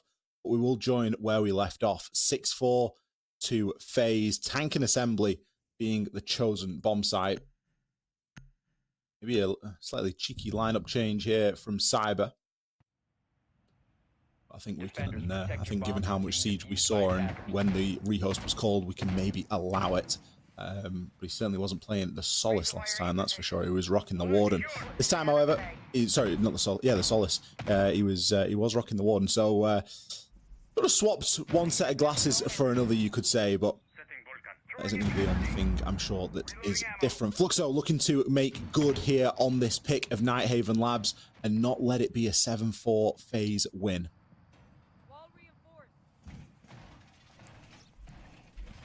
In just a few seconds from seeing what their idea might be to make that happen, Deimos and Dokkaebi both entering the field. The Ram as well, though that one is pretty obvious, was going to enter the field at some point. Boogie drones being what they are, and basement being the site that it is. But a much looser setup, I would say, on the attack than what we've seen so far. It's been a lot of hard breaching, you know, some shields as well. But, you know, I'd say Cabby Tau has obviously been a mainstay like he is here, but this is the first real time on this half that we've seen, you know, Dokkaebi and Deimos. In fact, I think it's actually the time we've seen not only both of them at the same time, but I think both of them at all. So you can see that Fluxo W7M might be taking a bit more of a lurker approach to this, or at the same time just trying to increase as many possible avenues of information which they could possibly get their hands on. And with Handy roaming on the top floor, Cyber on Solus, a very common roaming operator that he likes to play. Soul's also upstairs. It's pretty evident why all that information might be necessary. Info is the aim of the game quite often. I'm not sure that anyone knows where KDS is right now, though. Cyber, just jumping into the Solus scanner just to see if there's anything that he can glean from that information. Dots, decent drone of the site, is going to be able to call it as majority clear. I mean, we can see from the outlines that a lot of these FaZe Clan players are going to be off-site and roaming. Souls looking to try and burn a lot of time and a lot of utility with these keeper barricades upstairs. Got a C4 ripped and ready as well. Andy, unfortunately, is going to swing and miss with that, but it'll be KDS to pick up that opening kill, and that has been such a key factor in these last couple of phase rounds. But look at this. Khan's down below halfway, 3/4. Plant's already down. He's just crept on in off the back of God knows what as we've been focused on the top floor. You can see Dodez stoic, clearly ready for this play. A fully well thought out plan by Fluxo W7M that nobody saw coming. Dots will fight back, level things up as that plus the post plan certainly gives them the advantage. KDS running back in, looking through Animus as another drops in front. Souls with a deagle finds one, maybe the second, just around the corner, spots him on the quick peek, can't get him on the spray. And so as KDS falls back, flames erupt in his face. It's a tight game, but low on time, and flames covering the diffuser. There is nothing for FaZe Clan to do. What a beautiful play by Fluxo W7M, and they are just one round away from OT. Fluxo saw a gap there, and they grabbed it with both hands. A really good drone through the site to see that, hang on a minute, this is a little bit clear. There are no FaZe members occupying this space. Instead, they are fighting shadows and defending up on the upper floors of the map.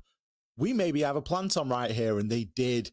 Were able to move through, get the wall open. Nice little plant inside of Animus. Nothing too fancy, nothing too extravagant.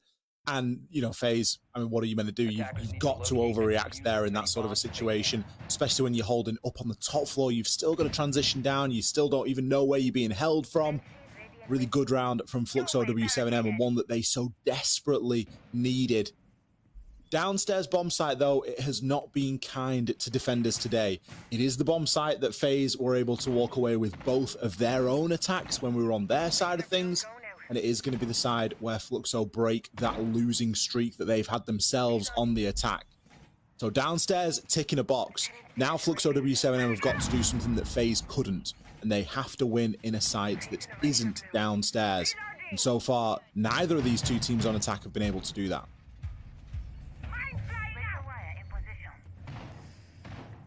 It's been quite difficult, unfortunately. Well, if you're a fan of the attack. See if Fluxo W7M can mount that hurdle. Bit of a cheesy operator lineup being brought. A shield, a Dokkaebi, and a Ying. Some of the most powerful features of some, all the main categories of defense. Globals, execute utility, and shields that you were talking about earlier, all the way back at the top of the show. With no Warden present for the defense, those Yings, Candelas could be quite powerful. Cyber instead, on the pulse of all operators, not something I typically see him on at least. Require him to use a bit of active utility inside of the site in a way that is a bit uncharacteristic for the guy. We'll see how it works out, especially with the C4. If you want somebody going for a solo rotation later on in the round to hit a C4 to deny a plant, it's not usual for him, but Cyber's a pretty good candidate. There's still a default camera alive, and that sort of thing really stresses me out a little bit. You could see Vita King was just flicking it there. It's just got off it that very second. FaZe now know quite a lot off the back of that default camera being up. They're able to see a couple of the attackers on it. Logic bomb phone call coming out. Oh, Handy just turns away at the wrong moment. Unfortunate timing there. It's going to allow Dudez to pick up that opening pick. Just a clean three-way pinch from Fluxo W7M at the start. Exact kind of thing you want to see if you're hoping they can level this and make it overtime. Cyber taking some damage down below as the next target for this coordination is likely going to be Vita King inside of Generator. Nade destroys the Banshee, Flashbang takes away his vision, and where's Vita King going to go? Absolutely nowhere. Stands fast in his position knowing that there's a C4 below to stop anybody from pushing through the doorway. Part confidence, part luck, keeps him alive. KDS on for the next. Now Cyber, with pistol in hand, taking a fight with another. Just outside a garage, him and KDS holding down this position. And by the slimmest of margins, Fluxo W7M's push is backed off as Dots downed on the floor. Eats up a big chunk of their time. King will be allowed to rotate inside of IT there. Not sure how known he is at the moment. I think this next move will tell us. Vita King is going to get taken out, so I guess he was known. Either that or there was some snappy reaction. Regardless, Odez has quickly found himself not in an unwinnable position, but in a far less than favorable one. Diffuser cold on the ground. 3 defenders stand between him and getting this round said and done, and only 20 seconds to do it in. Yeah, it seems like, unfortunately, Fluxo W7M's chances seemed bright at the start with that opening pick, but another mid to late round recovery by FaZe Clan might end this one in 12. Moving down the staircase, not enough time to get the plan, enough time to get 1 kill, maybe another if FaZe are feeling generous, and no. Stingy as misers at the moment are FaZe Clan. 7-5 on their opponent's pick, and one of their strongest maps after this. FaZe looking really good there on Nighthaven Labs. I think we doubted them a little bit on that attacking phase and maybe doubted if they are either on or off the boil today, but I think with that defensive form that they have just given us, that showcase, you can fairly say that they're back. You know, they never really left anywhere. They are still the FaZe Clan that we know and love, still very capable of getting that job done and done entirely. That's going to do it for the cast so far. We are going to hit a very short break. After that, we'll be back with our analyst desk and map number 2 in this series.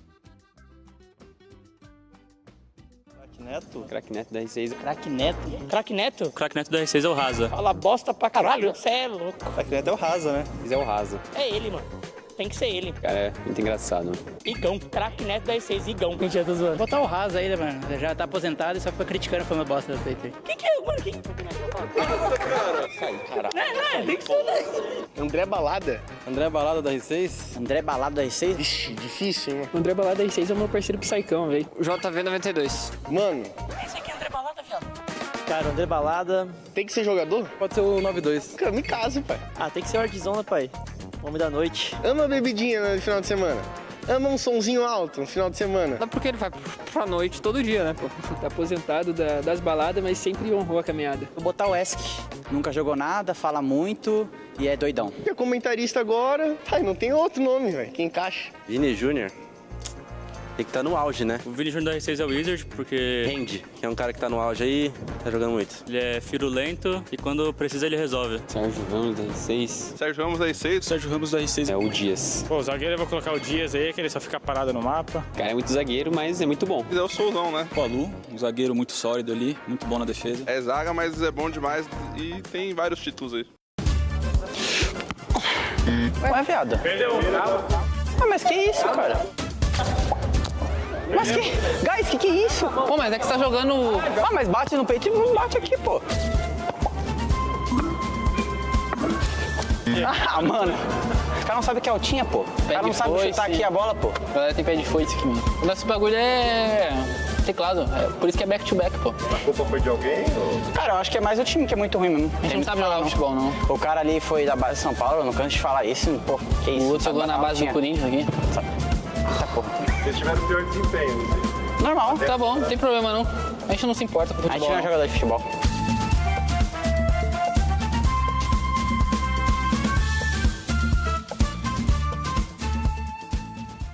Até o Ibis? O Ibis? Ah, o Ibis é fácil, pô. Pior time do mundo? O Ibis é 6. Nossa, tem uma. Precisa estar em atividade? Nossa, que chato falar isso, né, velho? Novizeta. Acho que é a Verducha. Se for botar BD. Antiga INTZ.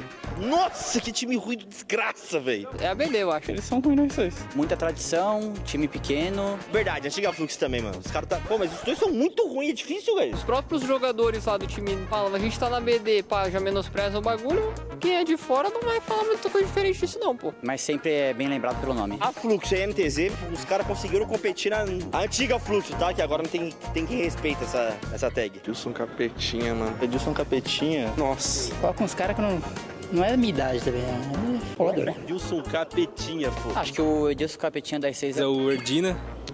Eu não sei. Mano, tem a menor ideia, velho. Bom jogador? é o alemão. Tá sempre aí jogando farpinha pros outros. Tá só nas polêmicas agora? Kamikaze R6. O JV, né? O JV92. Aposentou só nas polêmicas, nas baladas aí. Iria pro BBB, seria expulso. Ah, porque o cara gosta de provocar, é polêmico, mas ainda assim joga muito. Fala muita bosta, já teve seu auge, mas hoje não é ninguém.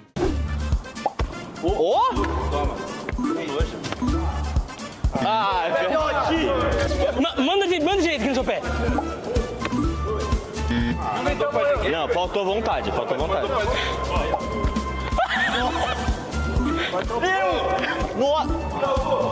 Mano, eu tentei, viado. Que isso? Eu tentei muito, viado. Você jogou a bola errado.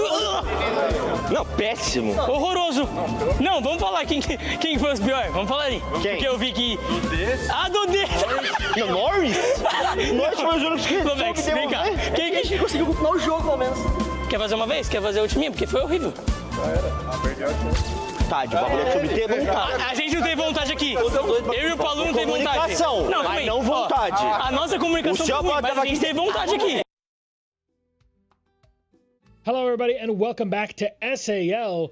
Despite all of the attempts that Fluxo W7M really had in their back pocket, it seems like FaZe just have something that's incredible, because if you break it down on map 1 Nighthaven Labs, every single round, everything that's happening should have it was all coming up W7M Fluxos.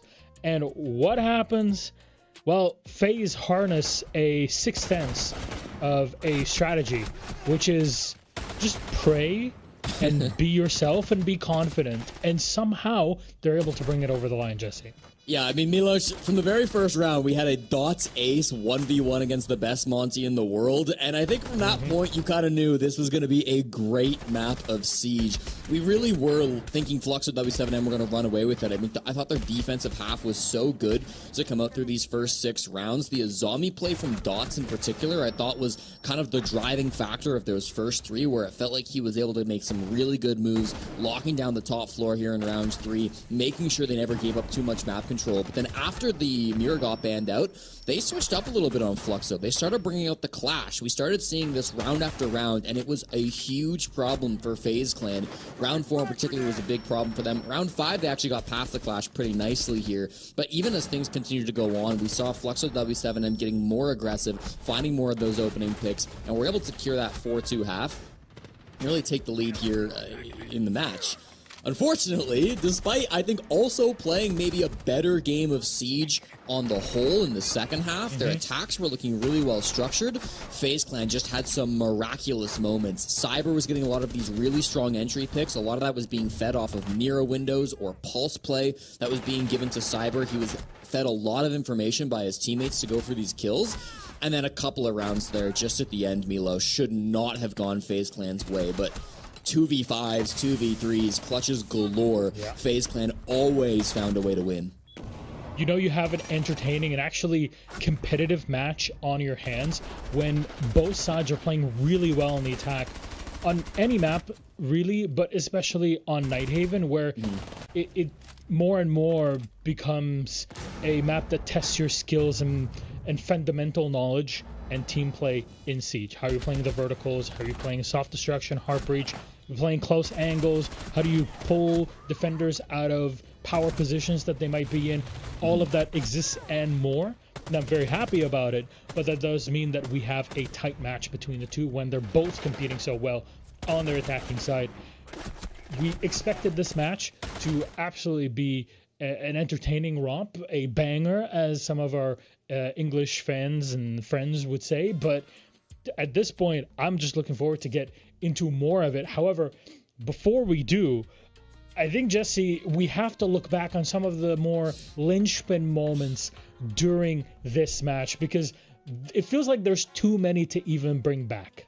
Yeah, I want to focus on 2 in particular, Milos. Rounds 9 and 10. First, the 2v5 from FaZe Clan. And I just want to showcase how FaZe Clan are always thinking about the win con. In this round, they've got 2 players up above, and they're both able to isolate important fights. We see Souls getting active over towards IT, Vidaking smoking E-Box. And once they can both kind of isolate 2 different parts of the top floor, they trust each other to win those fights, and then once top floor is fully secured, once it's something they don't have to worry about, they can just focus on denying this plant. Now, Dots could have finished the plant just there. You saw him pull off of the plants. That's because an impact came out from Souls and scared him off of it. If he sticks that, could be a different round, but small mistakes, small little fearful moments coming out from Fluxo W7M allow FaZe Clan to buy the time that they need and eventually come out and win this final 2v1, taking down Dots seconds before he gets the plant down. And then this one, I mean, I think it's the round we're all watching.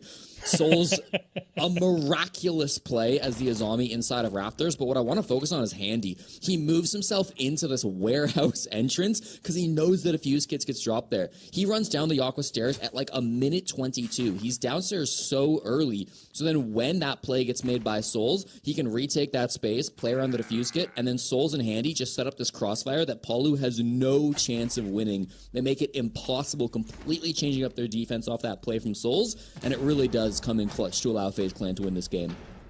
It's just a beautiful matchup, no matter how you break it down. And in numbers is our scoreboard. Handy at the top for FaZe Clan, 11-8, but you can see both teams quite close in terms of raw numbers, which I think is quite expected when a match is so back and forth. Though the first 4 rounds of that defense for FaZe, they had it on lock. Fortunately for Fluxo, they could not really break that FaZe defense early on, and then they were really lost to time the very final round. Though this was just Nighthaven Labs. I would like to take a look at our map bans just one more time to give an idea to people. Here's what we started with. This is Nighthaven. We're going on. We still have potentially, and I certainly hope that we go all the way to a map 3. Consulate is our second map, followed by Chalet, should we need to go there. Question is, how do you recover now on Consulate if you're Fluxo W7M?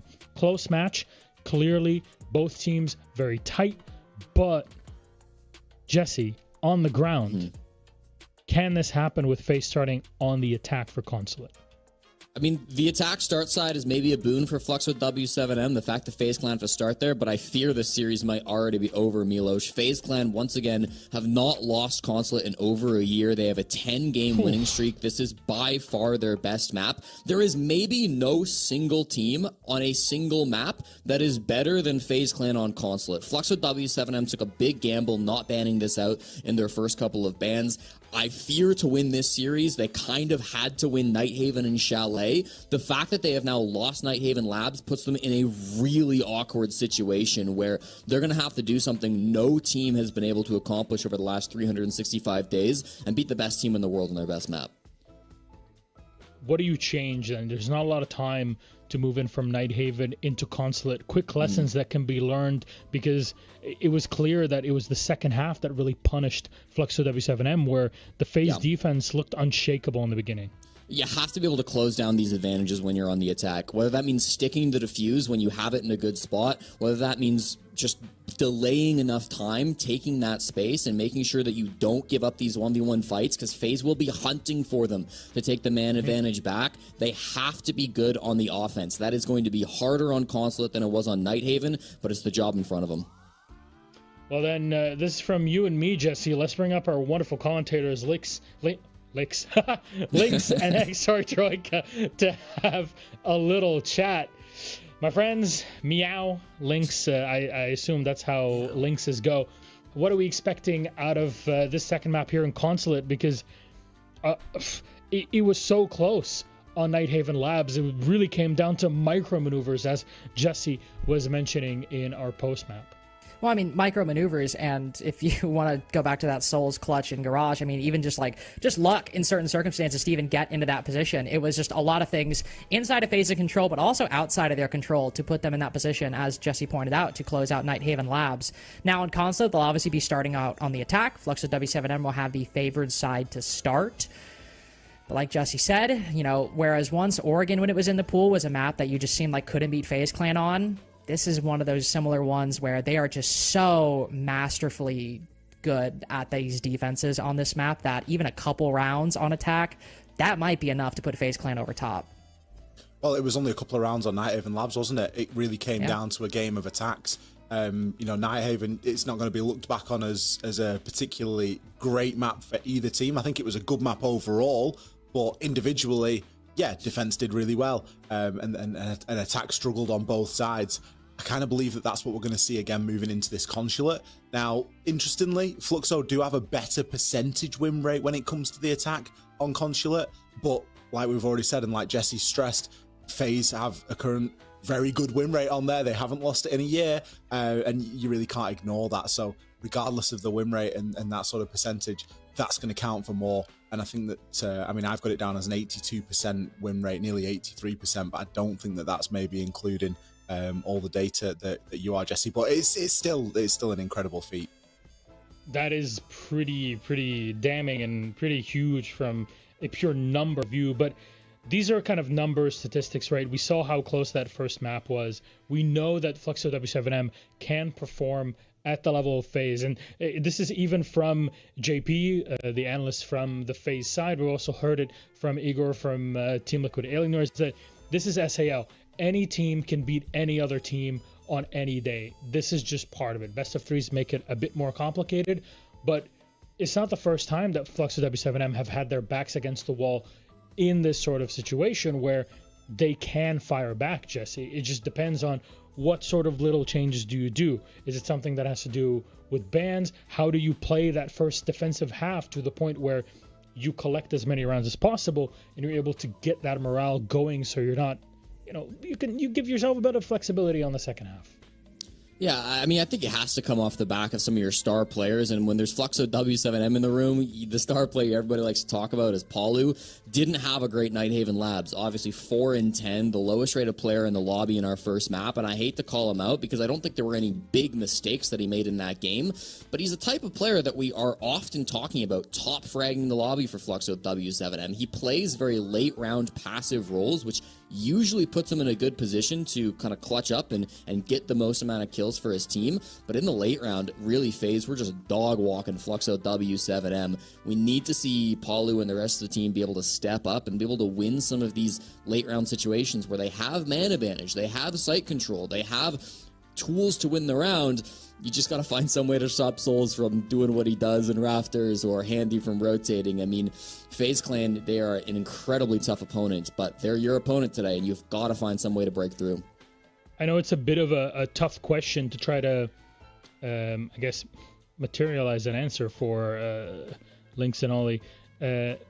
You very clearly have seen like every single point of the first map. As Jesse said, things are kind of falling apart for Fluxo W7M later in the round. What do you feel, if you've thought about it or crossed your mind, has been kind of that inflection point where, okay, Fluxo W7M are in control and then suddenly things shift massively? Has there been some sort of pattern forming maybe in your mind?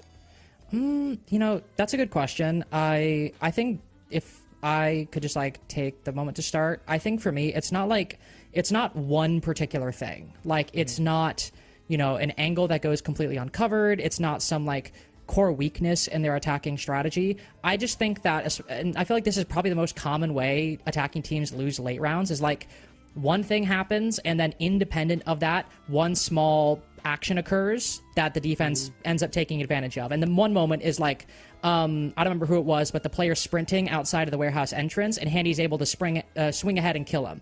Now, it seems unlikely that Handy'd be in that position, but he was. And so even though the odds aren't that high that he'd be there, just because it was that kind of 1 in 10 situation that he was, they get punished for it. And that's usually how, at least when I saw W7M, that's how they were losing those rounds. It wasn't some core failing. It was a lot of small things building on top of each other, and sometimes started in, again, that round, literally just luck that Souls had enough of a gap between that and the fire. It was just a lot of small things that ended up, again, going wrong for them. I think it's the small things, but as you say, it compounded and making the bigger picture. The thing about FaZe is that they're very good at taking advantage of all the small things, and there's not much that really slips through the crack. And I think that's the difference. You get teams that are able to take advantage of moments, and Fluxo W7M did a great job of that. There was an occasion where we were defending downstairs, FaZe were defending downstairs inside of tank, and they'd left the bomb site really light. There was basically nobody on site, and they just committed to a roam. Fluxo saw that, planted, and won the round. Now, that's a big picture opportunity that's been spotted. FaZe are very good at all the small bits, and that's the difference. Well, my friends, thank you very much, and thank you for all those at home waiting. We finally have our lobby together, and we're going to leave it at this point, at least for our pre-game analysis. All the things they said, running through my head. That's Lynx and Extra Troika to take you through map number 2. Can Fluxo take it back to map 3? Will FaZe run away with a 2-0 in advance to play Furia? Only time will tell. All yours. Only time will tell who will come out the victor in this heated rivalry between FaZe Clan and Fluxo W7M on Consulate, and at least to start, with FaZe on the attacking side. First bans they will take off the board will be Clash and Cade. On the flip side, Grim and Monty taken off the board as well. But Ollie, as we mentioned earlier, it was just a couple rounds that put FaZe over the top on Nighthaven, and on Consulate, just a couple attacking rounds could do the same here. It's what it's going to come down to. Ultimately, it feels reductive. It doesn't necessarily feel like defenders protect your bombs from being defused by attackers. That genuinely is the way that Nighthaven Labs played, and I believe it's the way that Consulate's going to play as well. Consulate, one of the hardest maps we've got in our pool to attack.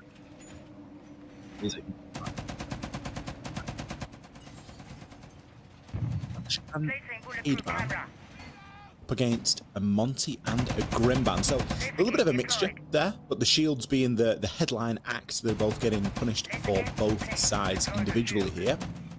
FaZe still have a couple of different shields that they can choose to go with. I find it quite funny, Links, because I've got a feeling that we're going to have slated this as a difficult map to attack and blah, blah, blah, attacking room percentages. What if FaZe just come out and win 4 rounds on the attack? Like, what do we do there? Where do we go? I close VMix and go to bed. But it's early for you, though. It's only 29 for me, so it must be early for you. It is currently 2:39 Central Time. That's too right. That's too early. Have you heard of a nap? You heard of a nap, Ollie? I'm familiar with the concept. Listen, man, you sit in your corporate-controlled, only sleep at night system. I sleep when I want. The man doesn't tell me anything. Yes, of course, because it's the corporates that make us sleep at night. Well, there's a whole lot of discourse we could go into that I will not. Ooh. Little scorpion being fired down yellow stairs after Vita King running downstairs. FaZe Clan not looking to press this position just yet. Seeing if there is a gap. There's clearly not. So they'll focus on some other objectives for the time being. It's a CEO defense to start. The bulk of the presence from Fluxo W7M will be up top. So the question, of course, is always, well, do we go for a straight CEO repel execute, or do we try to do an across from the admin side? It seems that FaZe Clan are leaning towards the latter. So one Candela goes off in that position.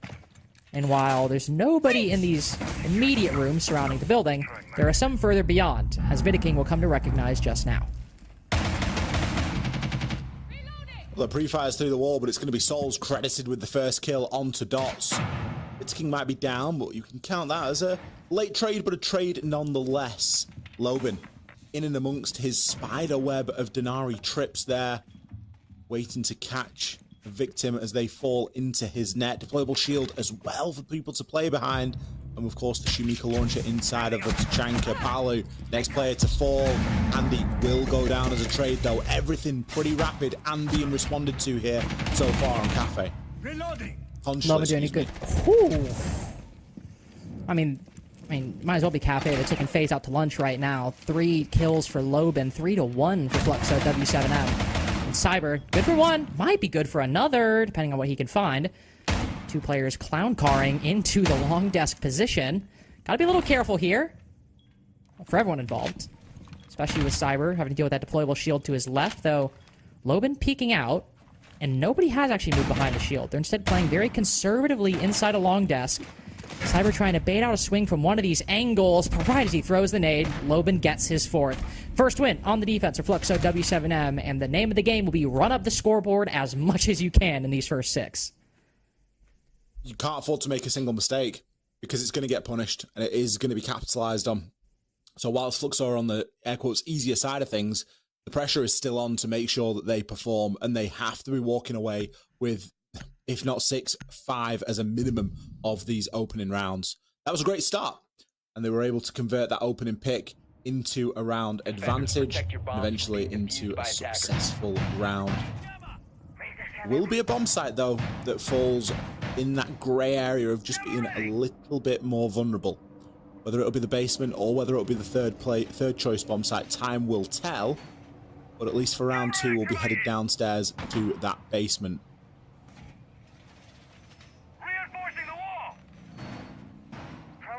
The Bandit coming into play as well. Some of that hard breach now to make breaching a bit more difficult. Though with Cons all the way on the top floor, see if he maybe decides to dedicate something upstairs. I don't think he would. Though a single wall might be perfectly fine to do so.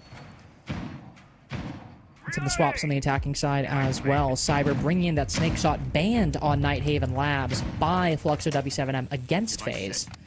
So yeah, we'll have the opportunity to see him in action with that Soliton scanner, see why Fluxo W7M felt it was such a threat. And additionally, these boogie drones as well, a lot of opportunity not only to get a good clear of the top floor with that information, but then as well get this great verticality from the boogie drones. Already one thrown into the building, creating a nice little line on the inside. Palu ready and waiting here just outside of the castle barricade. Maybe hoping for Ram boogie drone just to get thrown through it, or maybe even for it to get sledged open. But Handy, with his positioning in the way that he's waiting, you'd like to think that he knows what's going on a little bit here. Yellow ping comes out to confirm it, and they're going to try and pick this up as a kill. But, oh, Handy! He just gets taken out. He just presented himself at the window on a silver platter, and Palu didn't need any invitation. That's criminal from Palu right there. I mean, that is about as good of a read as you could have. Just waiting with the shotgun. Beautiful play there. Now FaZe Clan just have to continue down a body. Sledge wasn't going to be adding much, but at least he could have taken down the castle barricades and given you another gun. Loban on 1 HP. From where? Seems to be the main door. Soul's the culprit of that with some 417 shots missing. As other remnants of his team begin to take control of admin. No 4v4 just yet. Will Dodez, I was about to say, confirm? No! Not able to get the kill, and instead 2 go FaZe Clan's way. With Loban on low HP, this round might have just shifted hands much quicker than Fluxo W7M expected. Big chance here for FaZe. We spoke about Fluxo not being able to afford to make a mistake. FaZe also have to capitalize on these situations. Man count advantage and a very low Loban, but with a kill onto Vitaking, that doesn't make things any easier. At least now they'll know where Palu is, but they have to try and get this kill back as soon as possible. It's only 55 seconds, and I say that because we've still got players up on this top floor. And with Cyber falling, it just adds on to the pain. And KDS in a 1v2, again, there were chances for FaZe Clan, especially with that brief advantage they had. But there still is some for KDS. He's got the flashbangs, and Loban's on such low health. Also depends on how active he's going to be with this heartbeat scanner. What information can he gain, or what has already been gathered? These vertical angles will cut against the attack at this point. KDS looks to put this diffuser down. Nobody directly above his position, but Fluxo W7M could easily get in that spot. Also concerned with anybody rotating down below with that C4. KDS hears it ripped. Instead, will make another attempt as Loban continues to scan. He falls off again. Dodging that C4, but there's another one that could be sent up by the Fluxo W7M side. Trying again. Instead, this time, not able to find much of anything. Just keeping him guessing, keeping him at bay, and always keeping those doubts alive. That could be the opportunity that FaZe were looking for ahead of this matchup, knowing what they were going into. And you can't help but feel like it has slipped through their fingertips. Fluxo W7M, a really good job of stabilizing there, not giving the opportunity over to FaZe, even though they had an advantage in the man count. They just weren't able to trade it back. Palu played it beautifully. In and around CEO and Connector, picking up a kill, managing to stay alive for a little bit longer, and then his teammates on site putting in the hard yards as well. Loban, he's had a fantastic game so far. He's 5-0 at the moment, ahead of round number 3. Nodez only died once. Cons only died once. There's a lack of kills for this FaZe side, and it's not... We weren't saying that in Nighthaven Labs. They were getting kills for fun. We saw plenty of performance from everybody. It's early days here on Consulate, but it's still a little bit of an alarm bell. Is the basement going to be the weaker site of the 3 here, or are Fluxo going to make it a full 3-site rotation?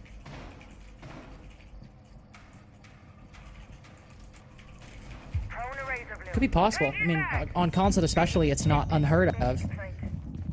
And on the basement as well, which will carry some fundamental principles from the other sites. Here, though, as you can see, we have the pulse coming back through for Fluxo W7M. Addition of the castle to create a bit more of a maze for FaZe Clan to search through. Those black mirrors, as you highlighted last map, that has been really impactful in a lot of the matches that we've casted in the past few days.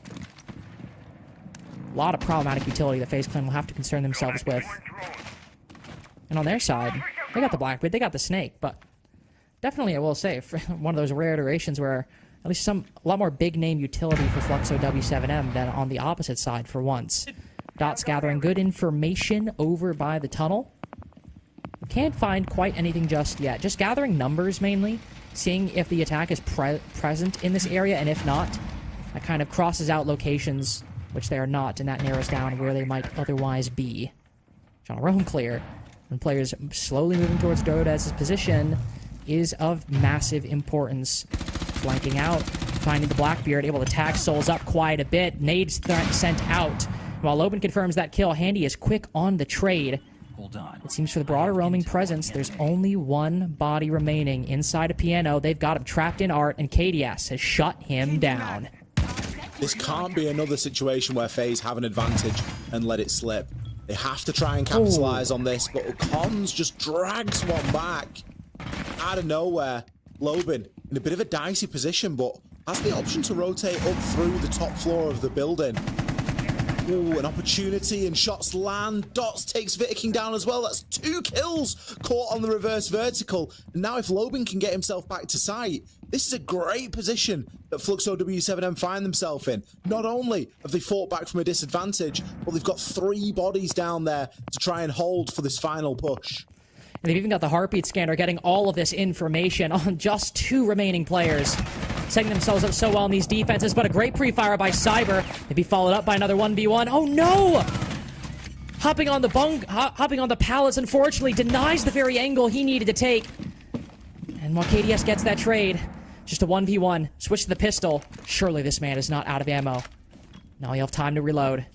You know, Loban's far enough away to let that happen, but taking the aggressive line, gives it up soon after. That was his last flash he just sent out. So it'll be a raw 1v1 for KDS. Slowly creeping around the corner. Only 6 shots for Loban. They all need to hit, but only one matters. It's KDS instead! First attacking win for FaZe Clan, and a 1v1 to do it. FaZe weren't going to have the wool pulled over their eyes 2 rounds in a row. They needed to clutch that one out, and they were forced to do so. They had an advantage at around the halfway point in the round, but Fluxo on that reverse vertical, just the sheer determination to challenge onto some of those angles, not something that you always see, but they were able to drag it back. It was really all on Loban. Don't forget, he started that little loose pasture of play all the way over inside a visa office, was able to rotate all the way through the top floor of the site and then get himself back down. Was in the right position, in the vicinity, just not able to land the shot. FaZe are going to choose the start of round 4 to take their tactical timeout.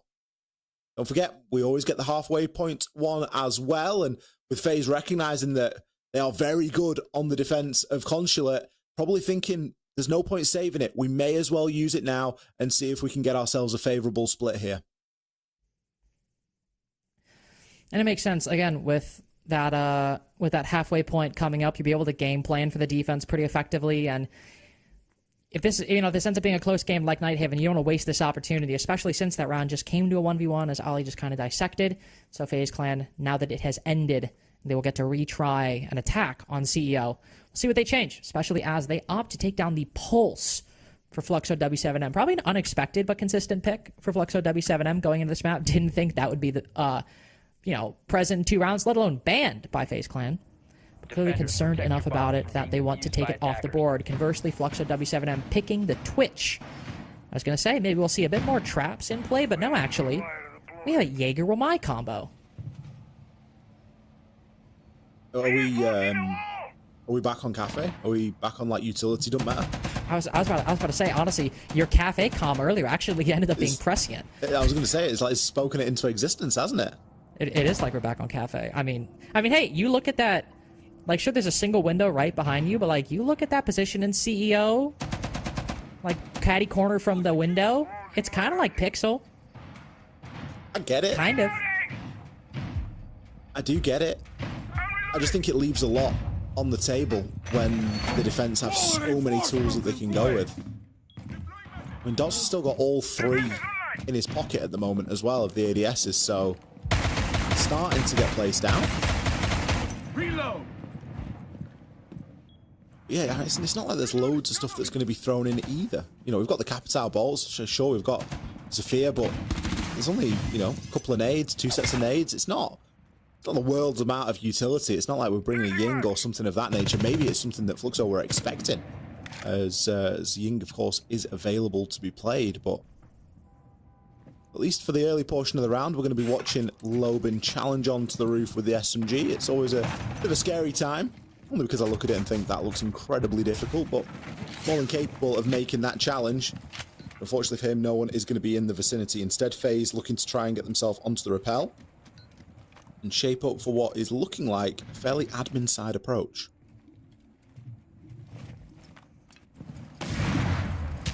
It's looking like it. Especially now that Handy will repel in. Vidiking with the first. My going down. That's a crazy pre-fire. Setting up all those ADSs, and for what, unfortunately?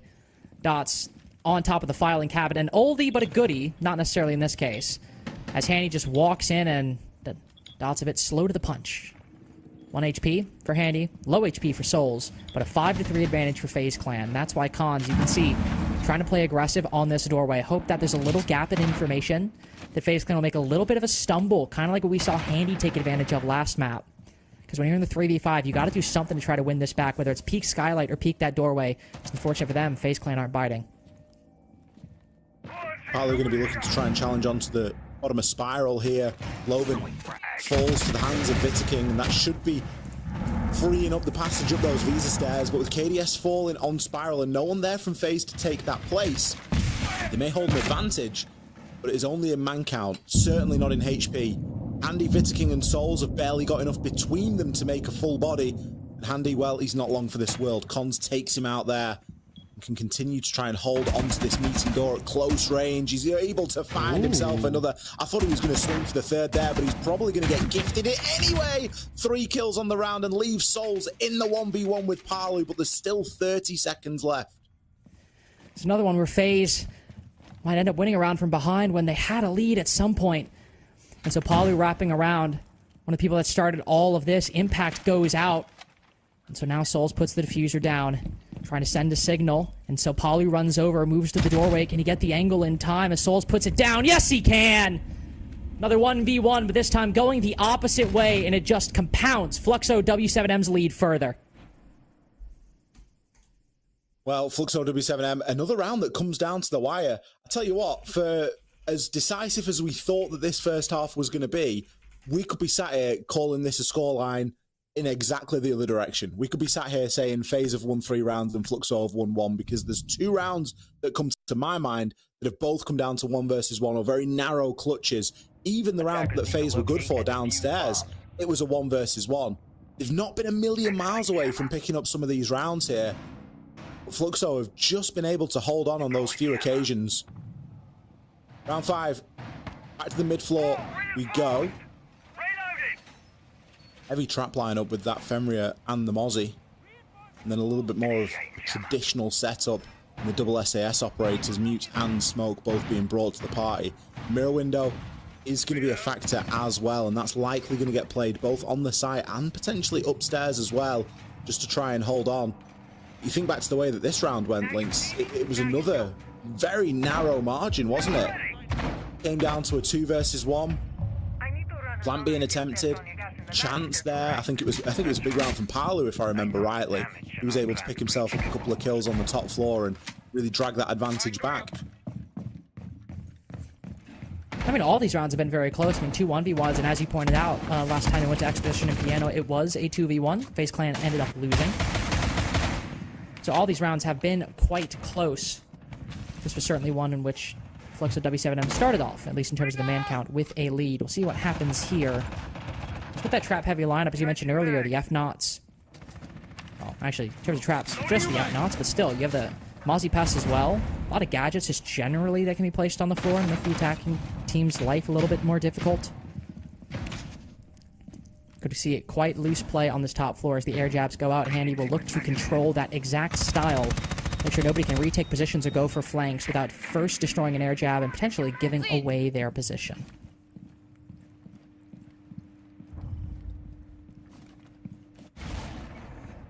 It's King down for the count. C4? Might be in a position to be picked up. I think it was. Should be recoverable at the moment, but it's going to drag somebody from FaZe away from a job that they otherwise would have been doing. Cyber, convinced that someone's going to jump out and or at least challenge onto the window, but it's going to be KDS. Pays a little bit of a price for picking up his teammate in King, but at least maintains all 5 players alive for the time being. Dots, C4 ready. I don't think he realizes how close he is. If he sends that out there, especially with the low HP on King and KDS, he might have a chance, but it's going to be handy to fall despite the chipped players on FaZe. It's the full HP handy to go down. And Soul's good for the follow-up. So, dead even as we move into the final minute. Something needs to start breaking FaZe's way. They don't have a clear entry at this point, don't have an exact amount of control, but they do have quite a bit of utility. The concussions and Capital's full utility, as well as both nades and flashes as well. So a lot of different ways they could crack something open, even if they haven't done it just yet. A lot of utility going out, but Palu swinging from behind, actually, flinging up spiral stairs. FaZe not expecting that. Fluxo W7M constantly keeping the attacking team on their toes. And if this ends up being a FaZe victory like a lot of us predicted, it's looking like it'll have to be a hard-fought one on the opposite side. Because it's the most dominant victory for Fluxo W7M this defensive half. On a retry of Expo, no 2v1. Instead, it's Cyber to need 4 kills in a row. The first takes almost all of his HP in exchange. Nade will go out just so he can get some security moving through the opposite side, but on these vertical angles, what is he going to find? Just death on the opposite side. 4-1 for Fluxo W7M. Consulate is always a defensive-sided map, but that doesn't mean they are not performing some damn good siege. They're playing really well. You can't take that away from them at the moment. And FaZe are having opportunities as well. There's been a couple of rounds where we've looked at it and said, FaZe, maybe we ought to be walking away with that one there, regardless of if this is a good map for the defenders or not. Fluxo consistently walking away the better here in these rounds. The last round, then, as the sides currently sit, either going to be a 4-2 to Fluxo or a 5-1. And this will tell us the full story. The only site so far that FaZe have been successful in, Garden Cafeteria, downstairs, isn't being played. We are seeing for the first time split bomb site. Now there's question marks over the split bomb site because, well, it's split and there are not many sites in the game that hold over 2 separate floors. And just naturally from a defending point of view, it can make things a little bit more tricky because it's not just one area you're worried about or one floor, you're kind of worried about 2. So it does really stretch you a little bit thinly. We do often see teams try to avoid it, but Fluxo opting to pull it out here for their final stand on the defense in regulation. Typically requires a bit of a full map clear, which, I mean, just insert site into Consulate and it always requires a full map clear, right? Because it's so compacted. You need to be able to clear large areas to be able to gain control because the vertical is just so powerful. Great C4 sent out there. Oh, Veto King, you are so lucky to be alive. The blitz with 1 HP, well, it's not much good to anyone, especially when there's a smoke on the table. And even small things is like barbed wire on the floor, like even if you just make one misstep or even if you're the blitz, you know, tempting, trying to bait sound in the position, that option isn't available anymore. So if Veto King throws some smokes and they end up occluding the wrong spot, you might just walk in and kind of die the same way Loban did on Nighthaven right before that Souls clutch. He's hit by a Gershmont this time, it seems. Sudoku call goes out, so not much hearing he'll be doing at the moment. The rest of his team will flood in through the yellow stairs side. Soul's actually the first to go down, despite Veto King's reduced HP. Whatever information or plan FaZe Clan had is falling apart in the first minute and 10 seconds. Yeah, through the drone hole, Loban was ready for that one. Don't want to make the call early, but a 5-1 half seems very likely for Fluxo W7M. If Cyber's not able to either use this information and get some kills or find a gap through the middle, the odds of them running away with this seem quite low.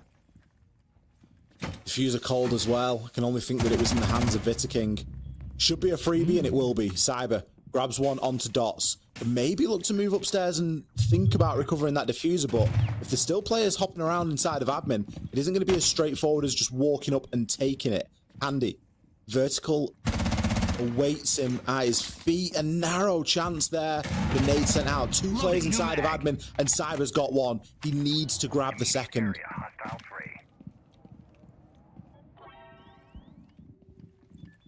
Oh, it was outside. Handy's just picked up the diffuser. I thought he'd left it inside of the corridor outside, but Cyber's actually, he's got the ability to leave him here. You can catch him on the rotate back. Might be able to. Might just be able to in the 3v3. And while the odds were low, they've increased since a minute and 10 seconds ago. Handy now moving downstairs, looking for some kind of 1v1, some kind of momentum. Big kill by Cyber. Hold on. Paying for his weight in this round. So much momentum gained by this one player. Still pushing further. I've completely frozen, so. Logan. He's got the vert. He knows exactly where at least one player is, but Handy's going to start getting that plant down. Cyber ties a bow on what was a fantastic Cyber round.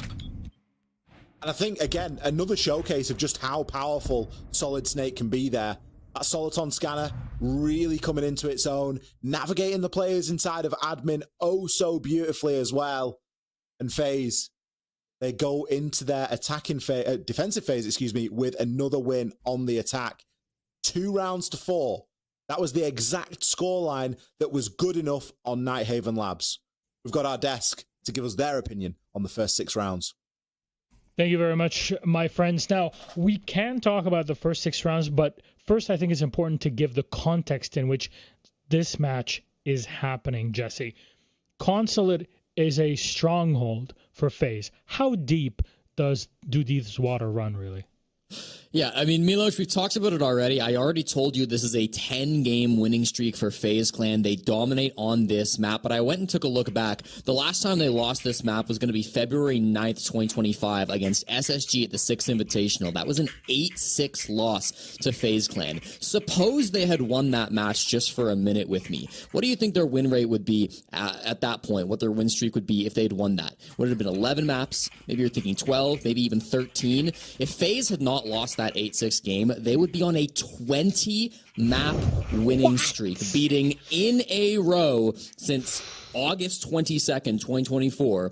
W7M, Black Dragons, NIP, W7M again, Liquid, Space Station, E1, Furia, Secret. Then it's the Space Station 8-6 game. Then they beat Liquid, BDS, Furex, Curazinho, sorry, tier 2 Brazilian team, butchered that.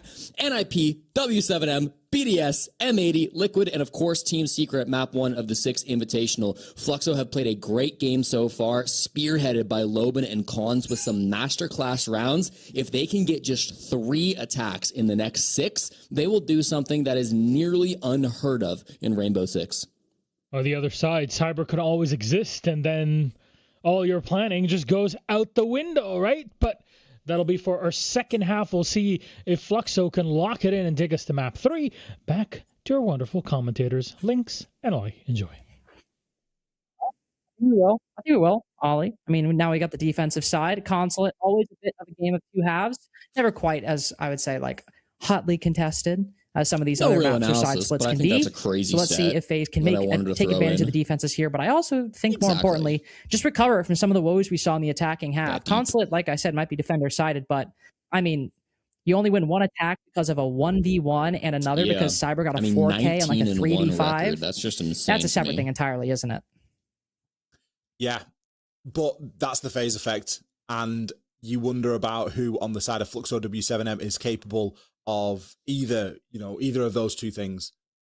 Are they capable of pulling off a 3K or are they capable of pulling off a 4K? It really comes down to those sort of margins, because that's what it took for FaZe to get attacking wins here on Consulate. And it's likely what it's going to take for Fluxo W7M as well. FaZe Clan, they are loving that Soliton scanner ban, that snake ban. Monty also removed a Cade and a Mute on the flip side as well from Fluxo. I think that FaZe maybe early adopters of Solid Snake, and they know just how good it can be. And I think Cyber demonstrated it beautifully in that last round as well, round number 6. If there's a reason to remove it out of your game, if there's a reason it's worth a ban, that's probably reason in itself right there. Not only that, but you've got the F2, and the F2 is great at the moment as well, especially now that you can place the grip on it. So it really does change the game somewhat. This is the side that everyone's been talking about, FaZe, with this mega impressive win record. I mean, I'm expecting this to just be like a layup, really, Lynx, at this point. They've got 2 rounds on the attack. This surely should just be another day at the office. Well, you'd always think so, but things can go quite differently, and Fluxo W7M have shown not only enough prowess on their defenses, I mean, 5 out of 6 opening picks, some good moments in their 1v1s as well, but also showed quite a lot of prowess on attacking on Nighthaven. The philosophies might be different, but I think it says a lot that for that side, it was a lot of, you know, hero plays, great skill, but also enabled by a bit of luck from FaZe Clan to save what otherwise could have been overtime or even a Fluxo W7M map. They were definitely, I think, you know, to quote Jesse, overall strategically the better team on Nighthaven with those attacks. So even though they lost, still important to consider going forward here. And this is not a team that will go quietly, even if they end up going. And that is, well, that's a much different question.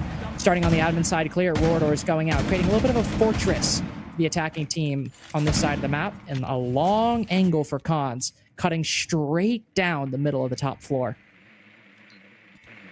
Looks like I've got pretty good pace in here. Round the halfway point into the round, but they've got that admin control, and crucially, they haven't lost a body in the process. Dots is a little bit concerned about pushing up too far at the moment. I'm not sure if anybody knows about Handy's position at the minute. Meta King has a bit of an ability to support him there as well.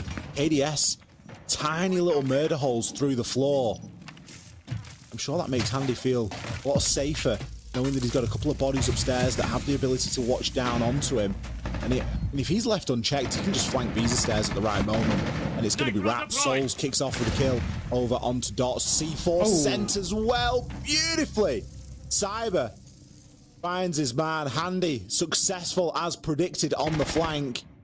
And Fluxo W7M's attack has crashed like water onto rock. And one particularly thorny player for the side of the FaZe Clan just sat prone in the middle of the doorway. Polly with a nice flick to take down Vidaking. Looking for another 1v1 at the double door down below. We have to be careful. Don't start overstepping. Handy will back off.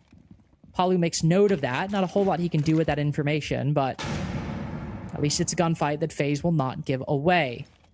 Moving to recover the diffuser. Players on opposite sides of the halls from him. This is one of the most difficult positions for a player to deal with, and it's for that exact reason. Look one way, you get the counter swing from the other. FaZe Clan with a bit of a hill to climb, but building off Cyber's 4K, it's fitting he gets the last kill, and they take their first win on CEO. It just didn't even look close, did it? Fluxo, they made good progress. They got into admin, didn't cost them much, but it was kind of because it wasn't really being held too hard by FaZe Clan. They had other ideas. I love the synergy between Handy and the players upstairs on site.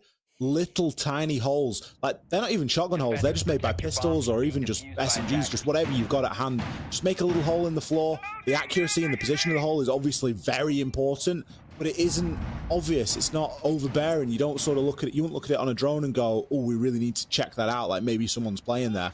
But he's just got that little bit of support from above, and it just frees them up to not have to worry about every single angle. Of course, you're playing on Ella as well, so you've got some Grismots at your disposal, but then just being positioned in the right place at the right time for that sort of a flanking play.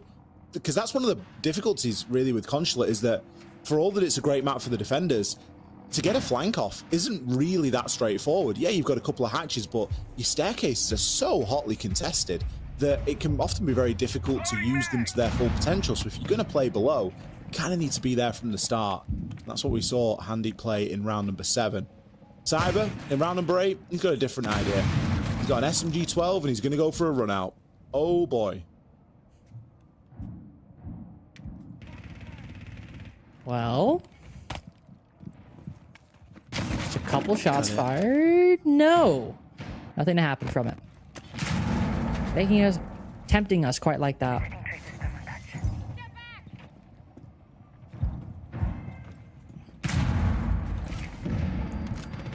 Are you still buffering? Oh yeah, big dog. Don't you worry. Okay. We'll just keep going. Thanks. And we'll radio start this yeah. thing for a while. I was going to say thank you. I appreciate that. I mean, to be fair, I did that in the first half of the broadcast off my phone hotspot, so I feel you. 4-4, KDS and Dots hitting again that 1-for-1 trade. We've seen 3 of them so far tonight. Good positioning from Parlo at the moment. He's really in the hot seat, but he just needs a little bit more support. I don't think that he knows about Handy. He may know about Cyber. That's about as much as his knowledge is going to hold, and Andy just needs to sit tight for the time being. We'll be able to shoot the drone, throws out the Thorn. Hatch, of course, open. A little bit unusual for this sort of bomb site, but if you know that you're going to be committing to this hold, then you've really got no other option. You need a way back down to the site, and they might have it, but they won't be able to use it because they have been sent to the cameras. It's King and Souls now, just under half the round to try and hold on to. Souls does still have 3 Toxic Babe canisters, and the players on Fluxo W7M are a little bit soft, but this is one of those opportunity rounds that we often spoke about when FaZe were on their own attacks.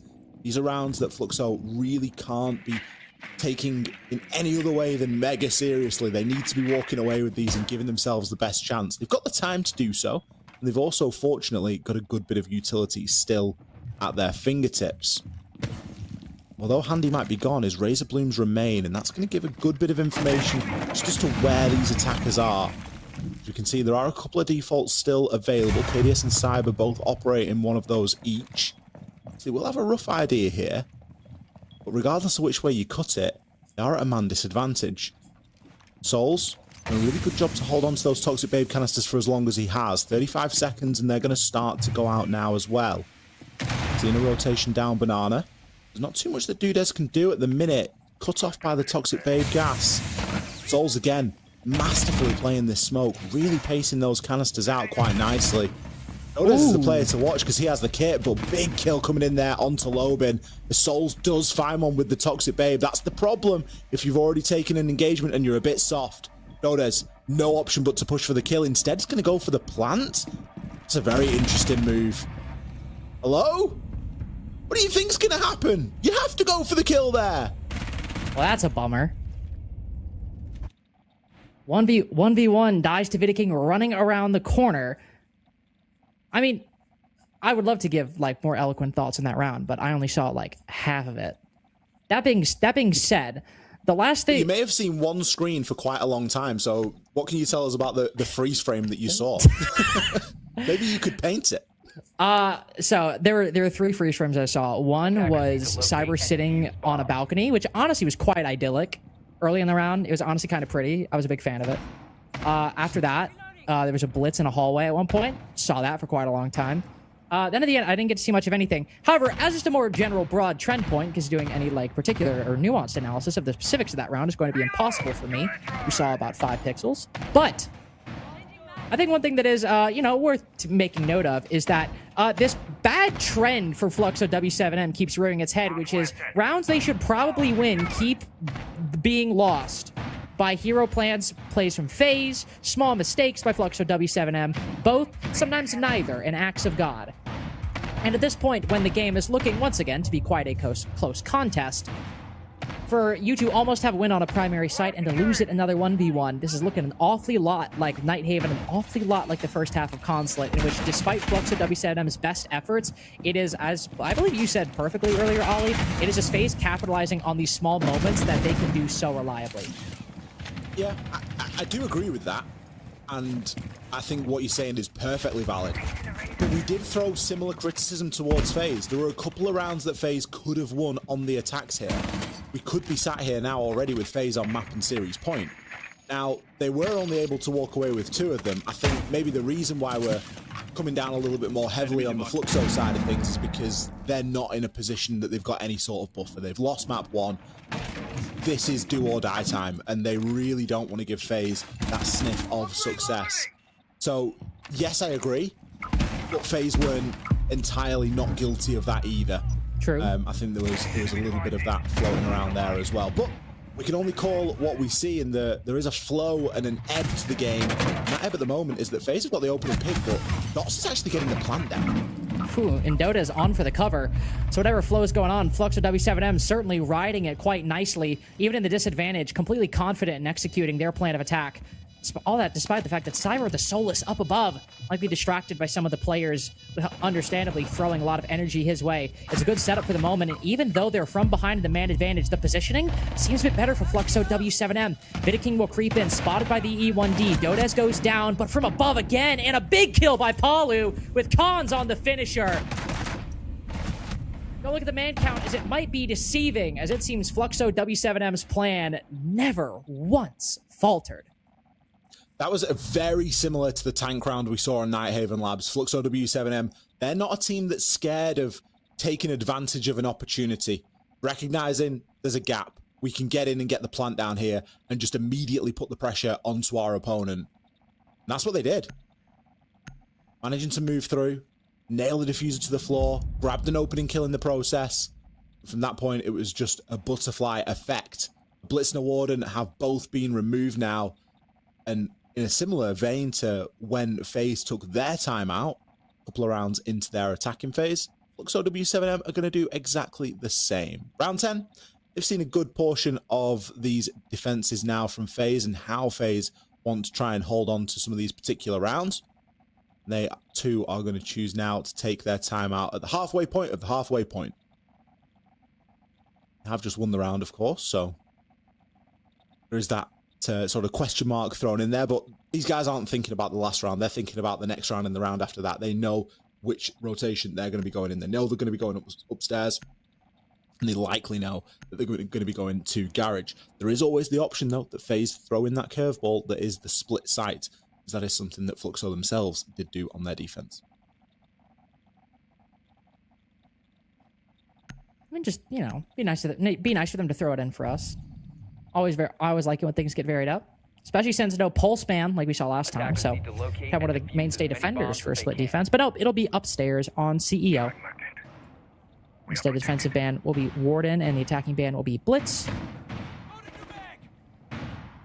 Fluxo W7M still have plenty of shields available, and by plenty I mean Blackbeard, which still is one of the most important ones. Arguably, for the playstyle that Fluxo W7M like to go for. On CEO as well, Cyber's still with that Bandit in hand. I think, by and large, a similar setup to what we saw in the first round. I want to check that real quick, because I believe the Bandit, the Smoke, and the Thorn are consistent. And yes, a couple changes. The Wamai and the Sentry being brought in. As this, honestly, is kind of a weirdly sparse lineup when it comes to, like, big utility, Ollie. It kind of makes me uncomfortable. I don't know if I get like necessarily uncomfortable by it. I think it's just one of those things where it's like, because of how many crazy operators there are, when I don't see an operator lineup with like Azami, Mira, and also like some other crazy nonsense, I'm like, oh, I get scared. Both not an actual available problem as well. Yeah. True. Out of the remaining gops, when you've got Arcade, Mute, and a Warden band, you've still got a lot of nasty stuff in there. Where's the Goyo? Where's the Vulcan packs? You know, where are we seeing this little element of something that's just so egregious to deal with? But yeah, maybe it does look a little bit tame. Let's not judge it on the utility just yet. Maybe if it all goes badly, we can say, yeah, they should have brought this, that, and the other. But I agree. I think it does raise a little bit of an alarm bell. I mean, Fluxo's lineup is the entire opposite, right? You've got Bees, you've got Capital, and you've got Ying. That's just straight up honking. That's the kind of lineup you need to be running in your ranking stack if you want to be walking away with some elo, because they're the tools that are going to win you games. So Fluxo, on the balance things for me, yeah, they've brought some pretty good tools to this job. They've still got to try and use them. Playing the same sort of system again with these little murder holes through the floor. It's really an angle, that. And such a difficult one for the attack to deal with, just because coming out of that doorway and then also looking up, especially you'd be pre-firing at a diagonal basically, and that just, with the rafters and everything, it just seems quite difficult to deal with compared to Vidiking's comparatively quite clear view of the door frame. Minute and 50 seconds have passed, by the way. So not only is FaZe Clan running a sparse defense, it's been quite a sparse round for action. The only shots we really saw get fired were into the floor by Vidiking. Now, even then, feels like 8 hours ago. Flashbang's going in, and this is what you can save up all that utility for, to dump it at one time. Flashbangs in. Candelas and Bees being thrown. Khan's creeping up, see if he can catch anybody off guard, but the smoke canister choking off that exit. Good foresight by Vidiking, aware of the possibility of a lurk. So Dots sprints on in, but hit by the Razor Bloom, not dead. Definitely halted for the time being. Pushing in with the pistol, put even lower, and then finished off by Cyber on the cross. So it's long desk control for Fluxo W7M, but defenders still in close quarters, ready to mount a strong comeback. MP7 good for 2 through the floor. The pellets hitting more metal than flesh. The next one far more direct. SMG 11 out, but Palu quicker to that. So looking further to defenders inside of CEO. Front of the site might be clear, but from the back line, Souls with the cutoff. 2 with the TCSG. FaZe Clan back in the race. Well, we questioned the lineup links, and we were wrong to do so. They had plenty to get the job done there, and it just goes to show that traditional or good old-fashioned operators with, you know, not the flashiest of gadget, but something that does a very specific job is often good enough.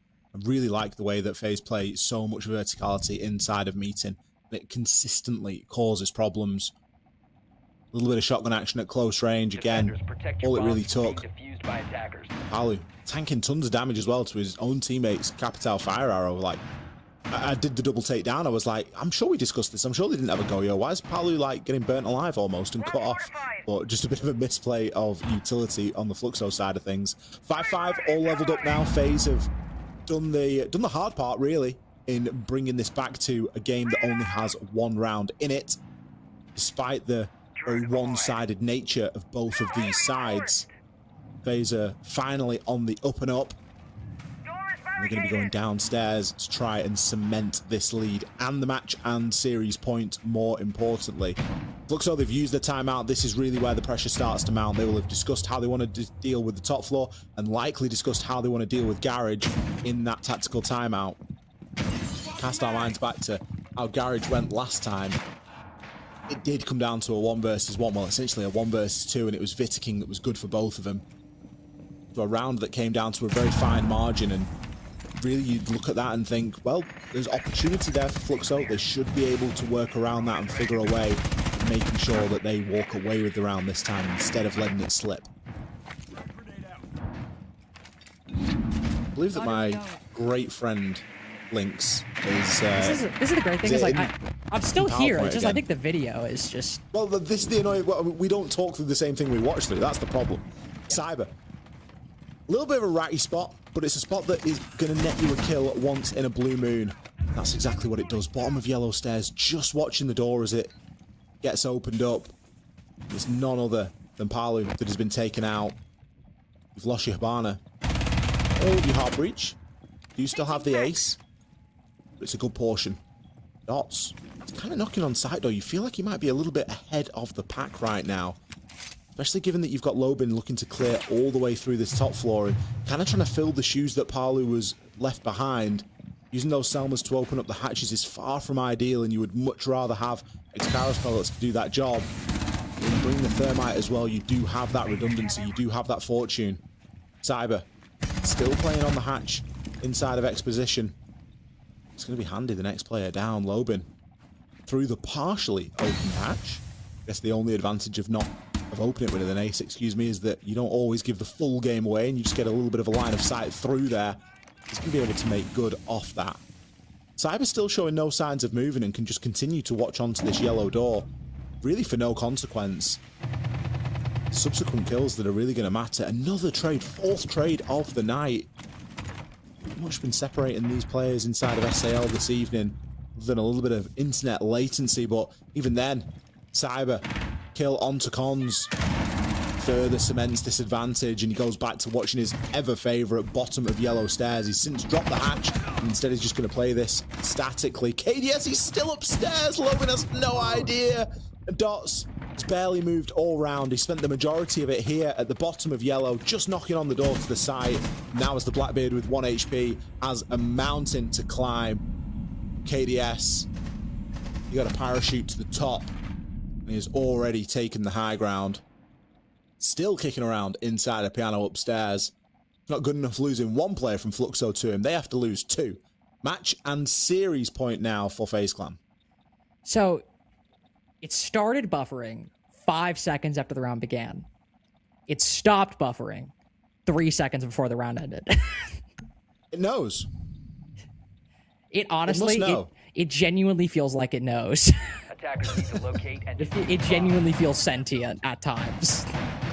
But when I was casting earlier to start buffering, I'm like, I literally was about to start play-by-play and it started buffering. I'm like, that's crazy. And that happened multiple times. My computer's fighting against me. Here's the thing, though, right? Like, here's the thing. At the end of this game, my FaZe favoritism aside, I just feel bad for Fluxo W7M. I just feel, like, really bad. Because they have played so objectively well across Nighthaven and Consulate. And genuinely, both maps might come down to some very, very important 1v1s or 2vx's. And on Nighthaven, a 2v5. So, while there's a chance they might go to the lower bracket, which, by the way, I don't think is, like, a guarantee at all. This has been a very close half. Fluxo W7M have proven capable. And a second attacking win on Consulate might be difficult, but FaZe were able to do it. And hey, they just started with an opening pick. Handy, in front of Yellow Door. Trying to give them a favor. And look at this. He's actually just taken for a little bit of walk. Holding the cutoff position. It's 3 Toxic Babe canisters lost as well. That's in a brutal. lineup that is designed to try and deny a plant and gather information. Those Toxic Babes are going to be crucial. King below on the Solace. Doesn't know that Palu's going to be on those yellow stairs. May get caught off guard here and is caught sprinting around the corner. Palu doing what he does best, and it's that lurk roll. Take a little bit of space, don't make any noise, and just let something happen. Cyber, 15 and 8. He's going to have another Cyber round. That or either KDS and Souls are going to have to step up. Neither of which is unlikely, by the way. It just really doesn't put FaZe in the best position when they arguably need it the most inside of this consulate. Because, as you say, Lynx, it has been a fairly close game at times, and there's not that much in it right now. Fluxo are well in this fight. Yeah, well in this fight in round 12. And FaZe Clan are not short on at least abilities to gather information. I mean, Black Eye Camera's Heartbeat Scanner, F-Knots, you can't get a much better 3 remaining players or 3 remaining operators for this position. At the same time, you have the Blackbeard to break through all that. You've got the air jabs to control any flanks that might be making use of that information. You've got the smoke to occlude, secondary utility to blind or to move out of position. And now as KDS falls as well, one of the most active iteration of it, the Heartbeat Scanner, is gone. So Cyber moves for this flank. Is there anybody you can actually find? Somebody close in the stairs, but Palu's been here for like 8,000 years! And his time has come now! Was that 4 kills for Palu all through round 12, and it'll be overtime to give Fluxo W7M another shot. 4 kills for Palu, and he barely has to move his feet to get them as well. Like, just out of nowhere, the strangest round transpires. In a game that has been dominated by the defense, the attack walk all over it and get basically a flawless. Had the last kill not been a trade, I think that's the 5th or 6th trade today, it would have been a flawless round. So we can fairly comfortably give them that honor. Attackers need to locate and defuse bombs. Pressure now on. Pressure maybe more so for Fluxo W7M, because at the overtime, they actually remain on the attack. Now, okay, we've just seen them have a successful attacking round, and they also did well upstairs in Exposition and Piano as well. A 2-4 split. You don't really want to be going on attack inside of the OT. FaZe, of course, on that defensive side, so still holding that major inherent advantage. But that doesn't matter if you're giving bodies away so early on into the round and allowing Palu a lot of space to operate within. 17 and 9 right now. Not even head and shoulders above the rest of his teammates either, because both Lobin and Cons, they're on 10 kills apiece. Look over to the side of FaZe, and it's really the Souls, Cyber, and KDS show, but a much more equal split for King and Handy.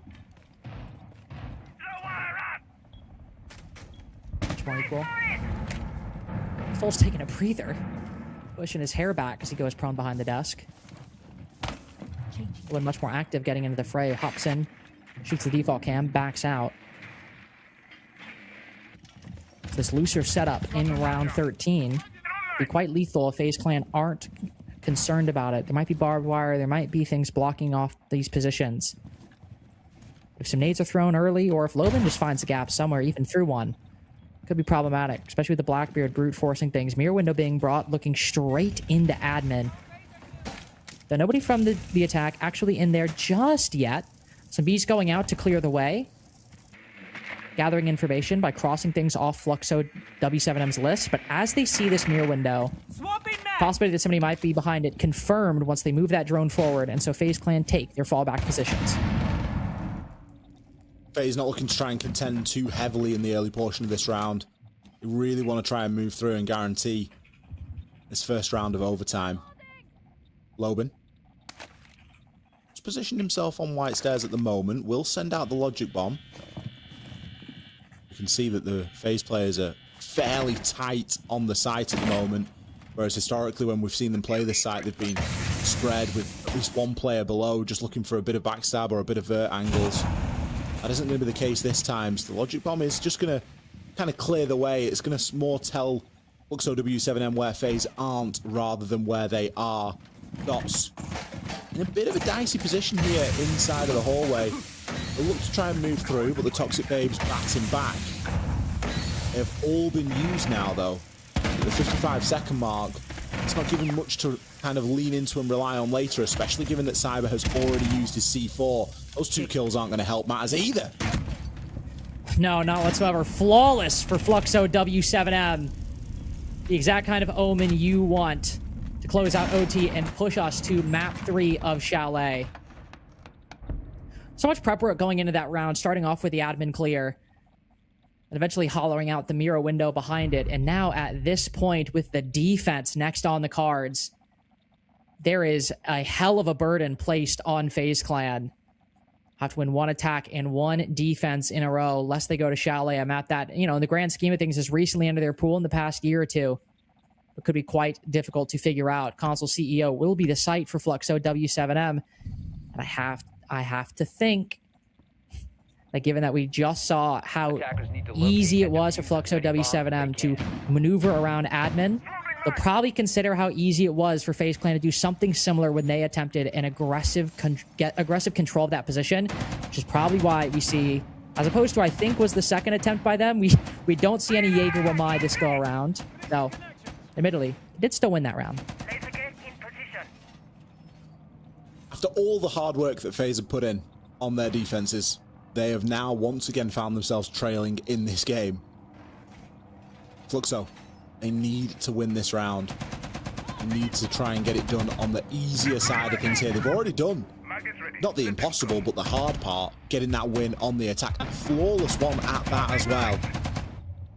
Just go to show that seeing that site so many times, they have eventually managed to pick the weaknesses in that defense. Not that it was exactly the same every time, but there were definite similarities. FaZe now with pressure on themselves. Bit of a statement round as well, Lynx. You know, flawless from Fluxo. Like, FaZe just weren't even anywhere close to getting the job done there. Now they've got to come in and try and battle back. They haven't got that security of 2 defensive overtime rounds inside of the OT. Cons, primed and ready. We've seen him do great work on the Tachanka already tonight in this very position. LNG can be a bit of a truck. Dumpy fire rate, but at close quarters, it really gets the job done. Time being, at least, Vita King will be moving into Visa office. Conscious of those Visa stairs. Dots, dicing with death and danger there, will be able to retreat out of admin. Gets himself back onto the site. Not the healthiest, but he's got important utility, and he now needs to stay alive. Tenari trip is going to be a little bit annoying for FaZe to deal with, and they're going to have to send a nade out there and get that dealt with, or even a Rotero drone to destroy. And that will be a problem that will be starting to come up for them. Belt and Brace's approach to the drone work, though, is handy. Isn't leaving any stone unturned inside of admin. KDS now knows pretty much with surety that he can just walk up spiral stairs as well. When the push starts to come from this admin side, he will be there ready and waiting on spiral. Malik downed but not out. There is an ability to pick him up here, and there are plenty of Fluxo players to try and cover as that happens. Shumika Launcher is going to do a good job of zoning off area as well, so that no one comes in with a nasty swing. Here we go. Vita King that eventually makes his way up the top of the spiral stairs. He is joined are going to be 2 of them on this side of the approach. Ooh. KDS burning the Aruna gate. Didicum deciding to commit to the cross. Checking one corner, but Handy down first is a bad omen. Hearing that LMG ring, it's more players from FaZe falling, though on the face value it seems even. Yet as they take a breather to pick Handy back up more off the board. In the 3v3, Dots and Palu both low. One on the long angle, but Dots in a better position. Shotgun around the corner. Instead, it's a nade. Banked at his feet. But Loban creeping up just behind them. Will somebody from FaZe make the fateful decision? The inadvertent error to cross long desk when a full HP player with a bullet hose aimed right at their direction. Or will they play passive? Claymore shot. Realizes his position. Handy goes forward, but downs KDS in the process. Moving into the post, trying to fall back as quick as possible. Loban gets them all! Map 3 indeed. Chalet. Next up. Fluxo W7M doing the impossible there and breaking a very hefty record that FaZe Clan held on Consulate. But there is a reason that W7M have the head-to-head advantage here. Out of all the times that these two teams have played one another, W7M still have a slight edge. 7 times to 6. They have bettered FaZe Clan, and it doesn't look like tonight is going to be much different, at least on Consulate. Chalet will tell us all we need to know, and we're going to be there after a short break. Quem que é o Neymar da R6? Neymar da R6? Neymar da R6? Neymar da R6? Cara, eu acho que o Neymar é o... Ou Eds? Qual que é o Erds? Ordina da R6. Pirula, muita mídia e atualmente pouco futebol?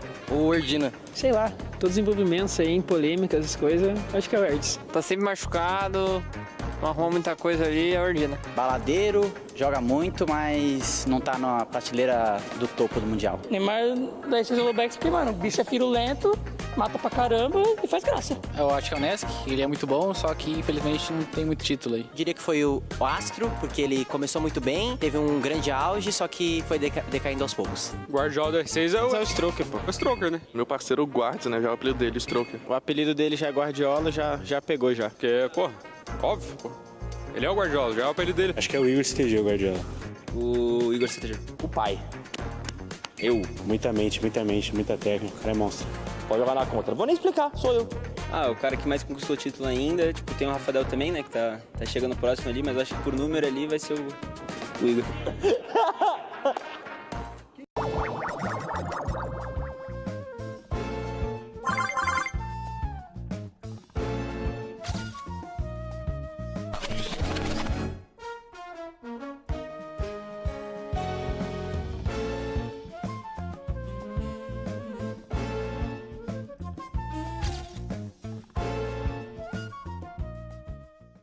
Real Madrid? O Real Madrid? Real Madrid? Pô, mano. Real Madrid? Pô, mano. Acho que é a FaZe Club. A FaZe, mano. Real Madrid da R6, acho que é a FaZe. Muita tradição, muita história. Verdade, pô. Eu diria que é a G2. A Liquid. A Liquid, velho. Real Madrid da R6, mano. Porque os caras ganham o Invi aí, 2 Invi seguidos, back-to-back, já tem Major já. Os caras é bom demais. Conta de tamanho, eu acho, da organização. Muito dinheiro, mas não chega aos títulos, né? Não dá pra... Não tem muitos títulos igual o Real Madrid, né? Mas eu acho que é a Liquid. Pelé?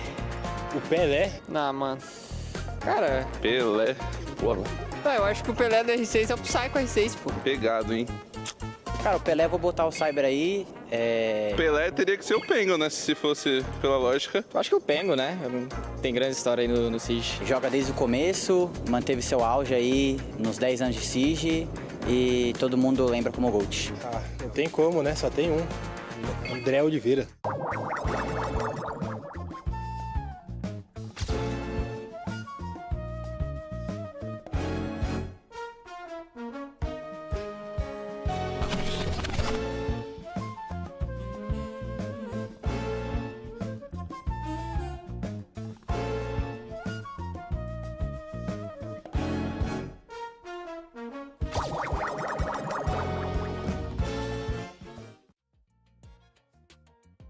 Welcome back, ladies and gentlemen, to SAL. We promised you a banger of a match, and I think that second map definitely plays into our promise.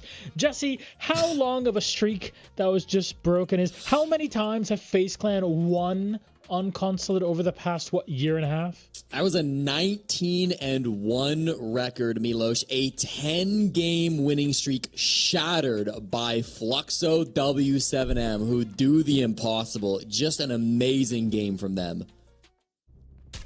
I mean, beautiful to witness the way that Fluxo are able to hold on, go into overtime, and win the back-to-back rounds.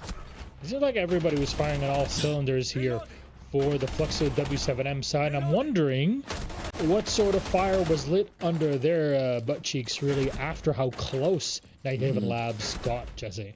Yeah, well, they obviously came off to a hot start, Milos. The defensive-sided Consulate is what we know and love with this map. It's always been very defender-sided, and Fluxo did a great job. Now, that's not to say these rounds were easy by any means. As you're watching them here, you'll notice a lot of low man count situations. FaZe Clan were playing, I thought, very well on their attacks, but despite that, Fluxo W7M in the late round were always finding ways to trade things out, to clutch up. I thought their team play was excellent.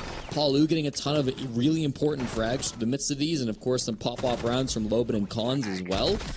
And so it started to look like, okay, maybe FaZe kind of struggling a bit. They had an early tack timeout, but when the half swapped, everything seemed to go back to normal. FaZe Clan were running the score out on the defense, just like Fluxo did. We saw some really big plays out of Cyber in that second half in particular. But a couple of massive plays changing things around. Some unfortunate early deaths, I think, from FaZe Clan deep into regulation. Round 12, some deaths that go untraded. Kind of tilt the scales back in favor of Fluxo W7M. It opens the door back up for Fluxo to take this game. And even if it's just an inch, even if the door is just creeping open at the end there, Fluxo W7M did everything to break it wide open, to close out this game. And their overtime rounds were just spectacular to try to win this one back 8-6. And all of that despite Cyber's best efforts, as half of the game could just be highlight reels of what Cyber has been doing for FaZe Clan, really keeping them at the top for as long as possible until the inflection point of Fluxo closing things out in that overtime side. The question is, what happens once we get into map number 3? And I think we can talk about that right after we pull up our scoreboard and kind of close out this map here. Big lessons that were learned, though, Jesse, going from Nighthaven into Consulate, and really in preparation to our third map. What do you think it's been for Fluxo? Well, I called him out a little bit after map 1. We talked about how Paulu didn't really have the pop-off performance we're used to seeing from him. 4 in 10 in our first map of Nighthaven Labs. What an answer. You saw the stat line there. 17 and 9 coming into that final round. I believe he finished 18 and 10 overall, because there was a kill in the very first rounds that, of course, got rehosted and the stats got lost. Regardless of what the final number was, he absolutely came alive. Didn't have like that many big moments where he was taking the man advantage in favor of his team, but always closing things out, making sure that he was there in the late round to trade his teammates, secure the rounds when they were already in an advantage state. And then again, I think round 12 really having the impact with that 4K, where he's able to get some early unanswered picks and just cause havoc in the FaZe Clan side. I really think there is a feed to listen to what's happening here, specifically on our desk, and specifically a direct line to you, Jesse, just to hear, hey, this is just into Palu's ears, like, is Jesse shit talking me? Because I have to fire back. And like you said, he indeed did. Cons, Souls, Cyber, KD, everybody. This is what's beautiful about watching these two Titan teams going up against one another, is that you know you're going to get a good match out of everybody, especially when you line this up on the context of a best of 3 and not just a singular BO1. And I'm very happy that this will be the case. However, Chalet is our third and final map in this situation. Unfortunately, Jesse, we won't have much time for your clips because we're almost set and ready. Let's talk about Chalet and set us up for it, because if I'm seeing there's a lot of aggression on more defense-sided maps, as we saw maybe Consulate a lot more than Nighthaven Labs, what are we expecting out of a map like Chalet where things get flipped on their heads? I mean, this is going to be where I think the mental gets tested the most, Milo. Chalet is a map that's very frag heavy. It's similar to Border in that sense, where the attackers can take a lot of early gunfights from outside the buildings. The window play is absolutely massive here. I don't think it leans one way or another. And even if I did, maybe don't listen to me, because I said Fluxo leaned heavily on Nighthaven Labs, and it didn't work out for them. Consulate was supposed to lean heavily for FaZe Clan. So even if it did lean towards one team, I wouldn't read into it, just given the series that we've had. But it's really going to come down to who can, after such a long day today, maintain that high level of play. Who is still hitting shots 3 hours into this series? Who is still being able to show up in round 14 when we get there? Is it going to be Loban clutching out in another 1v3 situation? Or is it going to be somebody like Cyber who's able to step up to the plate? I would say that favors FaZe Clan because they've been in difficult situations like this before. They're back-to-back world champions for a reason. But Fluxo's W7M have looked really, really good, especially on that second map, which was not easy. Yeah, BO3, you're not stretching things out like in a BO5 where you're really exhausted by the end of it and you're on the edge of all the energy you have. You really have to maximize things within that 3 or so hour context. But I'm told that there is a package ready for you, Jesse. Shall we play it? We'll see what arrived in the mail for dear Jesse J. Chick. I believe we've got some replays here, Milos, and I just wanted to showcase some of the big multi-kills, and I wanted to focus on some of the refrags that were coming down for Fluxo W7M. You know, it really is a team game. Round 1, it's Loban from Top Spiral who's getting a lot of these kills, but notice that a lot of them are coming off of trades. They're coming off of other players who have given their position away. Here's another situation, 2v3. Fluxo W7M have information, and Cons is able to step up because his teammates have all died, and he's able to trade back a lot of those kills. Even right here, it's Palu coming in. Late trade onto Souls, but a trade nonetheless. In that first half, I think it's really the team play and the trade games that were giving Fluxo W7M the edge.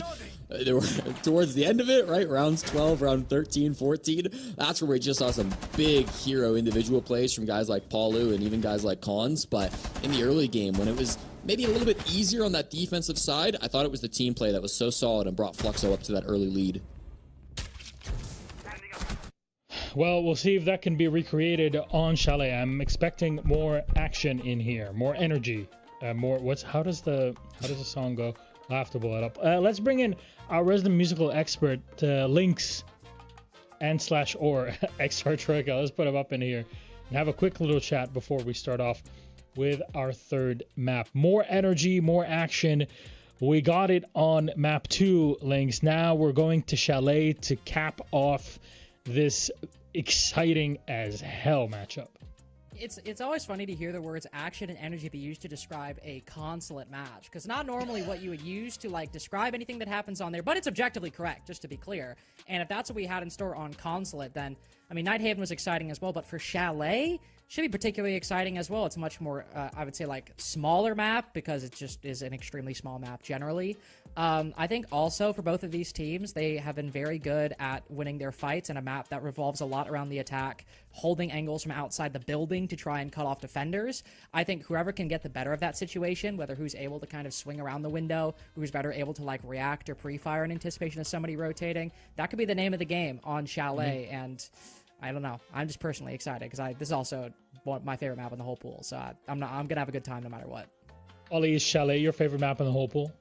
No, I believe that I said that Bank was my favorite map in the whole pool. Which is a fair pick. A fair one indeed. I think it's difficult, isn't it? Because you've got to be careful how much you look into the numbers, and you know it's a game of Siege at the end of the day. You know, the numbers tell one story and then the game tells another, and I think that last consulate map was a really good example of that. You look at the numbers for Chalet and you think, yeah, you know, probably it gives the edge to FaZe again. But we looked at the numbers for consulate and we thought that it gave the edge to FaZe there, and you know, in a lot of ways it did. But W7M were just able to dig a little bit deeper, I think, in the moment. And I think that the context of it being, you know, the map 2 in the series, they'd lost map 1. We're now in a situation where both teams have won their opponent's map choice, and it's a best of 1. And it's on Chalet, and we all kind of like Chalet. These two teams certainly do both like Chalet, so it's going to be another good game regardless. And I think that's maybe the headline for me.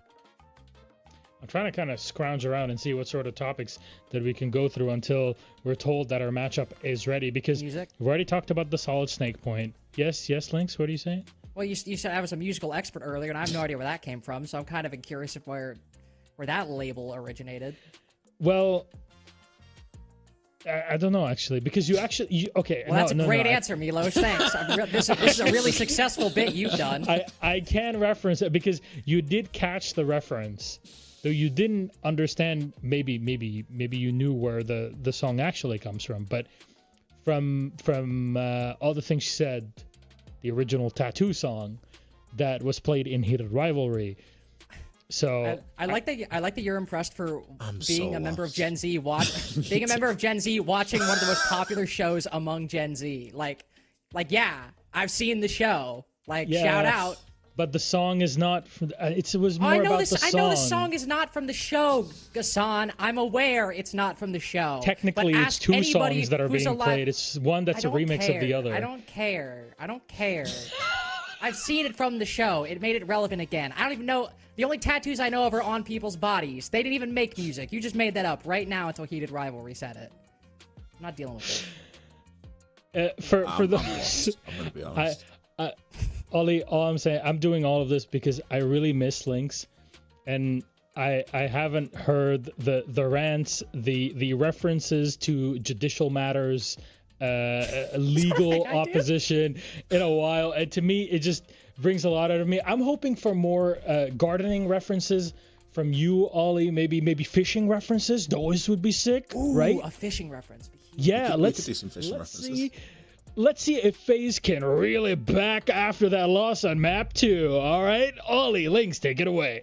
Let's see if FaZe Clan reap what they sow.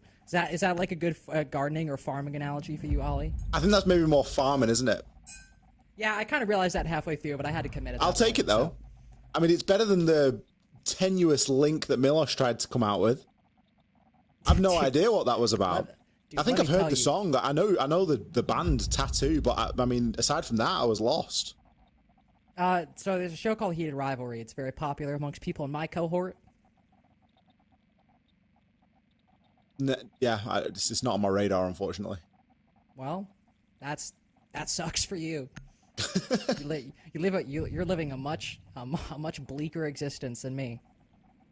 But attackers need to locate. No, it's not bleak. Shelley, because this is my favorite map in the pool. Dope Bank is actually my second. I love both maps quite a bit. So as we get into the map, as I am frozen again, I at least have a clean feed now. That's behind, but I can kind of see what's happening. Well, that's okay. I'll run us through the bands and we can see if we can warm you up a little bit. So, Azami Wamai the question mark, and then, of course, Monty and Blitz. No real question marks there from the Fluxo, from the W7M side of things. Instead, the question mark for me would be the Wamai ban that Fluxo have gone with there. They're obviously wanting to a free reign of throwing in projectiles, and I think that'll maybe come into more effect when we start defending down in foreign games and you're potentially trying to hold on to Fireplace. It's typically an area that you think of Wamai when you think of this map. Chalet, but they starting off on the defense. Fluxo W7M starting off on that attack. SAL's going to be downstairs in the kitchen for the early portion of the round, just on a little bit of a drone hunt, seeing if you can find anywhere to place those mozzie pests and capture a drone that has been set up as a bit of a flank cam or a bit of a movable default cam that the attackers so often like to do. Andy would be allowed to rotate in and around the site at the moment. I don't believe that double window is open just yet. Instead, a lot of the pressure is coming in from the solar side of things. I think we've got a glimpse there of double window being open. You've always got to be careful with W7M. They've shown us tonight that they still like to spot an opportunity, and if they see that a site is looking particularly vulnerable, they won't waste too much time getting themselves in. I'll just keep going. But I believe Lynx is still iced out, we say. I think that's what the kids would call it. Yeah, that's what they say in Heated Rivalry. It's a hockey show. Oh, okay. I'm feeling it now. I'm understanding the references. Souls is still downstairs. If Lobin should be able to walk up library fairly uncontested. His attention might be turned. Ooh, certainly will be now. He'll be turned his attention towards the cameras. I don't think he was expecting Cyber to be there at all, playing underneath, inside of games. Chance now for Cons to make a rotation. back upstairs. So much going on, really, inside of the basement for Fluxo W7M when they're dealing with this top floor attack. They obviously know that there are roamers out there, but it just seems like they're incapable of dealing with them time again. Souls is going to put Cons into the dirt. He's still got some angles that he can try and challenge onto. I think that that's the two players that were really charged with dealing with some of that roam game, and both have failed to do so. KDS will be taken out as the first blood for Fluxo. It doesn't feel like it's going to be too impactful, given that it's only Palu and Dodes alive at the moment. Sure, they've got control of Fireplace, got a bit of control over toward Breach. It may even be open, but what they're going to be able to do with that, only time will tell, and there's only 25 seconds for us to find out. Breach, in fact, was left part soft, so really does leave a bit of an open invitation. Palu doing what he does best. Last player alive. How many exit frags can he find this time? The answer's going to be none. Handy swings with the shotgun, takes him out. FaZe secure round 1. Hey, on the bright side, I actually saw some of that round. Oh, good. We got new video. We got new video for me. Big update. Huge for the program. That being said, I only saw the last 20 seconds, so I really can't comment on much of anything. But I at least saw part of it. I saw the 2v5. No exit frags for Palu. That's unfortunate. And a victory on, I believe that was Master Betterman Office for FaZe Clan to start. Yes, that's correct. Attackers and so, need to locate and defuse will they decide to go to the opposite side of the map, or just defend it again, but one floor below? They will go to Bar and Games this go around. And of course, continuing our discussion from earlier, Mira is available, but not being brought by FaZe Clan. Sometimes we'll see teams bring a Mira and put a Mira window kind of inside a library facing piano. Other times we'll see them bring it and make the stock hold, but not going to be a factor here. With Wamai banned as well, and a zombie gone, this makes defending mezzanine actually quite problematic.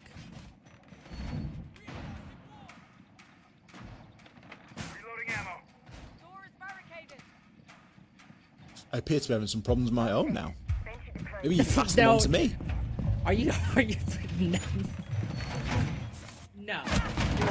Is this a bit? No, I'm gonna hit. Are you messing with me? I'm hitting the roof. Surely you're messing with me. I will back. Cannot. This cannot be. That's so funny. The ironic thing is I actually have video. I do have it, so I can cast. I can cast it. Look, I see a guy rappelling up. He's rappelling up to the office balcony. He's upside down. Souls is in stock. I can actually see it. This isn't even a bit. I can see what's going on. But in all seriousness, to my point earlier, it is actually kind of difficult to defend mezzanine with the operator bans we've had and not bringing a mirror. It is possible, but I mean, we don't even have a deployable shield. You just have the warden sitting behind the reinforcement on mezzanine. Got a player on library stairs, and you know Loban can't exactly hop in just yet.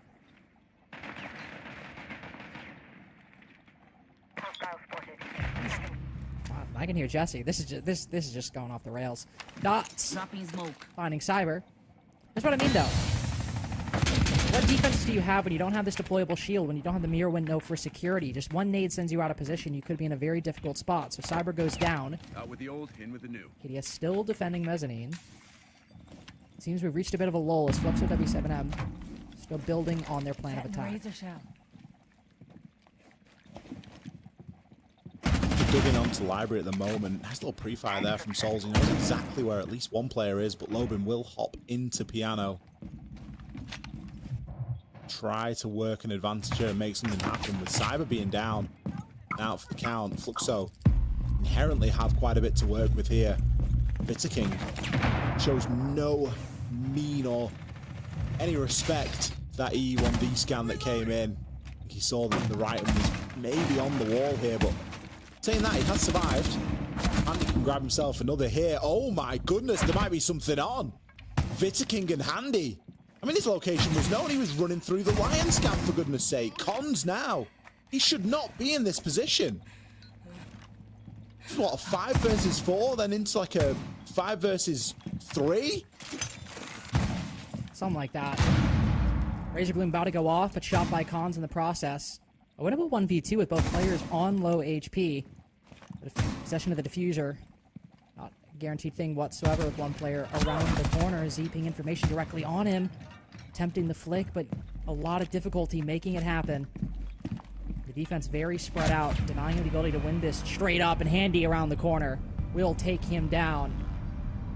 FaZe facing a lot better success on bar and games. Well, you say that, but that round, a massive come from behind victory with 3 crazy kills to put FaZe up 2-0. Now, I'm not going to sit here and tell you that FaZe are going to be annoyed that they've lost their impressive win streak over on Consulate. But if they come out here and make a bit of a statement on Chalet, certainly would do something for that confidence for them. Need to locate and defuse bombs. It's rounds like that round we've just seen, round number 2, that are going to make that happen. Go into the kitchen now and try and make a full 3-round rotate of this defensive phase, or the first half of their defensive phase. I don't know, Fluxo feel a little bit off the boil. Like, I don't want to say that Consulate win kind of took everything out of him or took everything for him to get there, but an overtime game, a fairly lengthy Nighthaven Labs as well. Like, we're really starting to get into the thick of it, into the really gritty part of a best of 3 now when you start entering into map number 3, and particularly if one team starts to run away with things a little bit. But then again, that's been the trend of the night, so maybe that's just what's going to continue. We're going to still see a little bit of a trend one way or another. Time certainly will tell. Handy, hot property at the minute for FaZe, 5-0 right now. Again, some early default cameras that are being left up, just giving FaZe a little bit more information than they should be having at this stage.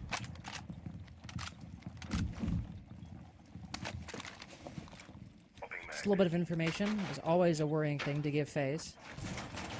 Keeping that Amaru secret for whatever Fluxo W7 have in store will be very important as well. Especially given its kitchen dining. One of the main areas we're probably all looking towards will be that dining hatch. It's usually the obvious area. Clear out down below, going through the hatch, and not a shotgun in this case, using the G8. So once see something like we saw in the NIP Los game earlier. Something you have to be worried about when you're in this position. So droning through the middle floor. Mainly top floor presence, as is often the case on this site. So how is Fluxo W7M, of course, going to establish some control on the top floor, but how are they going to activate Loben now that they've acquired this control? Blind scan comes out there at around the halfway point in the round. Cyber caught out in solar. I think he'd chosen to root himself to the spot and stay still, but Palu had the read and was able to find, looked like quite a narrow angle onto it. Reloading ammo. Cyber was first down in round 2 as well, but it didn't slow FaZe down in the conclusion of the round. Cade now tracks out on the Deimos death mark. We're looking for a little bit of sanctuary if it's able to be found. Also should be able to feed a little bit of information across Souls. Next player to fall, but there's a bit of vertical. Handy is there to save his teammate. Ooh, Vidiking. A bit slow to the trigger on that one. Caught lacking, and Dots also finding Handy. Down for the count. Fluxo W7M with their first victory. Didn't really see all that much play from the Amaru, just hopping in a window more than anything with a big kill. And I think Fluxo W7M just slowly probing at some of the extremities of the FaZe Clan defense, and it felt like every single player took a 1v1 and won it. Sometimes that's what you've got to do, isn't it? Everyone's just got to win their one, and that can be in itself the way that the round plays out. Bans ahead of round 4. Lion. Oh, this is back in Pro League days. Lion bans were like the go-to. I remember G2 banned Lion for like a whole stage or something. It's been a long old time since I've seen the Lion ban. 417 ban. Defenders, protect your bombs. Or you look at it a different way and you say it's a DMR ban. Quite rightly. Because it's like, you know, like Twitch 417, obviously it's the same gun. But, you know, you can shoot a Twitch drone. I can't shoot an EE1D. Imagine like, if you could, though, because you can see it in the map when you load in. Can you imagine, like, like the spawn on Night Haven when you can like hop out the window and the attack just can't get to you for at least like 5-10 seconds. You just hop out of that window and shoot the E1D at the beginning of the round every time. Just put a full clip into it and it's gone. It's like in Call of Duty, you could shoot the UAV. Yeah. Honestly, that could be a balancing change. We should submit that as an idea. We're formal submission right here on the record.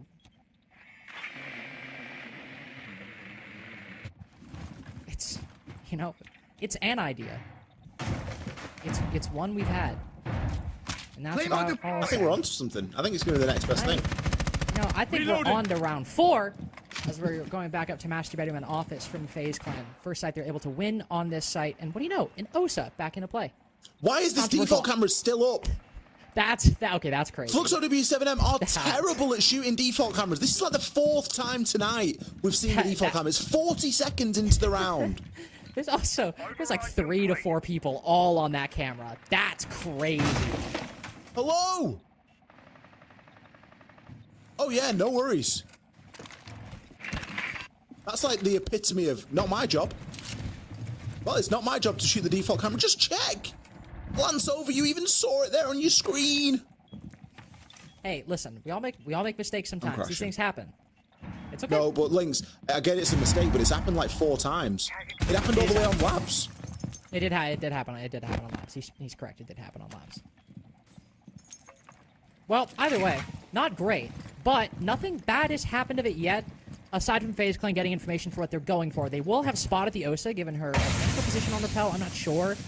Might have spotted the ace as well. It definitely would have spotted the ace, given Dodez's position. So they have a good idea for what the execute is. And information itself, as we just said, could be quite powerful. Scope to be opening up some angles from below. Aided by the Grimbees, Logan going hunting, but can't quite find the angle. Smoke canister might force cons off the window. They might be just cautious more than anything. Enemy flashbang will blind dots. The defense, a brief moment, they might have been able to go beyond their bounds, but nothing quite happening. Instead, just holding firm in their positions, not really pressing further beyond. Dots start things off well with a kill onto KDS. But actually getting into the sites and proving quite difficult, because KDS was all the way over inside a library for most of the round.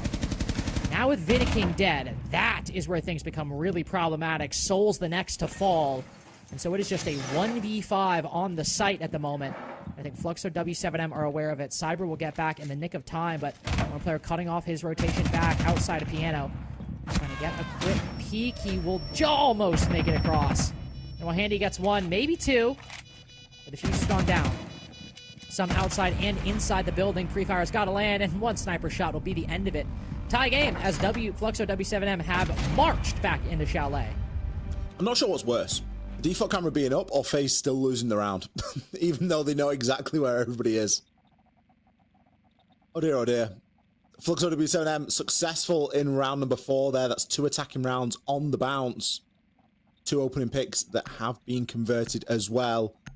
And for the first time in what feels like a long time, we've seen a plant. Plant hasn't been a factor so far on Chalet. But in round 4, it was. Nice hold from Big Window, nice hold from Piano. Just cutting that top floor in half, essentially, and restricting the flow of defenders. Everyone on the side of FaZe, obviously aside from the last 2 players, but I guess even, I think it was Cyber lost his gunfight in the end of being held, so it wasn't a particularly fair gunfight, but certainly the first couple of players on the side of FaZe to fall, just straight up losing those engagements. Fluxo as potent as ever, and led, of course, by Palu. 7-3 at the moment after only 4 full rounds of play, moving into the 5th round now. Showing no signs of slowing down, and where it's been Cyber historically on both Night Haven Labs and Consulate that's been stepping up for FaZe. This time he's 1-4, instead it's Handy doing a lot of the heavy lifting. Which isn't necessarily a bad thing. I mean, FaZe is a team of fraggers. Everyone can go out there and put up a big scoreline. The days where you see, or the games in particular, where you see Cyber go a little bit quiet, tend to be the ones that cost them a little bit, so something to keep an eye on. If it's a trend that continues, it could spell disaster here for FaZe. It could be quite a big problem, especially given his strong performance in the last map, just in terms of the kill count. So good to keep an eye on it. Kitchen Dining, reattempt from FaZe, so Loban brings the Amaru back into play. Something that FaZe Clan would have spotted in the first attempt. Though not because she went up a hatch, just because she actually just hopped into West Main window. But something they could be aware is a possibility. Snake pulling out the Soliton scanner. Try to find some information on this segment of the building, as there is, shockingly, quite a heavy contingent of defenders on the upstairs. Tuberau and Cade combo to burn out the time. The Maverick is meant to cut through that. Some more information gathered. The direct positions of defenders playing around the top floor, though a lot of it is around piano and bathroom. A lot of the standard positions you'd expect the defense, but that confirmation is always nice, as Fluxo W7M set up. I like Logan's position there. On the tower outside. Ooh, that deployable shield remains despite the nade. KDS in a really good spot now. It's going to require another nade to deal with it, and there's only one in the hands of Dots. He's got other work to do, especially with Maverick's blowtorch being such a crucial piece of utility going up against the Tuber Arcade combination. With impact sent out there, and the kills are starting to come in now. Fluxo falling a little bit. It's going to be Loban and Dodez. Those two big impact operators. The Amaru obviously to fly in through a window, and Dodez with a Soliton scanner to gather a lot of information. It's something that will be very handy to have now in a position like Palu's, as they're unsure on whether somebody is still inside of piano or not. Well, they'll get the confirmation just in the worst way possible. KDS swinging around, taking down Cons, pushing in on the Blackbeard. Palu decimated by the DMR. Handy getting both. Making up for the loss of Cyber's impact on Chalet. Handy with a double kill towards the end. FaZe regaining the lead off the back of his efforts. Another 2 kills there, at least for Handy in that round. Going to stick him up to double digits before the halfway point in the proceedings. We are going to hear from our wonderful desk, though, but only at the end of round number 6. We still have 1 round left to go. Fluxo W7M with an opportunity of clutching this up to a 3-3 scoreline and stopping FaZe from really starting to streak away with things. It's good for FaZe that they were able to put a quick stop to that couple of rounds that Fluxo W7M were able to win there. This has been the most back and forth we've seen tonight so far, with 2 rounds being won relatively early on and in succession by the attackers, at least by W7M, on this map of Chalet. Whereas typically on Nighthaven and Consulate, it was really feast or famine for those attackers. But it seems like normal service has resumed, at least for the meantime here, as we enter into what is the final round of regulation attacks for Fluxo W7M.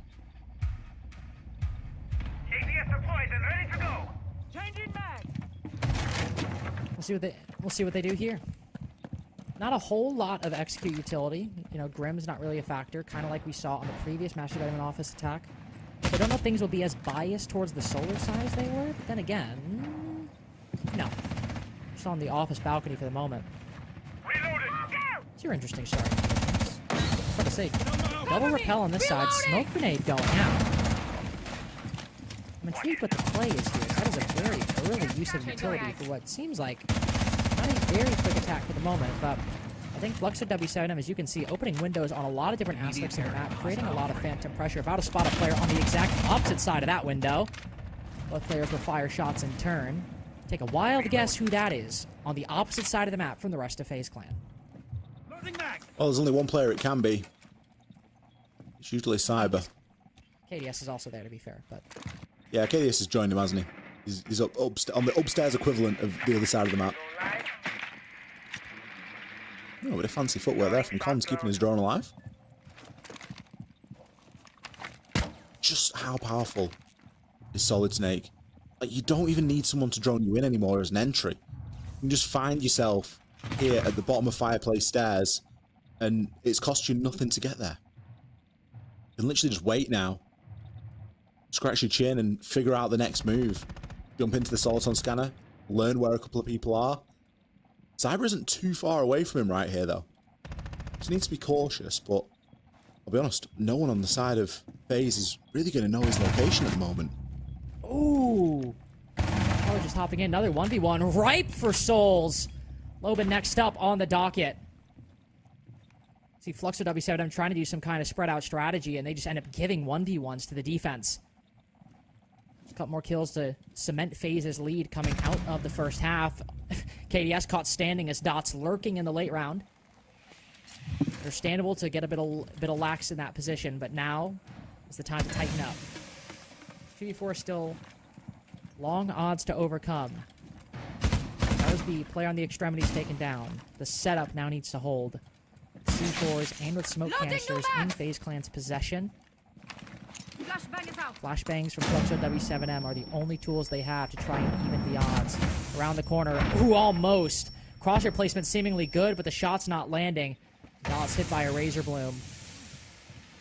I'm thinking about treading the path, littered with the corpse of his teammate at the door of piano.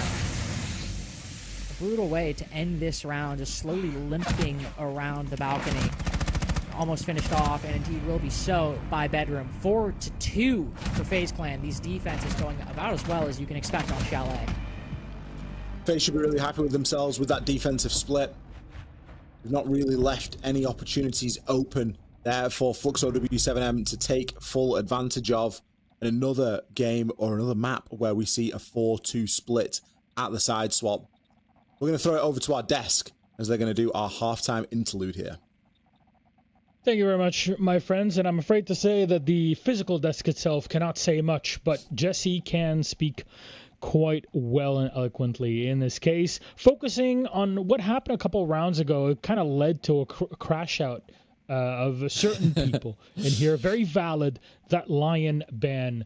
Please, can you go through that, Jesse, and elucidate a bit what's going on to me?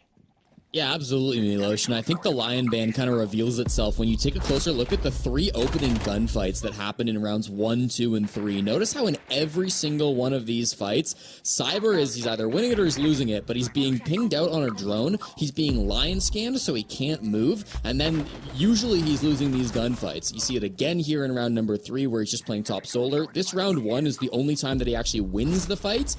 He wins this one, the round goes the way of FaZe Clan. Round 2, he dies. They should have lost this round. It's a 2v5 ridiculous clutch from Handy and Vidiking. And then round 3, of course, another early death from Cyber. He does go down, and FaZe Clan do lose the round. So the Lion ban really comes in to allow Cyber to just have a bit more freedom on the map, to not always be getting into those forced early gunfights. And you saw it work wonders for FaZe. In rounds 4, 5, and 6, they don't get into those early fights that are heavily advantaged for Fluxo W7M. They force more team v team engagements, and on the whole, it works a lot better for FaZe Clan. They get away with that 4-2 half. Could have been 3-3 if they can convert that second round on the side of Fluxo, but in the end, very nice adaptation for FaZe Clan, and they set themselves up nicely going into the final 6.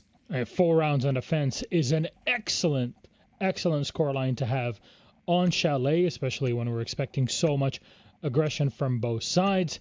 Question is, can that continue, or will it be a defensive-sided Chalet just to blow our minds a bit more than what we've already had this wonderful evening? That's it from me and Jesse. Let's send it back to our casters. Thanks, next to our Troika. Happy to take it from you guys. Good analysis by Jesse. Always nice the things that they can observe that when they aren't, in the throes of whatever chaos is happening in these rounds, because the Lion ban makes a lot of sense with that additional context. It's very helpful to provide. Also, in particular, I imagine Cyber was quite the vociferous advocate for the Lion ban, given what he had to go through in the 3 opening engagements there. But now as we switch to the opposite side, there's a Lion ban just out the gate this go-around. Fluxo W7M don't want to deal with that whatsoever, and that'll be a bit of a tell towards FaZe what kind of defense, well, the defense wants to play. It's really interesting how the game can sort of morph and change, isn't it? Jesse's point about the Lion ban is perfectly valid, but it's also like a stubbornness from Cyber to play in the way that he wants to play, and like a lack of willingness to adapt and to recognize, right, I'm getting droned and I'm getting lioned all the time, maybe I need to do something different. Like, no, I'm not going to change, you're going to change, and we're just going to ban the Lion instead, and still leave all these things open. Now, for FaZe Clan, it didn't really matter, because ultimately they end up coming away with a favorable split, so from that point of view, you can kind of just say, well, yeah, just do it then. If it's going to cause you that much inconvenience and you really want to play the way you want to play, then yeah, sure, ban the Lion. I guess other teams maybe aren't as fortunate in their ability to sort of mold the game to suit them, as opposed to mold themselves to suit the game. Mirror and a Clash have been removed by FaZe. The Lion and the Grim, likewise, by Fluxo W7M. It's still going to leave bit of an option.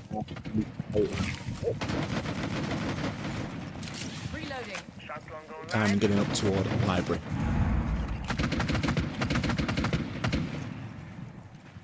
Good position for Handy to be. Hopping through that single window. Sprint around the corner to blitz the player on mezzanine. I didn't mean to make that pun. Indeed, that's exactly what he'll do. You see Maverick on the opposite side, cutting off on the cross. No, it's actually Twitch on the opposite side. Actually, they're both there, so I was kind of right in a way. That is just a clinical execute onto the mezzanine position within the first 45 seconds. You get the 5v4. Whatever F-Nauts are activated, they'll be stagnant for the rest of the round. And as we can tell, there's only 3 players on the site. Cons is lurking around down below. Now, FaZe don't know this, but that means the site is comparatively pretty weak, and if they do discover that information, things should get quite rough for Fluxo W7M. Well, they've got the opportunity to discover that, just in that they can use Handy on the blitz to kind of move quite quickly. Looks like he's going to try and get himself onto Snow Balcony. Bit of drone action going up these main stairs as well now from Vita King. Souls has a decent flank drone in place as well. One that you should definitely take into your own game. Nice little ledge that you can just perch a drone on up there. Gives you a great line onto what's going on at the top of Fireplace and of course outside of the breach. None of that is going to help Cyber. Taken out by Dodes. TCSG doing a lot of work. Fortunately, Vita King is there to maintain an advantage for FaZe.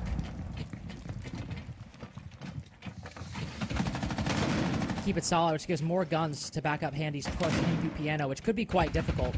No Kivas remaining, but with Zoto canisters and a C4, a lot of players stacked up around this double door. Gotta be careful as the Aruni pushes in. Let's play without that utility in the more forward position. Oh, but it's Handy ADS's! Logan ready for it, gets one, another DMR with the next. And FaZe betting everything on a push in through Piano double, and they get slaughtered at the gates. Getting to keep a barrier and flipping to pre-fire at the opposite angle. Hoping to catch Palu off guard. Spots another, but Fluxo W7M just hold firm around basically won and lost in Piano. It really was, wasn't it? That Azami Kiba barrier putting in a lot of work. I mean, if it's not a Kiba barrier, it's likely going to be a shield. Was something that we saw FaZe play. But it's really down to personal preference. It's what you've got available, what fits in the lineup the best. In that instance for Fluxo, it was certainly that Kiba barricade. Only one shot as well, so could have been dealt with, but I mean, it's still, you've got 3 players to choose through. You're asking a little bit much out of one individual there at that point. Fluxo going to drag one back and take us downstairs into bar and games. Again, a site that revolves around this vertical hold. Not really a site that we saw be favoured by FaZe. They only played it once in their sort of run through of all the bomb sites. Typically, you'll see bomb sites played at least twice, but this was one that they only opted to go through one time. And part of me does wonder if that was because of the YMI ban, something that Dodes has at his fingertips in round number 8. It just assists that hold upstairs a little bit more. You can play in and around Fireplace. A deployable shield is something that is always nice to have, but that is lacking out of the lineup from Fluxo. So keeping control of the top of Library Stairs isn't going to be as straightforward or easy. Especially with a Monty in tow, you're maybe going to want something to try and hide behind there, because once that human drone gets moving, there's not much that can stand in its way. Cyber confidently straight up to the building. Soliton scanner for a quick check, and boom, he's in. Something that would have taken 10-15 seconds of drone work and a pre-placed drone historically is now achievable very quickly indeed. Depends on how often he's in this scanner. He's at least going to know that Loban's there just through the pre-fire that was sent out. That's certainly going to be Cyber's first mark he's going to be chasing down. Just runs back upstairs to replicate some of the same things for the actual forward part of the push for FaZe Clan. With the Monty, Palu spots not only the Monty, but one of the holes opened up by the Maverick in that wall. He's got to be careful with positions like that. Instead, oh, I don't know what the hell happened there. Seems maybe Dots rotating in front as Loban was firing some shots down the hallway. Not entirely sure, but that will put one player down for Fluxo W7M. So the mezzanine and library stairs position a bit strapped for manpower. Might be able to alleviate some of that burden. One player falls back down the staircase. Not sure where the other one went inside the library. Might have dropped down as well. Yes, they did. So complete completely vacating the top floor, and we are just hit the midway point. That's the crazy thing about having the Monty in play, and especially when you've got someone as good as Vitaking on that Monty. Clearing top floor, it's just a process. It's just a checklist that you go through. You literally just walk these people down and send them back to the site. I am surprised that FaZe weren't able to pick up a kill from a player rotating down, but still, they're able to grab another one there onto Lobin, and it's still going to slow things down somewhat. Nice thing here is that you've still got Cyber and that Soliton scanner to discover the final couple of players on site. Was that Vitaking de-shielding there as he was pushing on through? Oh, 2 players down, make it a third. Vitaking eventually being credited with that kill that he'd dropped the shield for. With FaZe having such a man count advantage, you can hardly blame him. And also, just beautiful Monty work from FaZe Clan, again showing why that operator is such a powerful force for them. Fluxo W7M will take their timeout after that.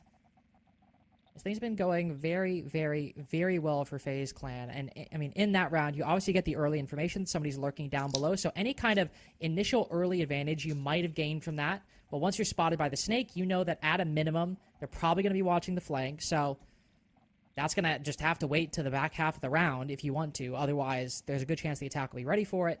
And so then when they go upstairs, they see all those positions. And unfortunately, the team kill kind of applying a lot of pressure to Fluxo W7M early on. I mean, Lobin takes down one of the 3 players in a position that kind of needs as many bodies as possible. Mezzanine, library, stairs, and then also somebody else playing inside a library if nobody's pressuring that side.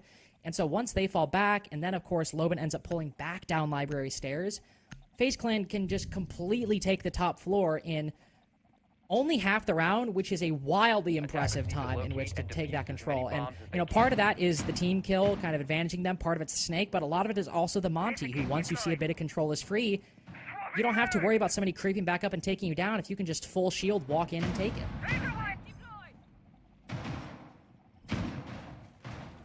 And Monty has to be a ban at the end of this round. I don't think there's a world where Fluxo W7M leave it in for a round longer than they have to.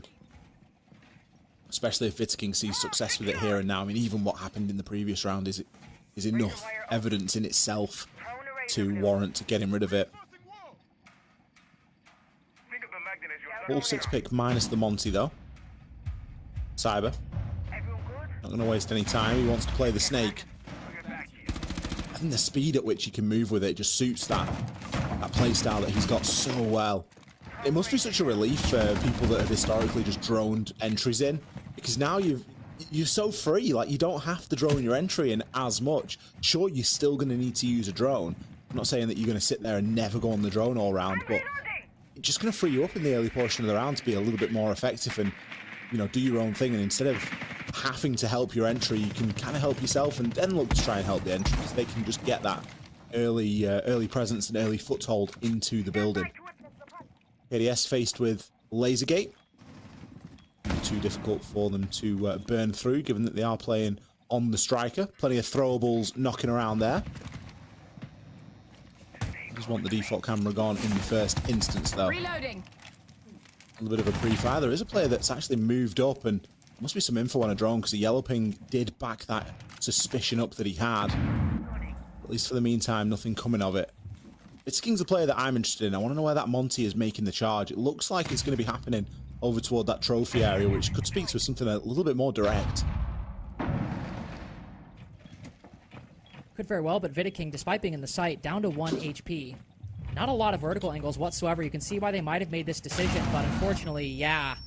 The horizontal presence from Fluxo W7M, I think, is much stronger than FaZe Clan anticipated.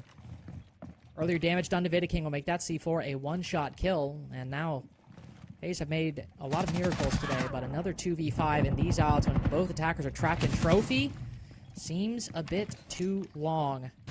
This pre-fire will get one, and there is only one more player actually in the site down below, and so that's why Souls dies from above. 5-4 now for Fluxo W7M, round successfully after the timeout, and maintain a winning record on their defenses so far. I'm a little bit surprised to see FaZe go for something so horizontal there. I was really expecting the Monty to be used to just push the players in, maybe even get the Monty in library side and just start to work through that top floor and take vertical control, because attacking into kitchen, you've got no option really but to try and take control of that top floor. The hatch in itself is always going to be played open, and that's just going to allow defenders really easy lines of sight, regardless of if they make any vert or not. So I feel like it was a bit of a missed opportunity there from FaZe, especially knowing that the Monty was going to get removed at the start of round number 10. That was kind of your last chance to really sort of leverage it and to put yourself on a map and series point. As it stands, as predicted, Fluxo have gotten rid of the Monty. They're going to force Vitaking onto something a little bit different. The Azami will also fall. That's really with a mind and a nod toward that top floor bomb site, which was so masterfully locked out with the addition of the Azami earlier. We won't be there until next round. Round 10, we're going to be going to bar and games. The change here is a deployable shield. Something that we commented on at the time, Lynx, that we really would want to see that deployable shield played upstairs, either in library or on library stairs or on fireplace, just somewhere to give you a little bit of a point of reference to retreat back to. A little stronghold, if you will, that if things did start to get a little bit too much, which, let's be honest, they're going to, you are going to be able to play behind that and try and burn a little bit of time and not just have to give up that top control so quickly. Especially with the Azami now banned and opting not to run the Mira, it's something you kind of have to do. Like, you don't actually do, but it just makes it just alleviates things a little bit and allows you to focus on other things. Also feel a bit more confident to hold that position. It's just nice to have. Big shot, you know, with the Monty ban. We won't be able to see FaZe Clan play that attacking round the exact same way they did before, which it's their only victory on the attacking side so far, so it's important context as we go forward. Monty itself was not a sufficient condition for their victory, and in the one case it was. It's now no longer present. Instead, bring another shield, handy on the Blackbeard. Deployable shield, that's an interesting position. Placed deeper into library to allow them to more aggressively contest library window. Normally we kind of see it facing more like the Ivy window, like that position. So we have an interesting spot that Fluxo W7M have decided to place it. We'll see if it ends up mattering, as right now the vast majority of the attacking team is actually coming from the solar side right now, so that shield is currently facing nobody. I wonder if they were banking on the fact that the Monty's banned, that they were going to push library direct and not come across through solar, because I agree it's a really weird position to play that. If you were going to play it anywhere, you'd play it at the top of library stairs, but with shots like that, it's not really going to matter.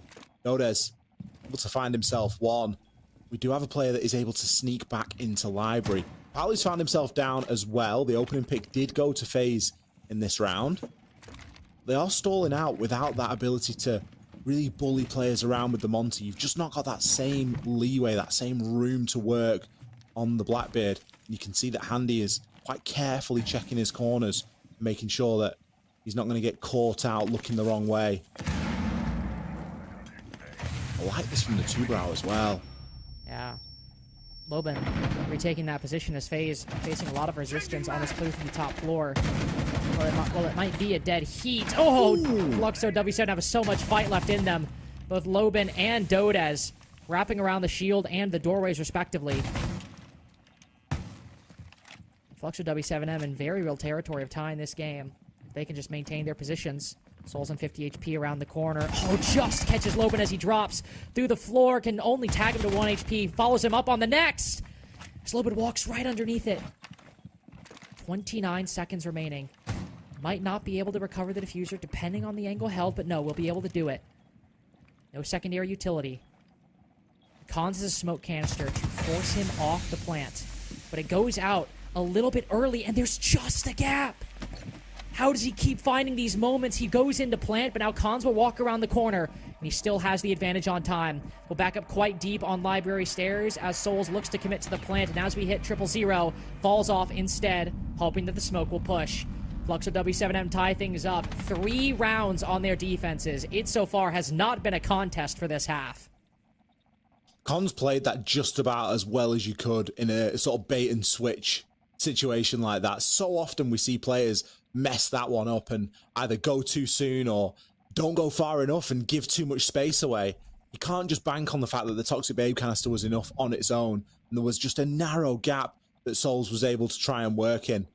Attackers need to And then for Souls, it's you've got to try and hold your nerve, haven't you? You either come off the plant or you stick it, and Cons is kind of left wondering, but knowing that he's done the right, he's played the right way and done the most to make that an advantage situation. 5-5 for Fluxo then. Slowly starting to run away with it, and again we draw into question FaZe Clan's attacks, which, okay, through the small sample size that we have in Kickoff for SAL at the moment, have looked fantastic.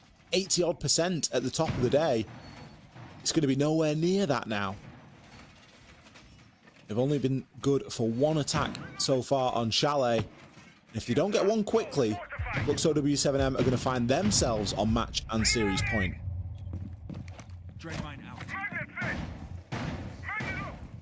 It could very well be trending that way based on how these rounds have gone. Barn Gaming, the Monty push was the only thing that's worked out so far, and every other site has been won by Fluxo W7M at least once.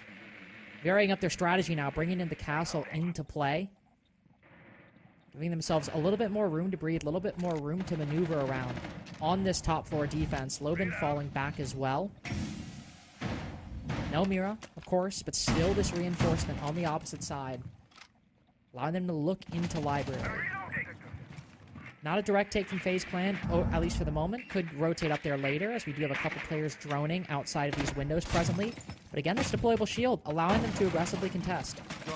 And given the fact that now the shield is set up to counter a full clear rather than a direct, I think it's just a general much higher likelihood that FaZe might run into this. A fraught drone action there as Cyber. It's going to be good for the opener, but immediately traded. Handy in for the backup. Advantage FaZe in the first minute and 10 seconds. Cons maybe going to go and try and grab something back. He's playing very aggressively on Snow Door right now. Palu just tucked in. I'm going to want to try and overplay his hand right now. Doesn't need to be too much of a reaction here from Fluxo W7M. It's okay that they're only one man down right now. The important thing is they don't let it be two. To try and whittle down these attackers, and they're going to do just that. Dodes grabs one onto Handy and isn't done there. Just a massive influx of kills for Fluxo W7M in a position that has been all too familiar for FaZe Clan on every single map. Somebody's got to show up. On Nighthaven, the hero plays were there. They were shakier on Consulate, and on Chalet, there is just no time for those shenanigans. 4 rounds on the defense for Fluxo W7M, and 1 round away from playing Furia in the upper bracket semi. Big game for Fluxo W7M right now. This has not been one that's come easy to them, but they find themselves on match and series point. FaZe faced with no other option but to use their tactical timeout. There's an argument to say they ought to have used it a little bit earlier on. Games at this point in a night of 2 best-of-3s are almost melding into one, and I'll hold my hands up and say I'm guilty of sort of forgetting that FaZe had that tactical timeout, because I would have expected to see it far sooner than this. They are going to pull it out at the last opportunity. See if they can try and stabilize themselves. They likely know where they're going to be going here. Rotation has been fairly fixed so far. Losing out on that Bar Games site that they were successful in previously. Not being able to repeat that success in round number 10. Very likely going into kitchen and dining room, where it was kind of the beginning of the end for FaZe. This was the last round that we saw them have the Monty available, and we just saw a very flat take. We didn't see much verticality on it. I think this time it has to be much more vertical. They have to go upstairs and they have to try and clear those players out, because if they don't, they're just going to fall foul to them again on that vertical. Too many powerful angles to ignore going for that top floor clear. This time it's going to be Vita King, not Handy, on the blitz. Maybe that speaks to a little bit more of a clear out going on that top floor. Might be trying to use that in a similar way to we've seen him use the Monty previously.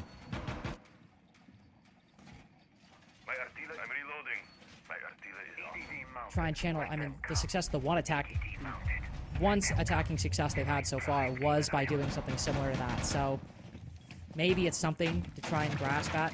Khan's also hiding in the tub from all of that prep phase and now placing the EDDs around us. They are really trying to trip FaZe up And that pun is very much intended. 3 different trap operators and then a Cade Tuberao. Delay time, the strategy is delay time on the front end and then hope that results in some kind of information gap in which FaZe won't see the Razor Blooms, won't see the F-Nauts, won't see the EDDs, or even if they do, they won't be able to clear it. Fortunately, to start, the Cade spotted early in Library, then finished off by Souls immediately entering that position, likely taking him down from the double window. So, while a lot of what I just said is still intact in terms of the utility that's already placed, now if that utility falls, there are much less people defending the actual structure that it's meant to protect. Cons is still just going to be hanging around inside the bathroom. I don't really think he's moved too far this whole map. You wonder where those EDDs are placed. I'm sure that FaZe will have a bit of a read on it by now. The drones should have moved through that top floor, even fleetingly. They'll be able to use the Thatcher to try and get this wall open though, but... oh, just manages to fluff it. That's going to slow him down considerably. Obviously the Cade is dead, so they can't replace another Cade Claw. Tuberao, still with his Zoto canister in hand, can absolutely replace that Zoto. Doda's, interestingly, not opting for the DMR. C4, ripped, sent out. Ooh, will destroy the exothermic. Would have been a bigger problem before, but Thermite has now got exothermics to spare. Nothing left to try and deny this wall, though, so it is going to get opened on the 3rd attempt. I still fancy Dodes for a little bit of disruption here. Could maybe try. Prone around the corner. This is a hell of an off angle to try and trip up Handy. He'll move around the corner. Oh, it pays off! Hops up immediately after and makes direct contact with the Blackbeard. Keep in mind, this is not the site. FaZe are getting bloodied on just a clear of the top floor, but they gain an advantage. An important and necessary one. 40 seconds remaining. Just Loban and Cons down below. No C4s. A lot of the traps upstairs might be present, might not. But in terms of actually denying the plant, the strategy is the same as what Dodes did. Hold off angles and hope that information gap is as wide as you think it is. It can keep creeping down. Drone up front might have been spotted. Indeed, Cons will hop up.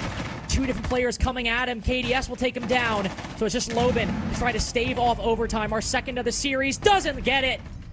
FaZe with another shot at an old rivalry with a new face underneath. But whoever wins this will go play Furia in the semi. FaZe finally committing to that top floor clear. It really coming down to the wire though. 20 seconds as we've got Blackbeard transitioning down those trophy stairs. Really didn't expect it to sort of get down to that finer margin, but it was close. He kind of fancied Loban for one as well through the punch hole that he'd made right at the bitter end. There was maybe a world where Loban could have rotated all the way up library stairs or something to that nature, but would have been leaving his teammate pretty high and dry inside a trophy. Regardless of which way it flopped, it's left us 6-6. And it's left us with Fluxo W7M still on the defense. Getting that defense inside of the overtime is going to be pretty critical. Although we said that for Consulate, and it didn't transpire. It didn't turn out to be as important as it had been all game long. Because in regulation, when Fluxo W7M were on the attack on Consulate, they were successful. And quite nicely so. Flawless round that they were able to get, really catapulting them toward this third map. FaZe are going to be looking to recreate some of that same success here, as the attack so far hasn't been too kind to them. No, it has not. Loban. Oh! Spotting the Capitao through the trees. But the Boss G has not been good for anybody that's used it today. You can't entirely blame him. Just not one of those days. Also reveal to FaZe Clan the kind of defense that Fluxo W7M might be running, and even if they're not, running a very loose roam that Loban could be anywhere at any given time. That's something they'll have to consider. Especially if they can spot him, get him on a deathmark tracker, that'll be nice as well. Master him in office. It's a bit split right now. A couple players over by Solar. Actually, no, most players over by Solar, excuse me. So it'll be a Solar-sided direct take. But look at the actual utility meant to flood the staircase. There's not a whole lot. There are some flashbangs and nades, but No Grim, obviously, because it's banned. No Ying in play either. So we'll have to be a bit careful for how much utility you put into this area, because if just even some of it goes awry, you have very little to fall back on. Yeah, like you say, the placement is going to be crucial. Pons shooting shadows there. Needs to turn his attention towards Solar as the benefit of the outlines, and that's where the push is going to start. Handy gets himself in, playing on the Blackbeard, can afford to be a little bit more aggressive and work off the back of some of this intel, but isn't going to account for Lobin just blindly swinging the corner and hitting a hell of a spray with the SMG-12. Cyber keeping a lid on things outside of Fireplace door, however. So any momentum gained by the defense is short-lived. Diffuser dropped inside, though. This is a hairy position for both sides, or just a bit difficult to make heads or tails of. Attack's got to recover the diffuser, but they don't end up losing a body. The body they lost is the Blackbeard, and Vidaking's on low HP. Dots follows it up with a kill onto Cyber, roaming around down below, and with Soul's not long for this world either. Vidaking's only kill is on flank watch, and he's the only one left! Based off this play, just not giving up a single inch inside of Solar. Fluxo W7M, match point a second time. Well, they've done the hard work there.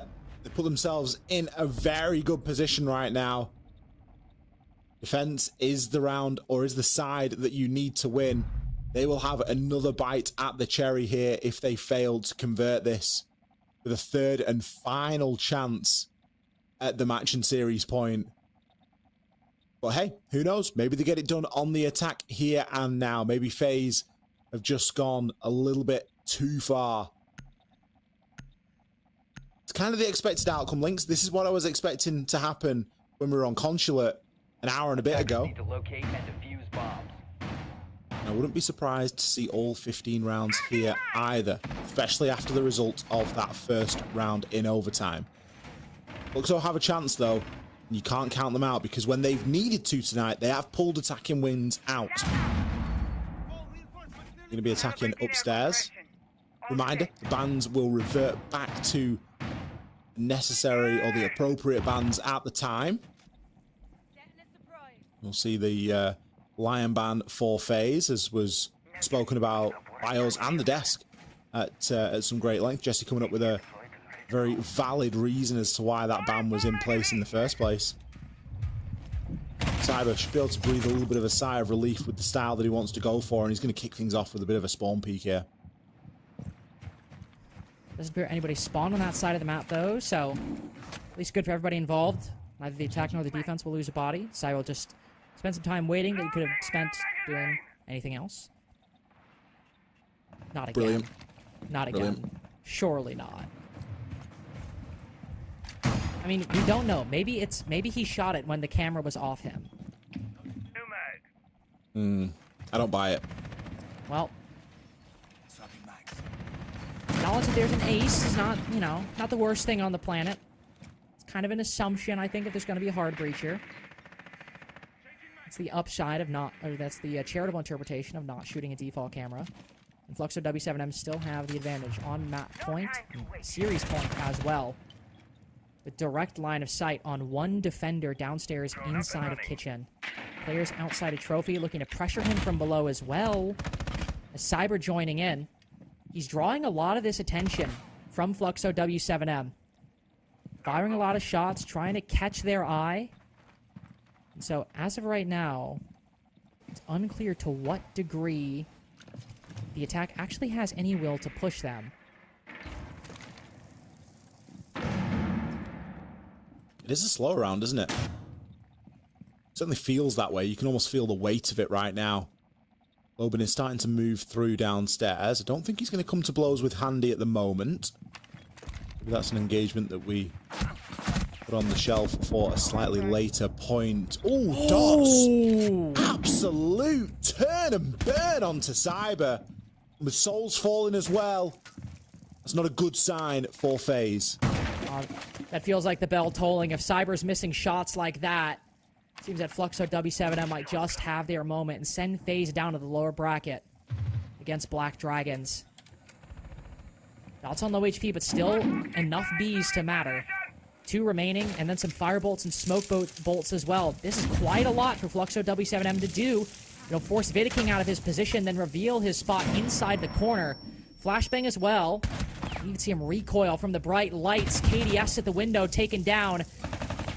And Handy, the only one whose position is not known. Roaming around, might be stuck on Solar, takes an aggressive line, spotted by Cons. The next one up, it's got to be Vidiking. Good for 2. It's a quick reload. One player rotating around to the piano double, got the information, but Palu shuts him down. No qualification just yet. You'd be forgiven for confusion at their reaction, but they are just that excited to take down the world champions and move on to the upper bracket semi.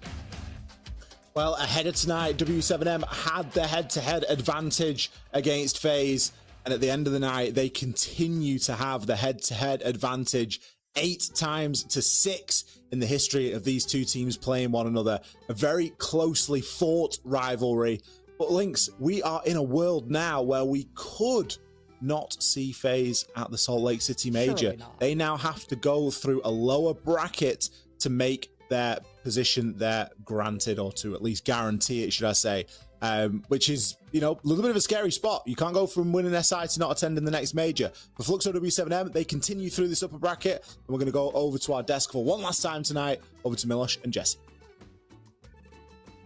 Thank you very much, Lynx and Ollie. And I have to say, this bodes really well for the continuation of this bracket. It's crazy that we got to a situation like this, because I'm just going to come out and say it. You're not going to be able to restrict my freedom of speech here, Jesse. I'm going to say it. Fluxo W7M, if they can take down FaZe Clan, they can take down Furia, and they can get their spot at the Salt Lake City Major. This is incredible news for everybody out there still thinking that SAL is not one of the most competitive regions in the world, if not the most competitive region in the world, because you never know. Even big teams can take L's, Jesse. Yeah, exactly, Milosh. I mean, we saw some miraculous play coming out from Fluxo W7M today. From Nighthaven, where I thought they had a really good chance of winning that map, to Consulate, where they somehow took down FaZe Clan, the champions of Consulate for so many years. And now here on Chalet, just keeping the pressure up, man. The way that they were able from start to finish to keep at least 4 out of 5 of their players gunning. Cons getting a big frag in that final round, too. It felt like everybody was on point for Fluxo W7M today, despite how long the series was, despite how exhausted I'm sure they're feeling. A massive victory for them here, taking down the 2-time world champions. Yeah, there's a 5-7, 8-6, 8-6 through this. This is just intense. We almost went the full distance in this matchup, and I think deservedly so. We got to see a lot of excellent plays from both of our teams, and we're talking about every single encounter that we might get, the differences in operators, the bans, and when it comes down to them. And there's one piece that we're discussing, you and I, during this. I know you mentioned the Lion ban during our halftime spot here on Chalet, but there was also the double shield ban that had an impact. What was the attempt here to remove both the Monty and the Clash? Yeah, I mean, I think the Monty ban, obviously, in that second half, so important to be able to take it away from Vidiking. I would say the best Monty player in the world. He's proven that over and over again. He was so good with it, even back on Nighthaven Labs, where we saw some big stuff coming out from Vita on that operator. But once it gets taken away, it feels like you take away that tip of the spear for FaZe Clan, or for FaZe Clan a little bit. They don't really have that same information coming out from their IGL, and unfortunately, it just didn't feel like everybody was on the same page sometimes for FaZe. Fluxo W7M were doing a great job of isolating some of those players, getting those early frags, and honestly, some of the shots they were hitting were just unbelievable today, Milosh. We say Chalet it's a map for gunners, it's a map to show your mechanical skill, and today, Fluxo were absolutely the better team in that department. So there's absolutely something in me, Jesse, here that's telling me if the wind blew a different way, if this was a different day, that you toss a coin and now we're celebrating FaZe Clan as, wow, look at them, the 2-time world champions, and they're going to progress and play Furia. It just shows how close the matchup is regardless. Fluxo W7M, incredible performance. For FaZe fans out there, do not be disappointed, because they're going to be playing in the lower bracket, but they're going to still be playing for that spot at the Salt Lake City Major. However, our victors are awaiting. Let's bring in Loban for a little chat. Hello, Loban. Congratulations Hello. on a massive win you, bro. against FaZe Clan. No two ways around it. I just want to ask you the first bit. 3 maps, you almost played every single round in this. How do you conserve your energy through a game that is so intense, where there's so much preparation and adaptation through it? Because I saw you guys just throwing your chairs at the end of it. You would think you would have won the whole major at that point. Yeah, I think this kind of match is the one that we love the most. It's just like when you win it, it's the best feeling ever. It's so good. And I think we are just used to it. Like we've been to SIs, majors, so best of 5. So I think now I can already say that I'm a veteran in that department. So yeah, I'm just used to it, like those long games, and yeah, I think it was very nice. Well, Loban, it was excellent to watch you guys in this incredible series. Congratulations on the victory. I told you I'd see you in Salt Lake City, and we're very close to that happening. So I won't jinx it, but congrats nonetheless. I want to talk to you about map number 2. You leave Consulate up on the board, and we're hyping up FaZe Clan as the best Consulate team in the world. You shattered a 10-map winning streak today when you beat them on it. What gave you the confidence to bring Consulate into this map, Veto, and how did you do what no other team could? I think we like always had this thought of mine. Since the last lineup that we could beat this Consulate, we always feel like very comfortable on it. And I think the last time we faced them was like a 7-5 with like we throwing some rounds that was really to our side. So and like looking to the other maps we are not really playing right now, the Bank and Lair. It was like, guys, if they're gonna pick Consulate, let them pick, because like the pressure is not on us. Like we're gonna start on defense. We just have like a 7-0 on the map, so we are confident on the map too. So I think all those things around just glued together, and we were like pretty confident that we could beat. Nice. I also just want to quickly ask you, I mean, obviously it's not been a flawless stage for you guys. There were some losses earlier on Kickoff, but right now feels like the best iteration that we've seen of Fluxo W7M, at least since Cons has joined the roster. Where do you feel your team is at the moment? Is this better than what we saw, the peak of you guys winning the major? Do you feel like you're playing at that level still, or how does it kind of compare?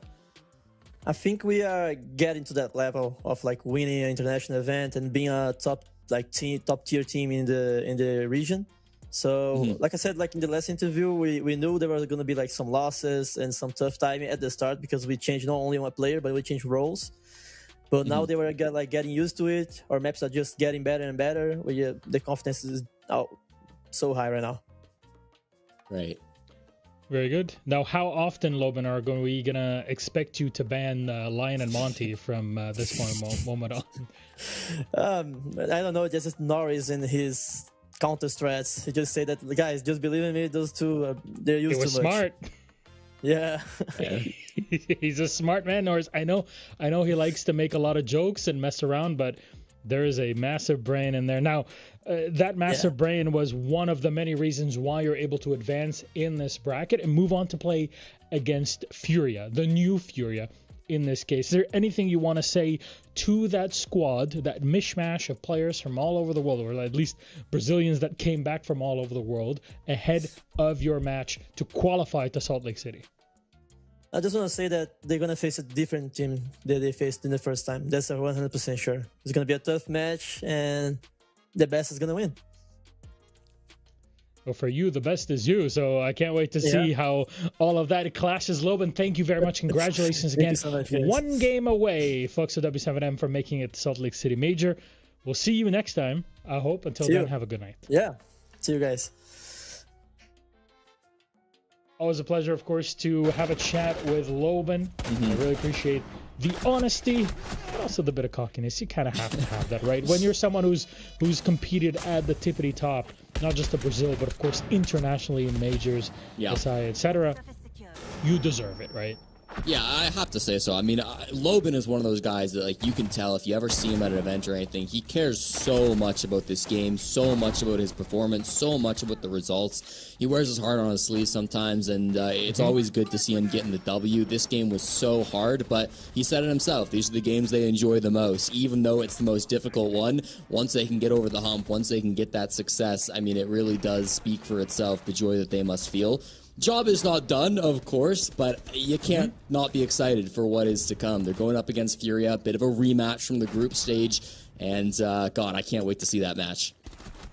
Yeah, I think that within the context of BO1s, that's one thing in the groups. BO3s with a spot at the Salt Lake City Major on the line, ooh, that adds a lot to it. Remember, this match between Fluxo, W7M, and FaZe Clan was not a direct qualification. That was just the first leg of the playoffs bracket. That just tells you that we're supposed to, at least they're raising the bar for us to think that way, to expect a great match against Furia. Loban said it himself, and I'm sure whoever we'd speak to from Furia would probably DS in this case would be like, yeah, absolutely something that you should have in mind, to expect a close game between us two. We see more and more of these highlights that are playing here. I want to ask you then, Jesse, with such a long series, there's a lot of great plays that happen. Is there anything that kind of stood out as this is the big play to remember, or the player that has stood out more than just in stats in your mind?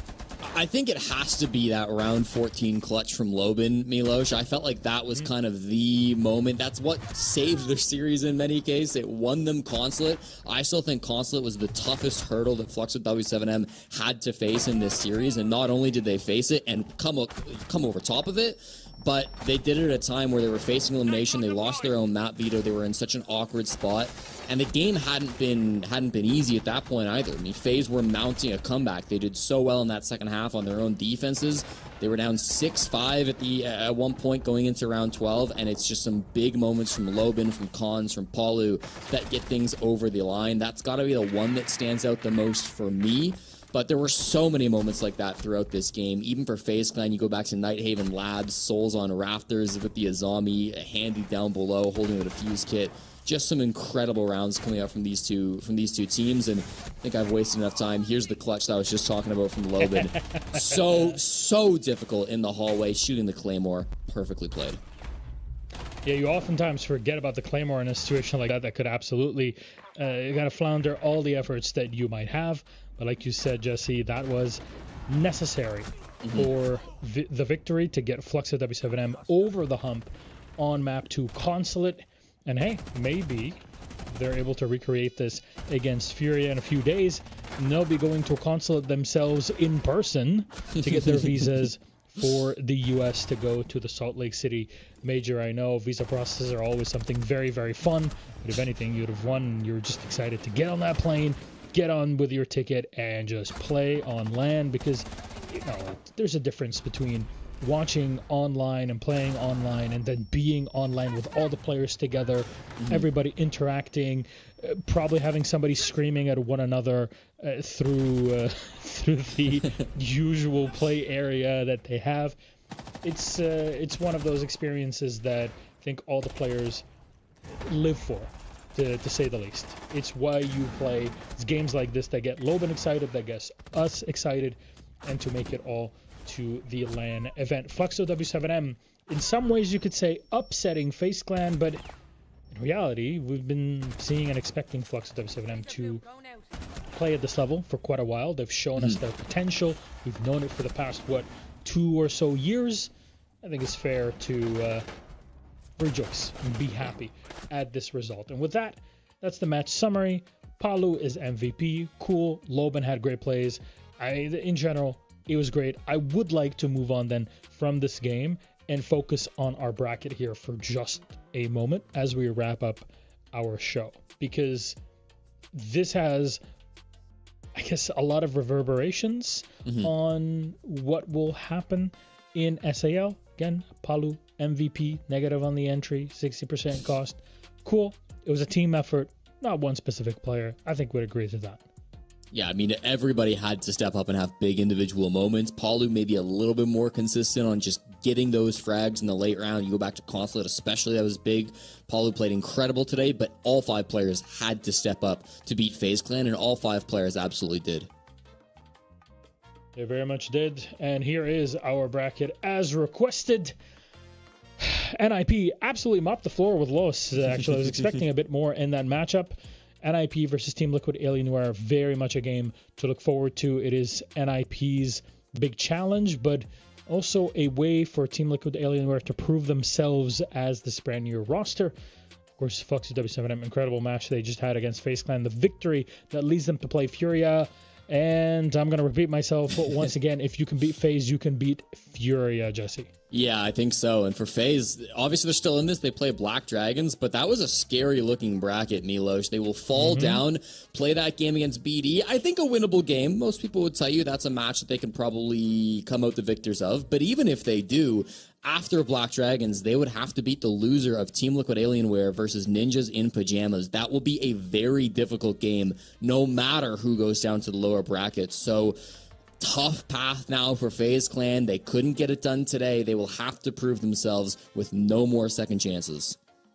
And a reminder is that even if you qualify from the lower bracket, if you don't win the lower bracket final, you will be seeded into phase 1 of the major. So you'll have to play, like 3 or so extra days of competition. It really adds a lot of pressure because phase 1, a lot can happen in that format, regardless of how it's going to be and how it's actually going to be set up. But when it comes to qualifying from into phase 2, sure, you might have a lower seed, but at least you're in phase 2. You can fight your way out of that position very comfortably. Though, Jesse, we're getting to that time of the evening. I want to thank you very, very much. I hope you enjoyed your stint on the desk. I know you're familiar with the desk very, very, very well, and you and I have shared a desk in the past, but I hope you had fun today.